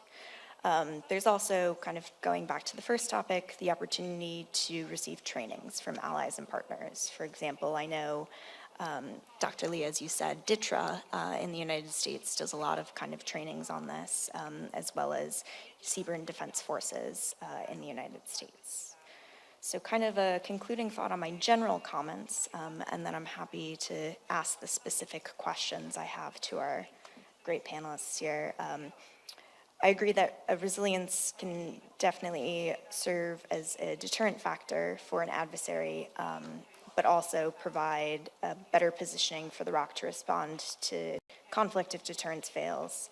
But it also kind of creates a baseline for the ROC to be able to adapt in conflict. And I think that that's a very important factor to consider. As we know, conflicts don't always pan out exactly step by step how we think they are going to. So the opportunity to build in this baseline to adapt when need be, I think is a very important factor to consider and is a good goal to act towards. So with that, I'm happy to kind of turn to the specific comments to any of the panelists if you would like to respond directly to them. But thank you again very much. 네, 감사합니다. 우리 수잔 연구원께서는 세 가지를 일반론적으로 이제 말씀해 주셨는데요. 첫 번째는 회복 탄력성에 있어서의 교육 훈련의 중요성이었고, 두 번째는 우리 파트너 국가들의 기여할 수 있는 부분, 그리고 세 번째가 적응력의 중요성, 이렇게 말씀을 해주셨는데요. 우리 이어서 말씀하실 각 분야의 책임자분들께서 이런 것들을 감안하셔서 본인의 지금까지 연구 진행과 어떤 하면서 이런 부분들은 여기 다양한 국가들에서 와 계시니까 좀 조언을 구하고 싶다라고 하는 것들, 또는 국제 협력을 통해서 뭔가를 얻고 싶어 하시는 부분이라든지 이런 것들에 대해서 한 5분 정도씩 자유롭게 말씀을 해주시면 좋겠는데요. 이수은 박사님부터 시작할까요? 네, 저는 이상민 박사님께서 전반적으로 다 설명을 해주셨지만 사실 저희 프로젝트는 4개 프로젝트가 같이 있습니다. 그리고 이제 4개 프로젝트라고 하면 이제 저희 안보센터에서 하고 있는 과제와 군사센터, 인력센터, 자원센터에서 하나씩 이제 아까 말씀드렸던 센터에서 하나씩 과제를 진행하고 있습니다. 이상민 박사님께서 아까 설명해 주신 그 과제는 저희 4개의 과제를 감싸고 있는 나름 이렇게 전체를 아우르는 과제라고 보시면 됩니다. 이걸 저희는 엄브렐라 과제라고, 우산 과제라고 하는데요. 그렇게 이제 저희는 정의를 하고 있고요. 수지 클레이스 연구원님, 그다음에 로버트 피터스 연구원님 두 분께서 정말 어려운 시간 내주셔갖고 이렇게 해주시고 있는 걸 알고 있고요. 특히 로버트 피터스 연구원님은 지금 저희가 미국이 새벽 3시입니다. 근데 몇 번씩이나 이제 들어오셔서 트라이얼, 그러니까 저희 연습도 이렇게 같이 해주셔갖고 지금 오늘 이 시간이 가능한 것 같습니다. 특별히 감사를 드리고 싶고요. 저희가 4개 과제를 한다고 했는데 나머지는 이제 다른 박사님들께서 설명해 주실 테니까 제 거를 설명을 드리면은 제 과제의 명칭은 글로벌 안보 환경 변화에 따른 국방 회복 탄력성 개념화 연구입니다. 개념화를 하는 연구인데 저희가 왜 개념화가 중요한가라는 말씀을 먼저 드리고자 하면요. 한국은 아직 국가 차원의 회복 탄력성 전략이 없습니다. 개념이 없다는 말씀입니다. 그렇다고 해서 뭐 국방에 있느냐? 그렇지도 않습니다. 국가 차원의, 국가 수준의 회복 탄력성 개념이 없는 상황에서 국방 차원의 회복 탄력성을 지금 개발하고 있는, 그 개념을 정립하고 있는 단계입니다. 여기 저희 연구진들께서도 많이 오셨는데 사실 저희가 이 개념화를 어떻게 해야 될까 고민이 많았습니다. 고민이 많았고 지금 보시는 자료를 보시면은 마지막 페이지에 제가 게리 고르츠라는 이념가의 이념을 좀 빌려서 3단계로 좀 보면 괜찮지 않을까라고 지금 현재 구상을 그렇게 하고 있습니다. 하고 있고요. 이 개념에 들어가야 되는 것은 당연히 이제 이 개념 국방 회복 탄력성을 구성하는 요소가 무엇인가라는 것부터 저희가 찾고 있고요. 그 다음에 어느 정도 그 요소가 파악이 되고 저희가 개념화를 할 수 있다면은 국방 회복 탄력성이 강한가, 약한가에 대한 그런 수준을 평가하는, 그 강도를 평가하는 평가 요소가 또 있어야 될 것입니다. 그거에 대한 지금 지표 개발도 지금 저희가 하고 있습니다.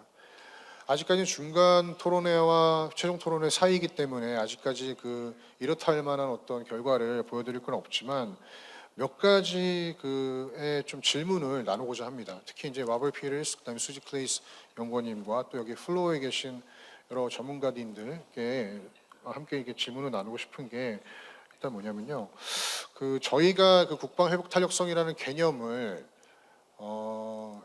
개발하는 이유는 이 한국국방연구원의 연구자들이 한국 국방의 회복 탄력성을 개발하고 그 의미를 정립하고자 한다라는 것입니다. 그러니까 아직까지 연구가 되지 않았고 그런 상황에서 저희가 이런 개발을 하려고 하고 있는데요. 몇 개의 예를 들어드리면은 미국과 같은 경우에는 이 바이든 행정부 마지막 시기, 그러니까 올해 1월 초에 국가 회복 탄력성 전략서를 내놨습니다. National Resilience Strategy라는 걸 내놨는데 이게 트럼프 행정부로 한 2주 있다가 넘어갔는데요. 그게 이제 보면은 사실 국방에 대한 논의가 거의 없습니다. 그리고 이제 대만에서 국방 회복 탄력성 위원회라는 회의체를 정립을 했습니다. 이것도 이제 정립을 하긴 했지만 이 어떠한 목표를 갖고 가는 것인가? 당연히 이제 중국의 여러 가지 위협에 대한 회복 탄력성을 이야기하는 것이겠죠. 그런 부분에서 이제 국방뿐만이 아니라 사회적인, 문화적인 어떤 회복 탄력성까지 같이 보는 위원회라고 보고 있습니다. 저희가 지금 하고 있는 이 국방 회복 탄력성이라는 개념은 아무래도 한반도라는 여러 가지 안보 상황을 고려했을 때 우리는 전시와 유사시에서 필요한 회복 탄력성을 보겠다는 것입니다. 그러니까 미국이 갖고 있는 회복 탄력성의 개념은 이 평시에 전시에 들어가기 전에 어떤 회복 탄력성을 보는 것이라면은 우리가 보는 현실적인 회복 탄력성은 정말 위기 상황에서 전시로 갔을 때의 회복 탄력성을 보는 것입니다. 그렇기 때문에 미국이 갖고 있는 개념하고 굉장히 다를 수가 있습니다. 그렇기 때문에 제가 이제 로버트 피러스 그다음에 수지 클레이스 연구원님들한테 사실 처음에 좀 질문을 드리고 싶었고 또 나름대로 이 발표 자료에서 담고 있었던 내용은 워싱턴에 계신 또는 이제 보스턴에 계신 연구자들께서 한반도의 안보 상황을 보시는 연구자들의 입장에서 한국의 회복 탄력성을 어떻게 좀 개념화시켜야 되는 것인가? 그러니까 저희 숙제를 대신 해달라는 게 아니라 어느 정도 수준에서 이거를 바라봐야 되는 것인가? 라는 부분에 대한 어떤 제너럴한 코멘트를 한번 들어보고 싶었습니다. 물론 세부적인 코멘트를 여러 가지 주셨지만 그 부분에 대한 방향성을 좀 저희가 생각을 해보고 싶었고요. 또 나아가서 이제 한미 동맹이라는 기제가 굉장히 한국 안보에 있어서 중요하기 때문에 동맹의 회복 탄력성이란 또 어떻게 봐야 되는 것인가? 그러니까 한국의 우리가 생각하는 안보 측면에서 국방 차원에서 회복 탄력성이 있다면은 제가 아까 말씀드린 미국 국방 차원에서의 회복 탄력성이 있을 텐데 이 두 국가가 두 동맹이 합쳤을 때에 나타나는 어떤 회복 탄력성은 어떠한 부분에서 우리가 좀 연구를 분석을 조금 더 해야 되는 것인가라는 질문을 드리고 싶습니다. 제가 진행하는 과제의 기본적인 하이포테시스는 미중 경쟁이 심화된다는 것입니다. 미중 경쟁이 심화될 것이고 그 심화되는 가운데 글로벌 서플라이 체인이 변할 것이다. 그럼으로써 이 국방 서플라이 체인도 변할 것이다라는 것입니다. 그렇기 때문에 서플라이 체인의 변동은 사실상 한국과 일본과 같은 국가에는 굉장히 큰 변화로 다가올 수가 있습니다.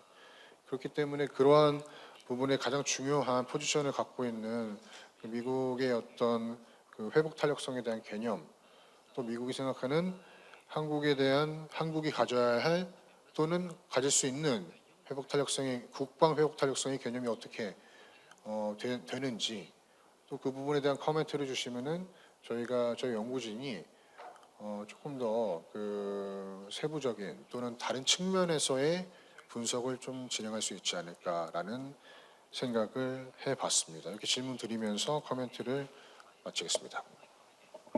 네, 감사합니다. 시간 관계상 바로 이어서 김홍석 중령께서 이게 제가 연구한 방법론에서 나와 있는데요. 기본적으로 보시면은 전쟁에 대한 양상을 우선 분석했고 그 전쟁을 양상 분석 다음에 저희가 앞에서 말씀드렸던 국방회복 탄력성 말고 군에서 직접적으로 필요한 회복 탄력성에서 군사적 회복 탄력성을 또 연구를 했습니다.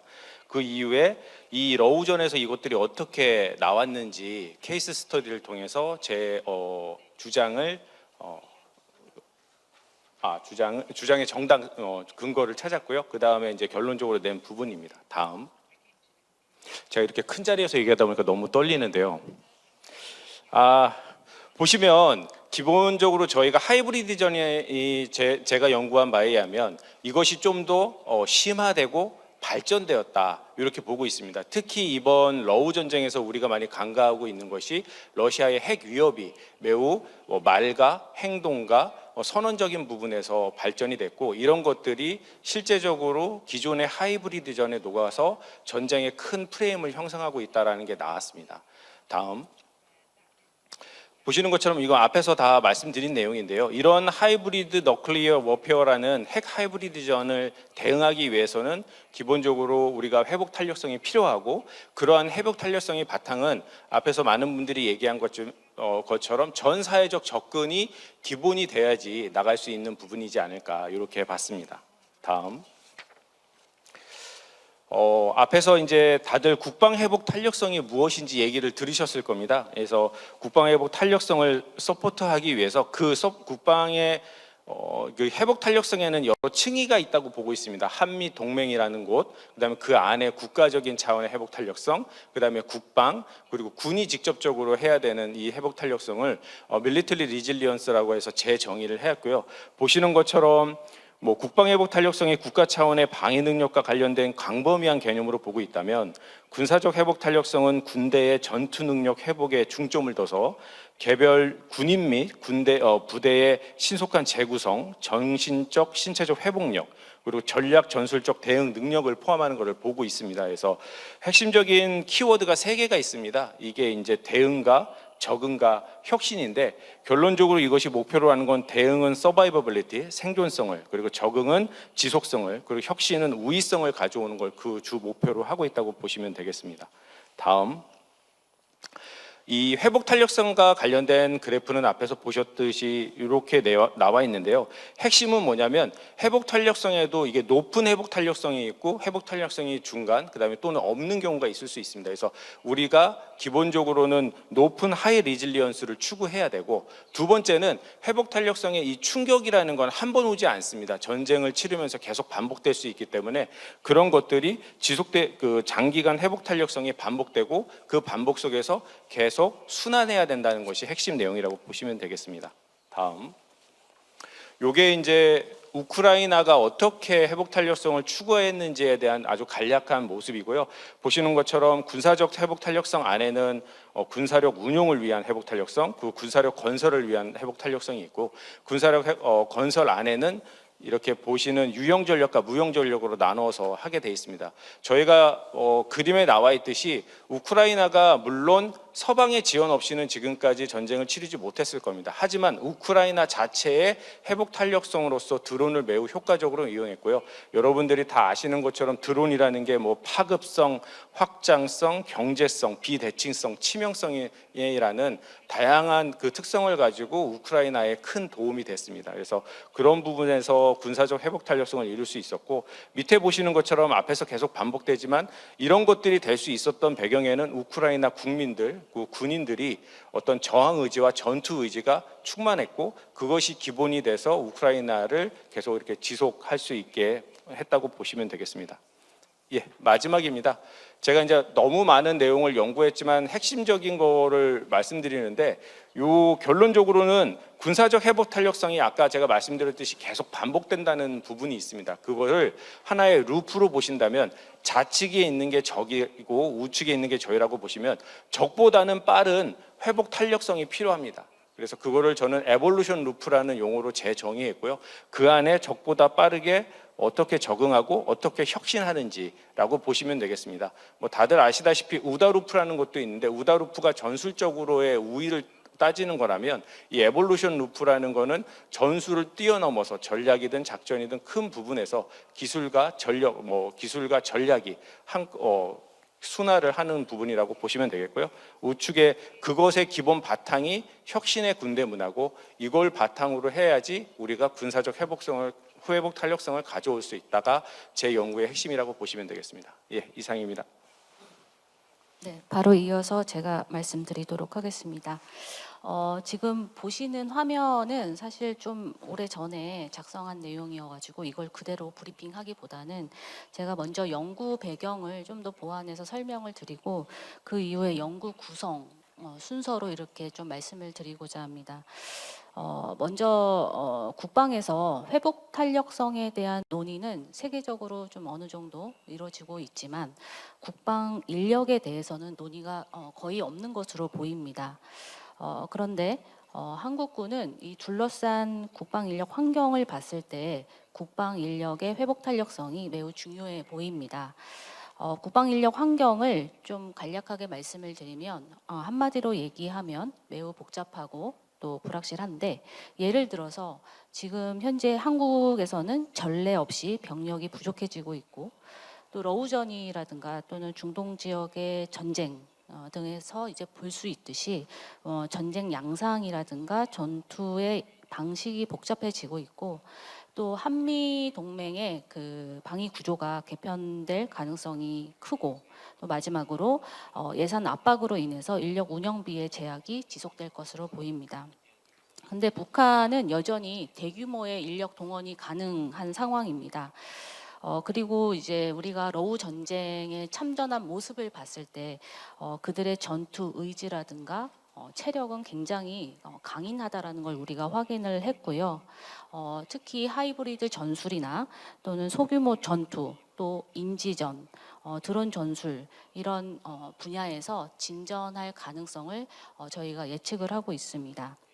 근데 이렇게 자원이 부족하고 또 위협은 복잡하고 가중되는 이런 모순적인 상황에서 가성비 있고 생존성과 지속성 있게 위기에 대처할 수 있도록 인력의 회복 탄력성 논의가 반드시 필요할 것으로 보입니다. 근데 저의 개인적인 의견이지만 한국군은 여전히 전략이나 군구조 또는 무기체계 이런 어떤 몸집을 키우는 것에 좀 집중을 하고 있고, 반면에 그 인력 운영이나 프로세스 또는 문화, 심리 이런 이제 내실화 측면에서는 좀 소홀한 것은 좀 사실인 것 같습니다. 그리고 또 전시보다는 평시를 중심으로 한 인력 운영에 인력 정책 발전에 좀 더 집중하는 그런 경향이 있는 것 같습니다. 그런데 이제 앞서서 얘기했던 그 안보 환경 하에서는 인력 운영이라든가 프로세스, 문화의 중요성이 증대될 것으로 보고 있고요. 그리고 이 전시라든가 뭐 하이브리드 공격 하에서 인력을 잘 보충하고 복구하는 그런 인력 정책, 즉 인력의 회복 탄력성 정책이 매우 필요하다고 생각을 하고 있습니다.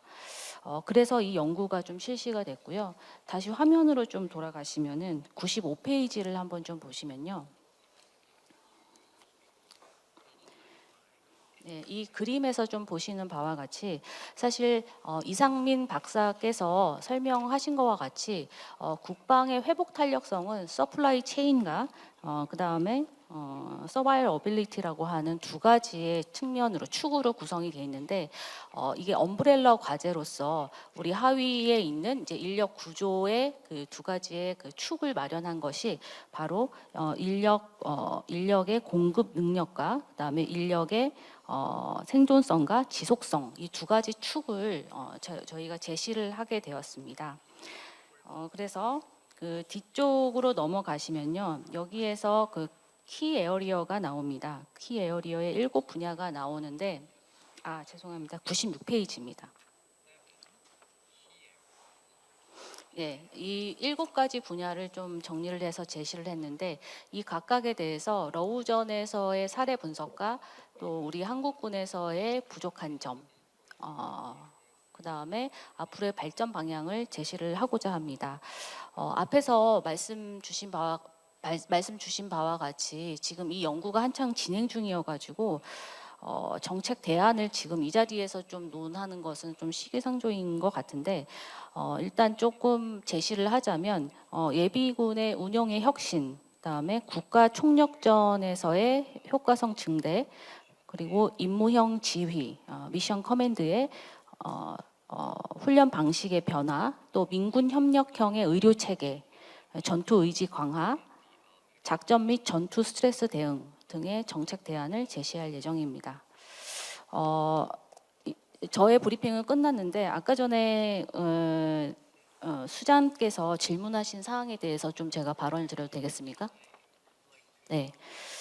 아까 전에 교육훈련 중요성에 대해서 좀 말씀을 주셨는데 민간인의 인식 제고가 필요하다 이런 중요한 말씀을 해주셨습니다. 그러니까 저희의 컨셉도 사실은 이와 비슷합니다. 그러니까 국가 총력전의 토탈 워에 대해서 말씀을 드리는 건데요. 한국에서는 사실 우리가 대응을 하는 이제 어떤 위기 상황에서 대응을 하는 방법에는 군사적 대응이 있고 또는 국가적 대응 크게 두 가지로 나눌 수가 있겠습니다. 그래서 군사적 대응은 이제 아시다시피 대프콘이라든가 진돗개 같은 경계태세 이런 종류가 있고 국가적 대응은 통합방위 태세, 그다음에 충무 태세, 민방위 태세 뭐 이런 식으로 구성이 되어 있습니다. 근데 이제 한국은 대체로 보면 전쟁은 좀 군인이 수행을 해야 된다라는 그런 좀 입장을 취하는 것 같고요. 하지만 앞으로의 앞서서 제가 말씀드렸던 어떤 국방 인력 환경에 비추어 봤을 때는 군사적 대응으로는 굉장히 부족하다는 그런 생각을 하고 있고요. 그래서 민간의 역할을 굉장히 중요하게 저도 민간인의 대응, 준비 태세가 굉장히 중요하다고 그렇게 생각을 하고 있습니다. 뭐 예를 들어서 시범 같은 이제 그거에 대해서 민간인의 대체 방안 뭐 이런 것들도 지금 매우 부족한 상황인데 이에 대한 노력이 추가적으로 많이 필요하다고 생각합니다. 네, 이상입니다. 예, 저도 이어서 말씀드리겠습니다. 그래서 우선 이제 이상민 박사님 발제와 두 분의 토론을 참 인상적으로 들었습니다. 그래서 이제 발제문처럼 뭔가 회복 탄력성을 정의하자면 강의적 측면에서 여러 위협으로부터 피해를 최소화하고 빠르게 복구하는 능력이라는 점에서 동의를 전반적으로 합니다. 그리고 이제 수장 크레이 박사님이 제기하신 질문이나 고려사항은 회복 탄력성을 구체적으로 이제 구현하기 위해서 중요한 부분이라고 또 보고 있고요. 또 로버 피러스 박사님이 말씀하신 결론에서 세 번째 문장으로 있었던 회복성을 결코 해결책으로 봐서는 안 된다라는 통찰이 저는 좀 많이 와닿았거든요. 근데 오늘 발표를 들어보니 좀 저는 좀 다른 측면에서 좀 다른 방향으로 이해를 한 듯합니다. 그래서 피러스 박사님은 그러니까 유일한 솔루션이 아니다라는 걸 이제 의도를 하신 것 같고요. 또 저는 뭐 앤서가 아니니 퀘스천인가 보다. 그래서 질문을 제기하는 개념이다. 회복 탄력성이 좀 그런 측면에서 이해를 했습니다. 그래서 오늘 내용도 약간 그런 측면에서 이해한 내용을 제가 좀 몇 가지 말씀을 드리려고 하는데요. 그래서 회복 탄력성은 좀 일종의 원칙으로 바라볼 수 있을 것 같습니다. 그래서 그간 이제 군에서는 여러 가지 원칙, 그러니까 프린시플을 좀 많이 제시해 왔죠. 그래서 예를 들어서 이제 제 연구 분야는 군수니까 군수 분야에서는 주로 이제 추구하는 원칙이 뭐 즉흥성, 레스판시브니스, 그리고 실행 가능성, 피저빌리티, 그다음에 유연성, 플렉시빌리티, 뭐 그다음 경제성, 이코노미 등이 또 제시가 됐고요. 그래서 이런 원칙은 군수 뭐 전반적인 정의가 있지만 군수라는 도메인에 맞춰서 이제 세부 개념이 재정의되고 또 보완 발전시켜 왔습니다.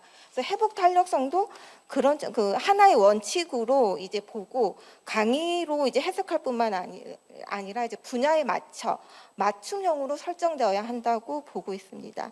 그래서 예를 들어서 저는 금년 과제에서 좀 여전히 고민을 하고 있지만 공급망 그러니까 서플라이 체인에 초점을 두고 있고요.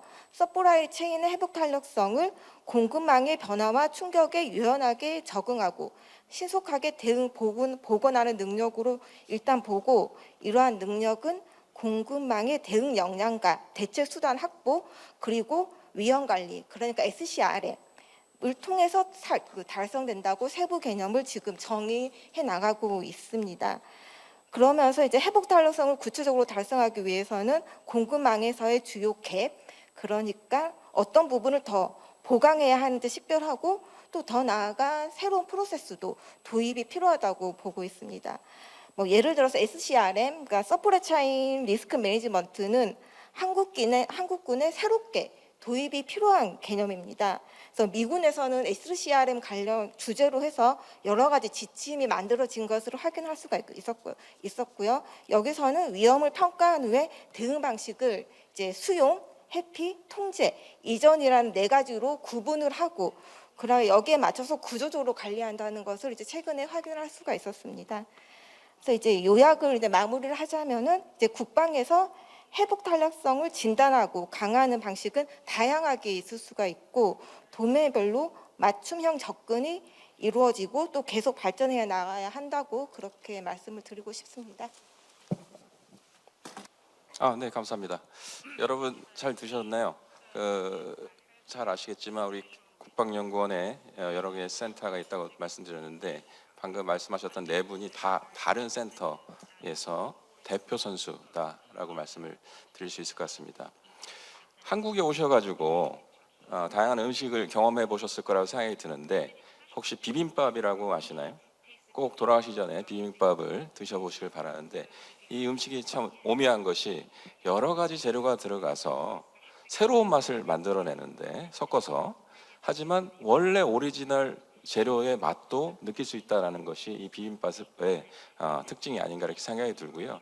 저는 이 국방연구원에서 근무하면서 우리 연구원의 가장 큰 장점이 집단지성이라고 말하고 있습니다. 저는 그렇게 느끼고 있고요. 집단지성이라고 하는 것은 똑같은 생각을 갖고 있는 여러 사람의 생각을 하나로 모으는 것이 아니라, 각기 다른 분야에서 전공을 쌓고 인생을 살아온 분들의 생각들을 이렇게 한데 머무를 수 있는, 그것이 집단지성이고, 우리 한국 음식의 비빔밥하고도 일맥상통하지 않나 이렇게 생각이 들고, 지금 오늘 발표했던 이 내용이 한국의 비빔밥과 같은 그런 연구입니다. 각 센터의 연구자들이 각 분야에서 전문성을 살려서 새로운 결과물을 만들어내는 그런 시도고 도전이다라고 이해해 주시면 감사하겠습니다. 딱 한 60분 정도 지났습니다. 우리한테 한 25분 정도 남은 시간이 있는데요. 일단 이 패널 분들의 의견은 한 번씩 다 들었고요.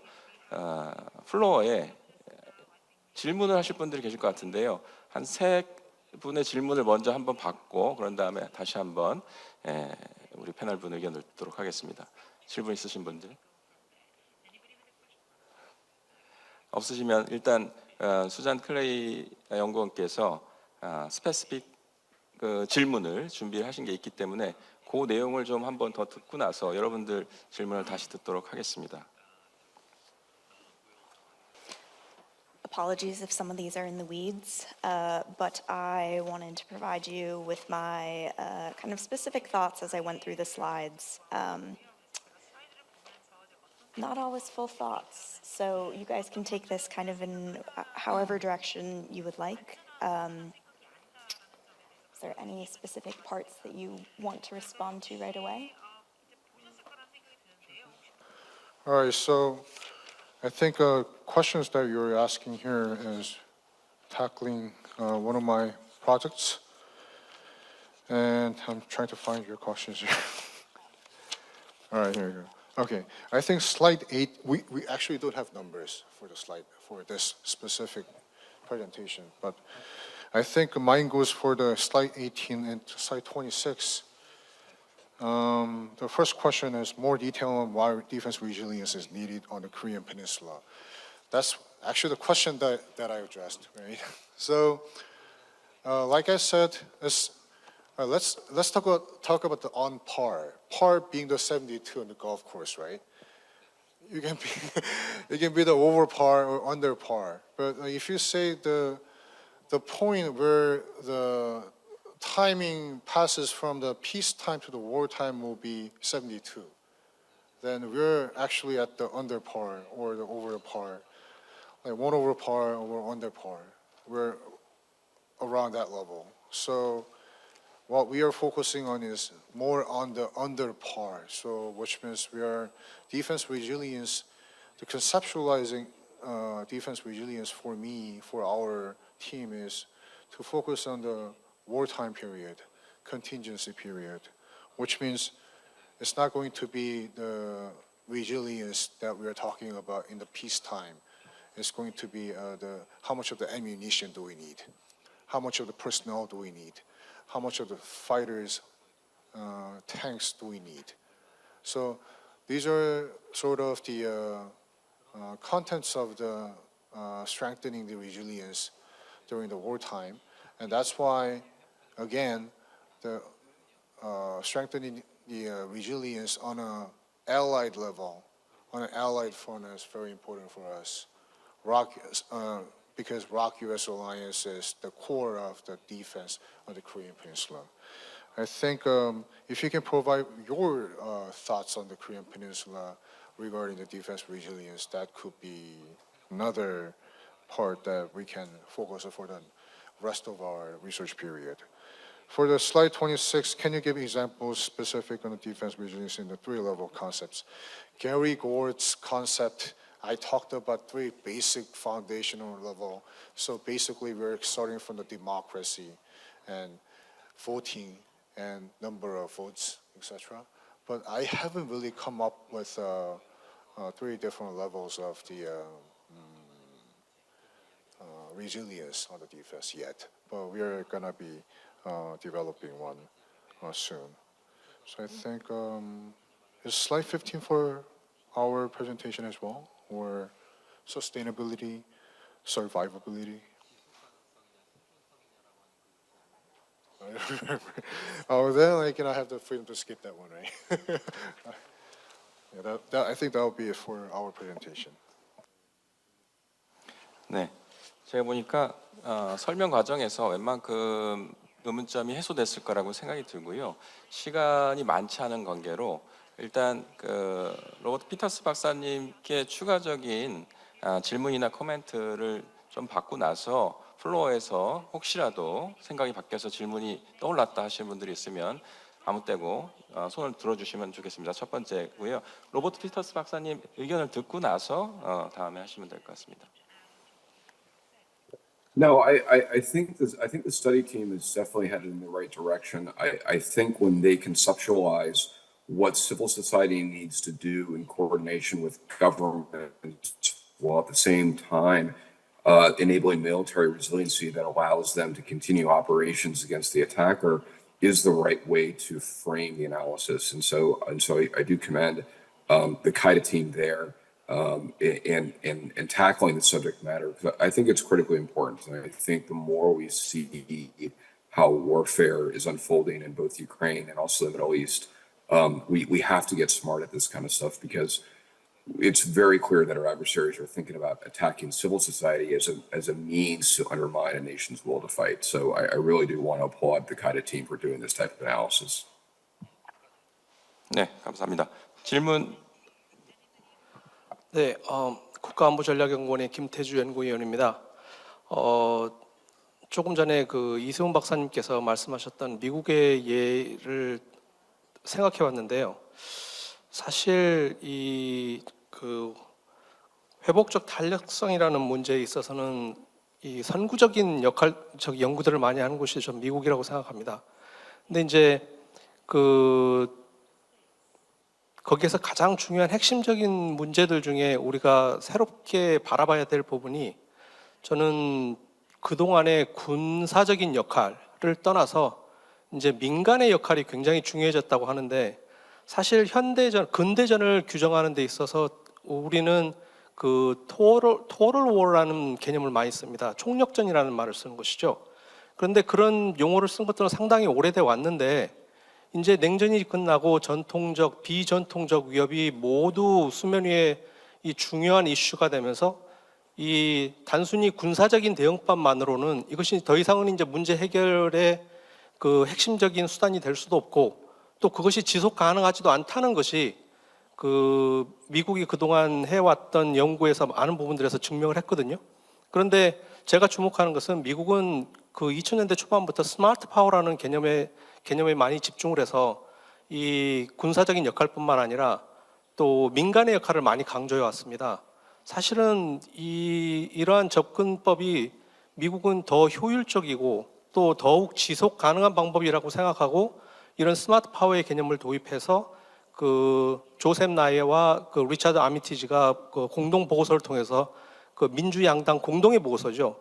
그러니까 미국은 전체적으로 이런 그 중요한 그 새로운 그 회복 탄력성 문제에 있어서 민간의 역할을 중요시해 왔는데 저는 그 로버트 피터스 선생님께서 조금 더 미국이 지금 그동안 해왔던 그 민간의 역할, 그 갈등의 이전에서 그리고 그 군사적인 해결이 있은 이후에도 그 이후에 민간의 역할이 어떻게 미국의 효율적인 이런 회복적 탄력성 문제에 있어서의 획기적인 개선을 가져왔고 또 앞으로도 그 부분에서 무엇을 기대하고 있는지 좀 설명을 해주셨으면 감사하겠습니다. 이상입니다. 로버트 피터스 박사님. I would offer that the civilians have an important role to play in helping, in particular, civil society be resilient to a widespread attack. And that is important. I would offer, however, that perhaps we've gone too far in thinking about soft power when it comes to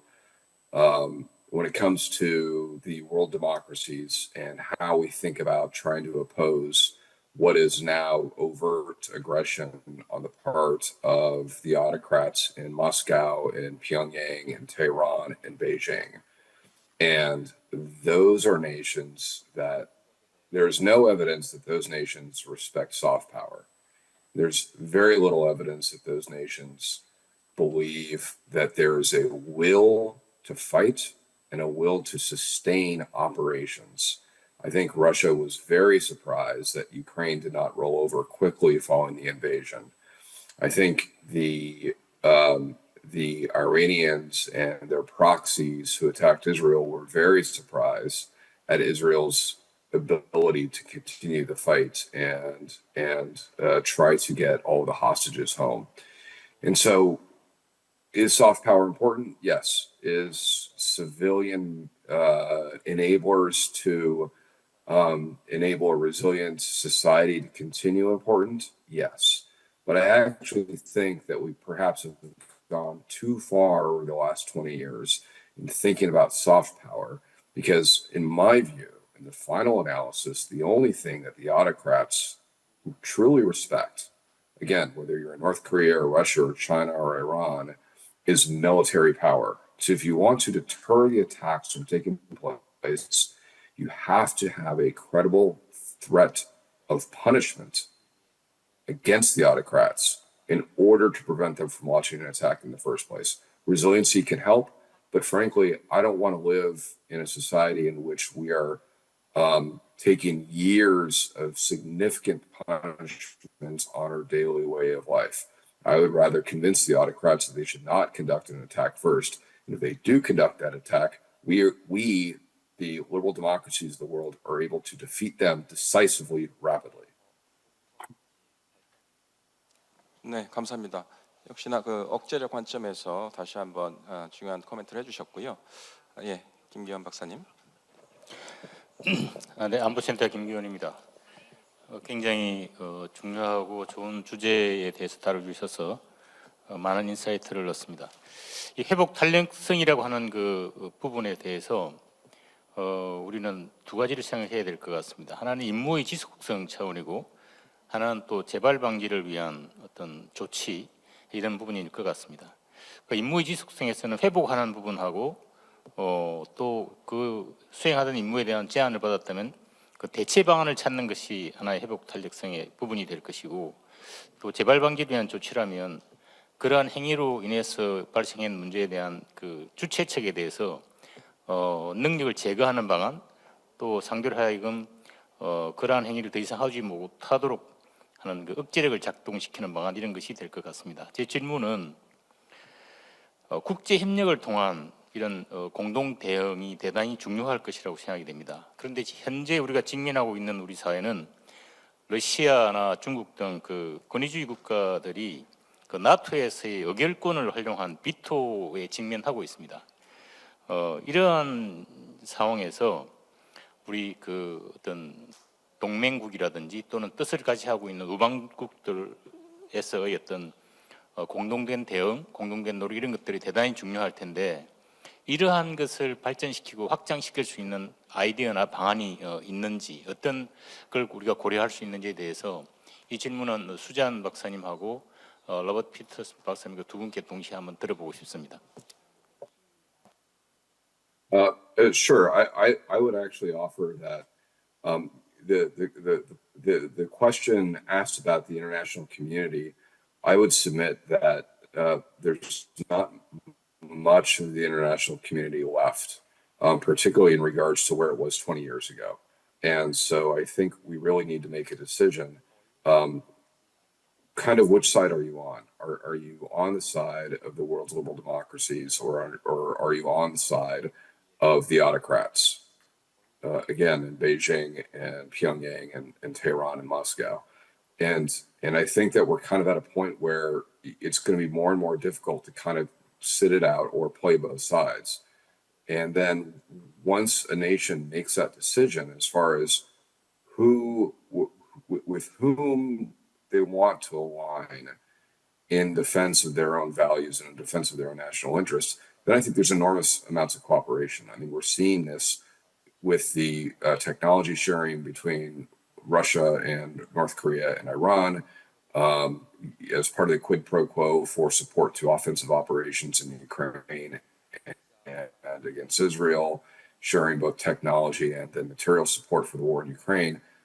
They're already doing that. And so there are tremendous areas where, as an example, Korea and Taiwan can learn a lot from what Ukraine is doing on the ground when it comes to resiliency. There's some really interesting stuff going on in places like Lithuania and Estonia for how they're preparing to resist a pretty significant Russian onslaught. And so I think that there's a lot of areas for collaboration in which nations who are engaged in this kind of very front line deterrence operations against Russia in particular, there's a lot of lessons to be learned that can be applied in places like Korea, in places like Taiwan, to enable civil society to continue so as to enable the military operations to achieve decisive results.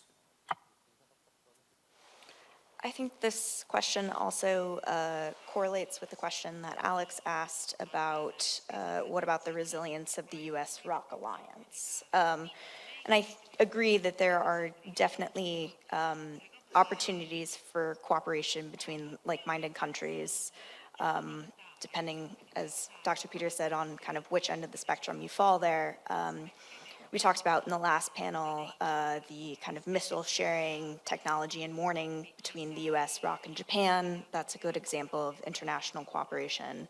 And also kind of the strength and continuation of the US-ROC alliance. They're in a trilateral forum, but the ongoing kind of communications between the US and the ROC, whether it be in the NCG, the Nuclear Consultative Group, or the Working Group, which is, thus far continued and continues to serve a purpose, or in different areas and dialogues that we have, such as the Korea Integrated Defense Dialogue, the KID, that kind of continues to be an important forum for communication and cooperation. So I would agree that there kind of continues to be opportunities for like-minded states to cooperate and open lines of communication there. 네, 두 분 박사님 답변 감사드리고요. 시간이 한 8분 정도 남았는데 이쯤에서는 플로에 더 이상 질문이 없다라고 판단이 되기 때문에 우리 패널분들의 마지막 말씀을 듣고 나서 제가 마무리 짓도록 하겠습니다. 이번에는 거꾸로 저 그때 선미선 박사님부터 이렇게 오면서 한마디씩 해주시면 되겠습니다. 한 1분 30초 정도씩 해주시면 됩니다. 네, 그래서 오늘 좋은 이제 HDF라는 세미나에서 이제 그 과제 관련해서 이야기를 할 수 있는 좀 좋은 시간이었고요.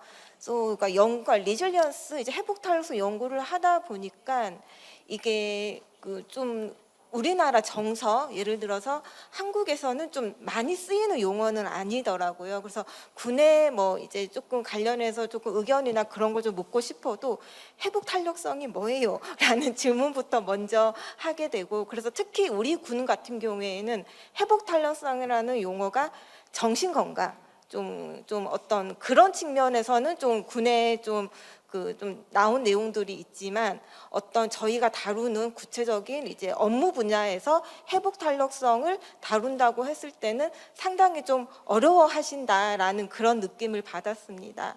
그래서 이런 거를 이제 근데 뭐 기존의 개념으로는 설명되지 않는 속성, 회복 탄력성이라는 게 뭐 기존의 뭐 원칙으로 따지면은 합리성도 있을 수 있고 효율성도 있을 수 있고 뭐 즉흥성도 있을 수 있고 다양한 개념이 있지만, 그것만으로는 설명이 안 되는, 군의 발전을 위해서 설명이 안 되는 것이 있고, 그렇게 해서 나온 게 이제 회복 탄력성이지 않나라는 그런 생각을 하게 되고요. 그래서 저희 책임자들도 이게 뭐 답이 명확해서 접근한다기보다는 상당히 좀 어려워하면서 접근하고 있는 분야인 것 같다. 뭐 이제 연구가 이제 곧 마무리를 해야 되지만 좀 어려운 분야이고, 이러한 어려움은 좀 계속 좀 한동안은, 왜냐하면 새로운 개념으로 우리 군에 접목하기 때문에 좀 당연한 수순이라고 생각을 하고 있고요. 근데 뭐 공급망 측면에서는 보면은 뭐 회복 탄력성이 없냐라고 했을 때 뭐 산업자원부나 기재부는 좀 다른 이야기를 할 수도 있어요. 왜냐하면 우리나라에서는 이제 공급망 관련해 가지고 공급망 안정화, 그러니까 안정화라는 용어를 오히려 좀 뭐 미국에 있는 이제 그 언어를 한국말로 이제 번역한 표현을 보면은 좀 안정화라는 표현을 많이 쓰고 있지 않나라는 생각을 하거든요. 그래서 공급망은 중요한 문제이기 때문에 국가 차원에서 뭐 최근에 공급망 뭐 3법이 새롭게 이제 제정된 부분도 있고, 뭐 공급망 안정화법이나 기존의 소부장 특별법이나 또 요즘에는 국가 자원 이제 에너지 같은 국가 자원 안보 특별법 뭐 그런 식으로도 국가적으로 우리나라도 좀 공급망 측면에서는 노력을 하고 있다. 그래서 그런 거를 어떻게 좀 우리 군에 맞게 조금 특화시키고 또 군의 특수성에 맞는 좀 개념을 발전시키고 그런 부분으로 여전히 고민을 하고 있다라고 말씀을 드리고 싶습니다. 네. 아까 말씀드린 것처럼 국방 회복 탄력성이나 국방 인력의 회복 탄력성이라는 개념이 아직은 생소한데, 그리고 그 연구가 지금 다 끝나지 않은 이런 상황에서 이 자리에서 이렇게 논의를 하는 것 자체가 좀 저한테는 부담스러웠는데, 그럼에도 불구하고 그 토론자라든가 또는 플로어에서 의견을 이제 주신 부분들 중에서 뭐 시민의 역할이라든가 또는 국가 총력전, 전투 의지, 교육 훈련 이런 중요성에 대해서 말씀을 해주셔가지고 제가 이 부분에 대해서 이제 논의하는 것에 대해서 확신을 가지고 또 재확인하는 그런 과정이었다고 생각이 듭니다. 예, 감사드리고요. 남은 기간 열심히 과제를 마무리하도록 하겠습니다. 감사합니다. 예, 오늘 아마 얘기가 많이 나온 것 중에 그 전사회적 접근이라는 얘기가 제일 많이 나온 것 같은데요. 예전에 저희가 국가 총력전이라는 용어, 토탈 워라는 용어를 이제 쓰지 않고 전사회적 접근이라는 걸 하는 제일 큰 이유는 러우전에서 나온 것처럼 우크라이나 국민들의 그 자발적인 저항을 통해서 많은 것들이 이루어졌습니다. 뭐 드론을 조달한다던가 많은 부분에서 뭐 적이 보이면 바로바로 신고한다던가 이런 것들이 하나를 이룬 거기 때문에 이 리질리언스 측면에서 볼 때 전사회적 접근이라는 그 시민 사회의 접근 그리고 민군 관계가 이게 기반이 돼야 되는 게 매우 중요하다. 이걸 다시 한번 말씀드리고 싶습니다. 예. 네, 저는 사실 밥 피터스 연구원님과 두 달 전에 이런 이야기를 나눈 적이 있습니다. 그때도 이제 가장 강조했던 게 whole of government, 전 정부적, whole of society, 전 사회적인 접근이 필요하다는 어떤 저희가 토의를 했는데요. 그 미국의 국가 그 회복 탄력성 전략, 그다음에 또 대만에서 하고 있는 회복 탄력성 위원회 모두 이제 전 정부적, 전 사회적 접근을 하고 있는 걸로 알고 있습니다.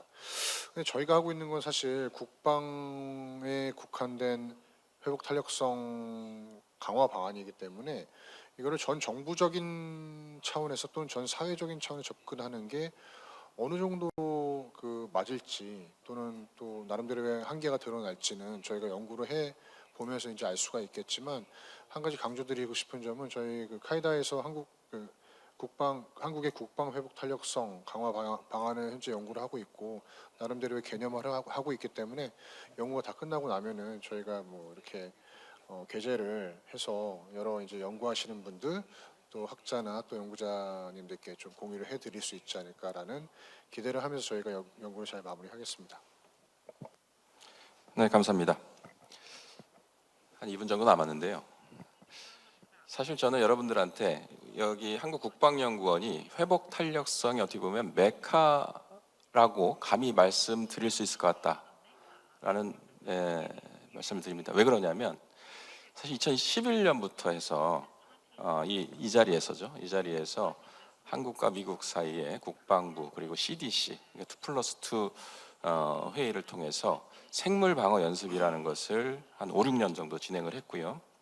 그 사이에 2015년에 우리 한국에서 메르스 사태가 있었습니다. 중동발 호흡기 증후군. 그런데 저희가 그 한미 간의 CDC 또 국방 간의 2+2 협력을 통해서 그런 바이러스들이 창궐했을 때 팬데믹 상황에서 어떻게 대처해야 되는지에 대한 준비를 잘 했고, 그리고 군 병원이 그때 메르스 전담 병원으로 지정되는 등을 통해서 해외로 퍼져나가지 않고 우리 국내에서 큰 피해 없이 마무리가 되었습니다. 그 이후에 그 에이블 리스판스가 계기가 돼서 미국에서 글로벌 헬스 시큐리티 어젠다라고 하는 것이 바이든 오바마 정부 때 만들어졌고요. 그거는 현재도 진행 중에 있습니다. 그 사이에 여러분들 잘 아시는 코비드 19이 있었고요. 그 대응 과정에서 충분히 어떤 역할을 했을 거라고 생각합니다. 그 출발점이 이 여러분들이 앉아 있는 이 카이다 이 자리가 되겠습니다. 그래서 저는 아까 서두에 9월 초에 미국하고 일본을 다녔다 말씀드렸는데요. 생물 방어뿐만 아니라 핵과 관련돼서 핵과 관련된 재난이라는 이제 저는 표현을 쓰고 있는데, 핵 공격, 테러 또는 원자력 사고 이런 것들을 묶어서 핵 재난이라고 하면서 이런 것들이 관계된 하이브리드 위협을 어떻게 대처할 것인지를 한미 간에 협력을 해왔고요.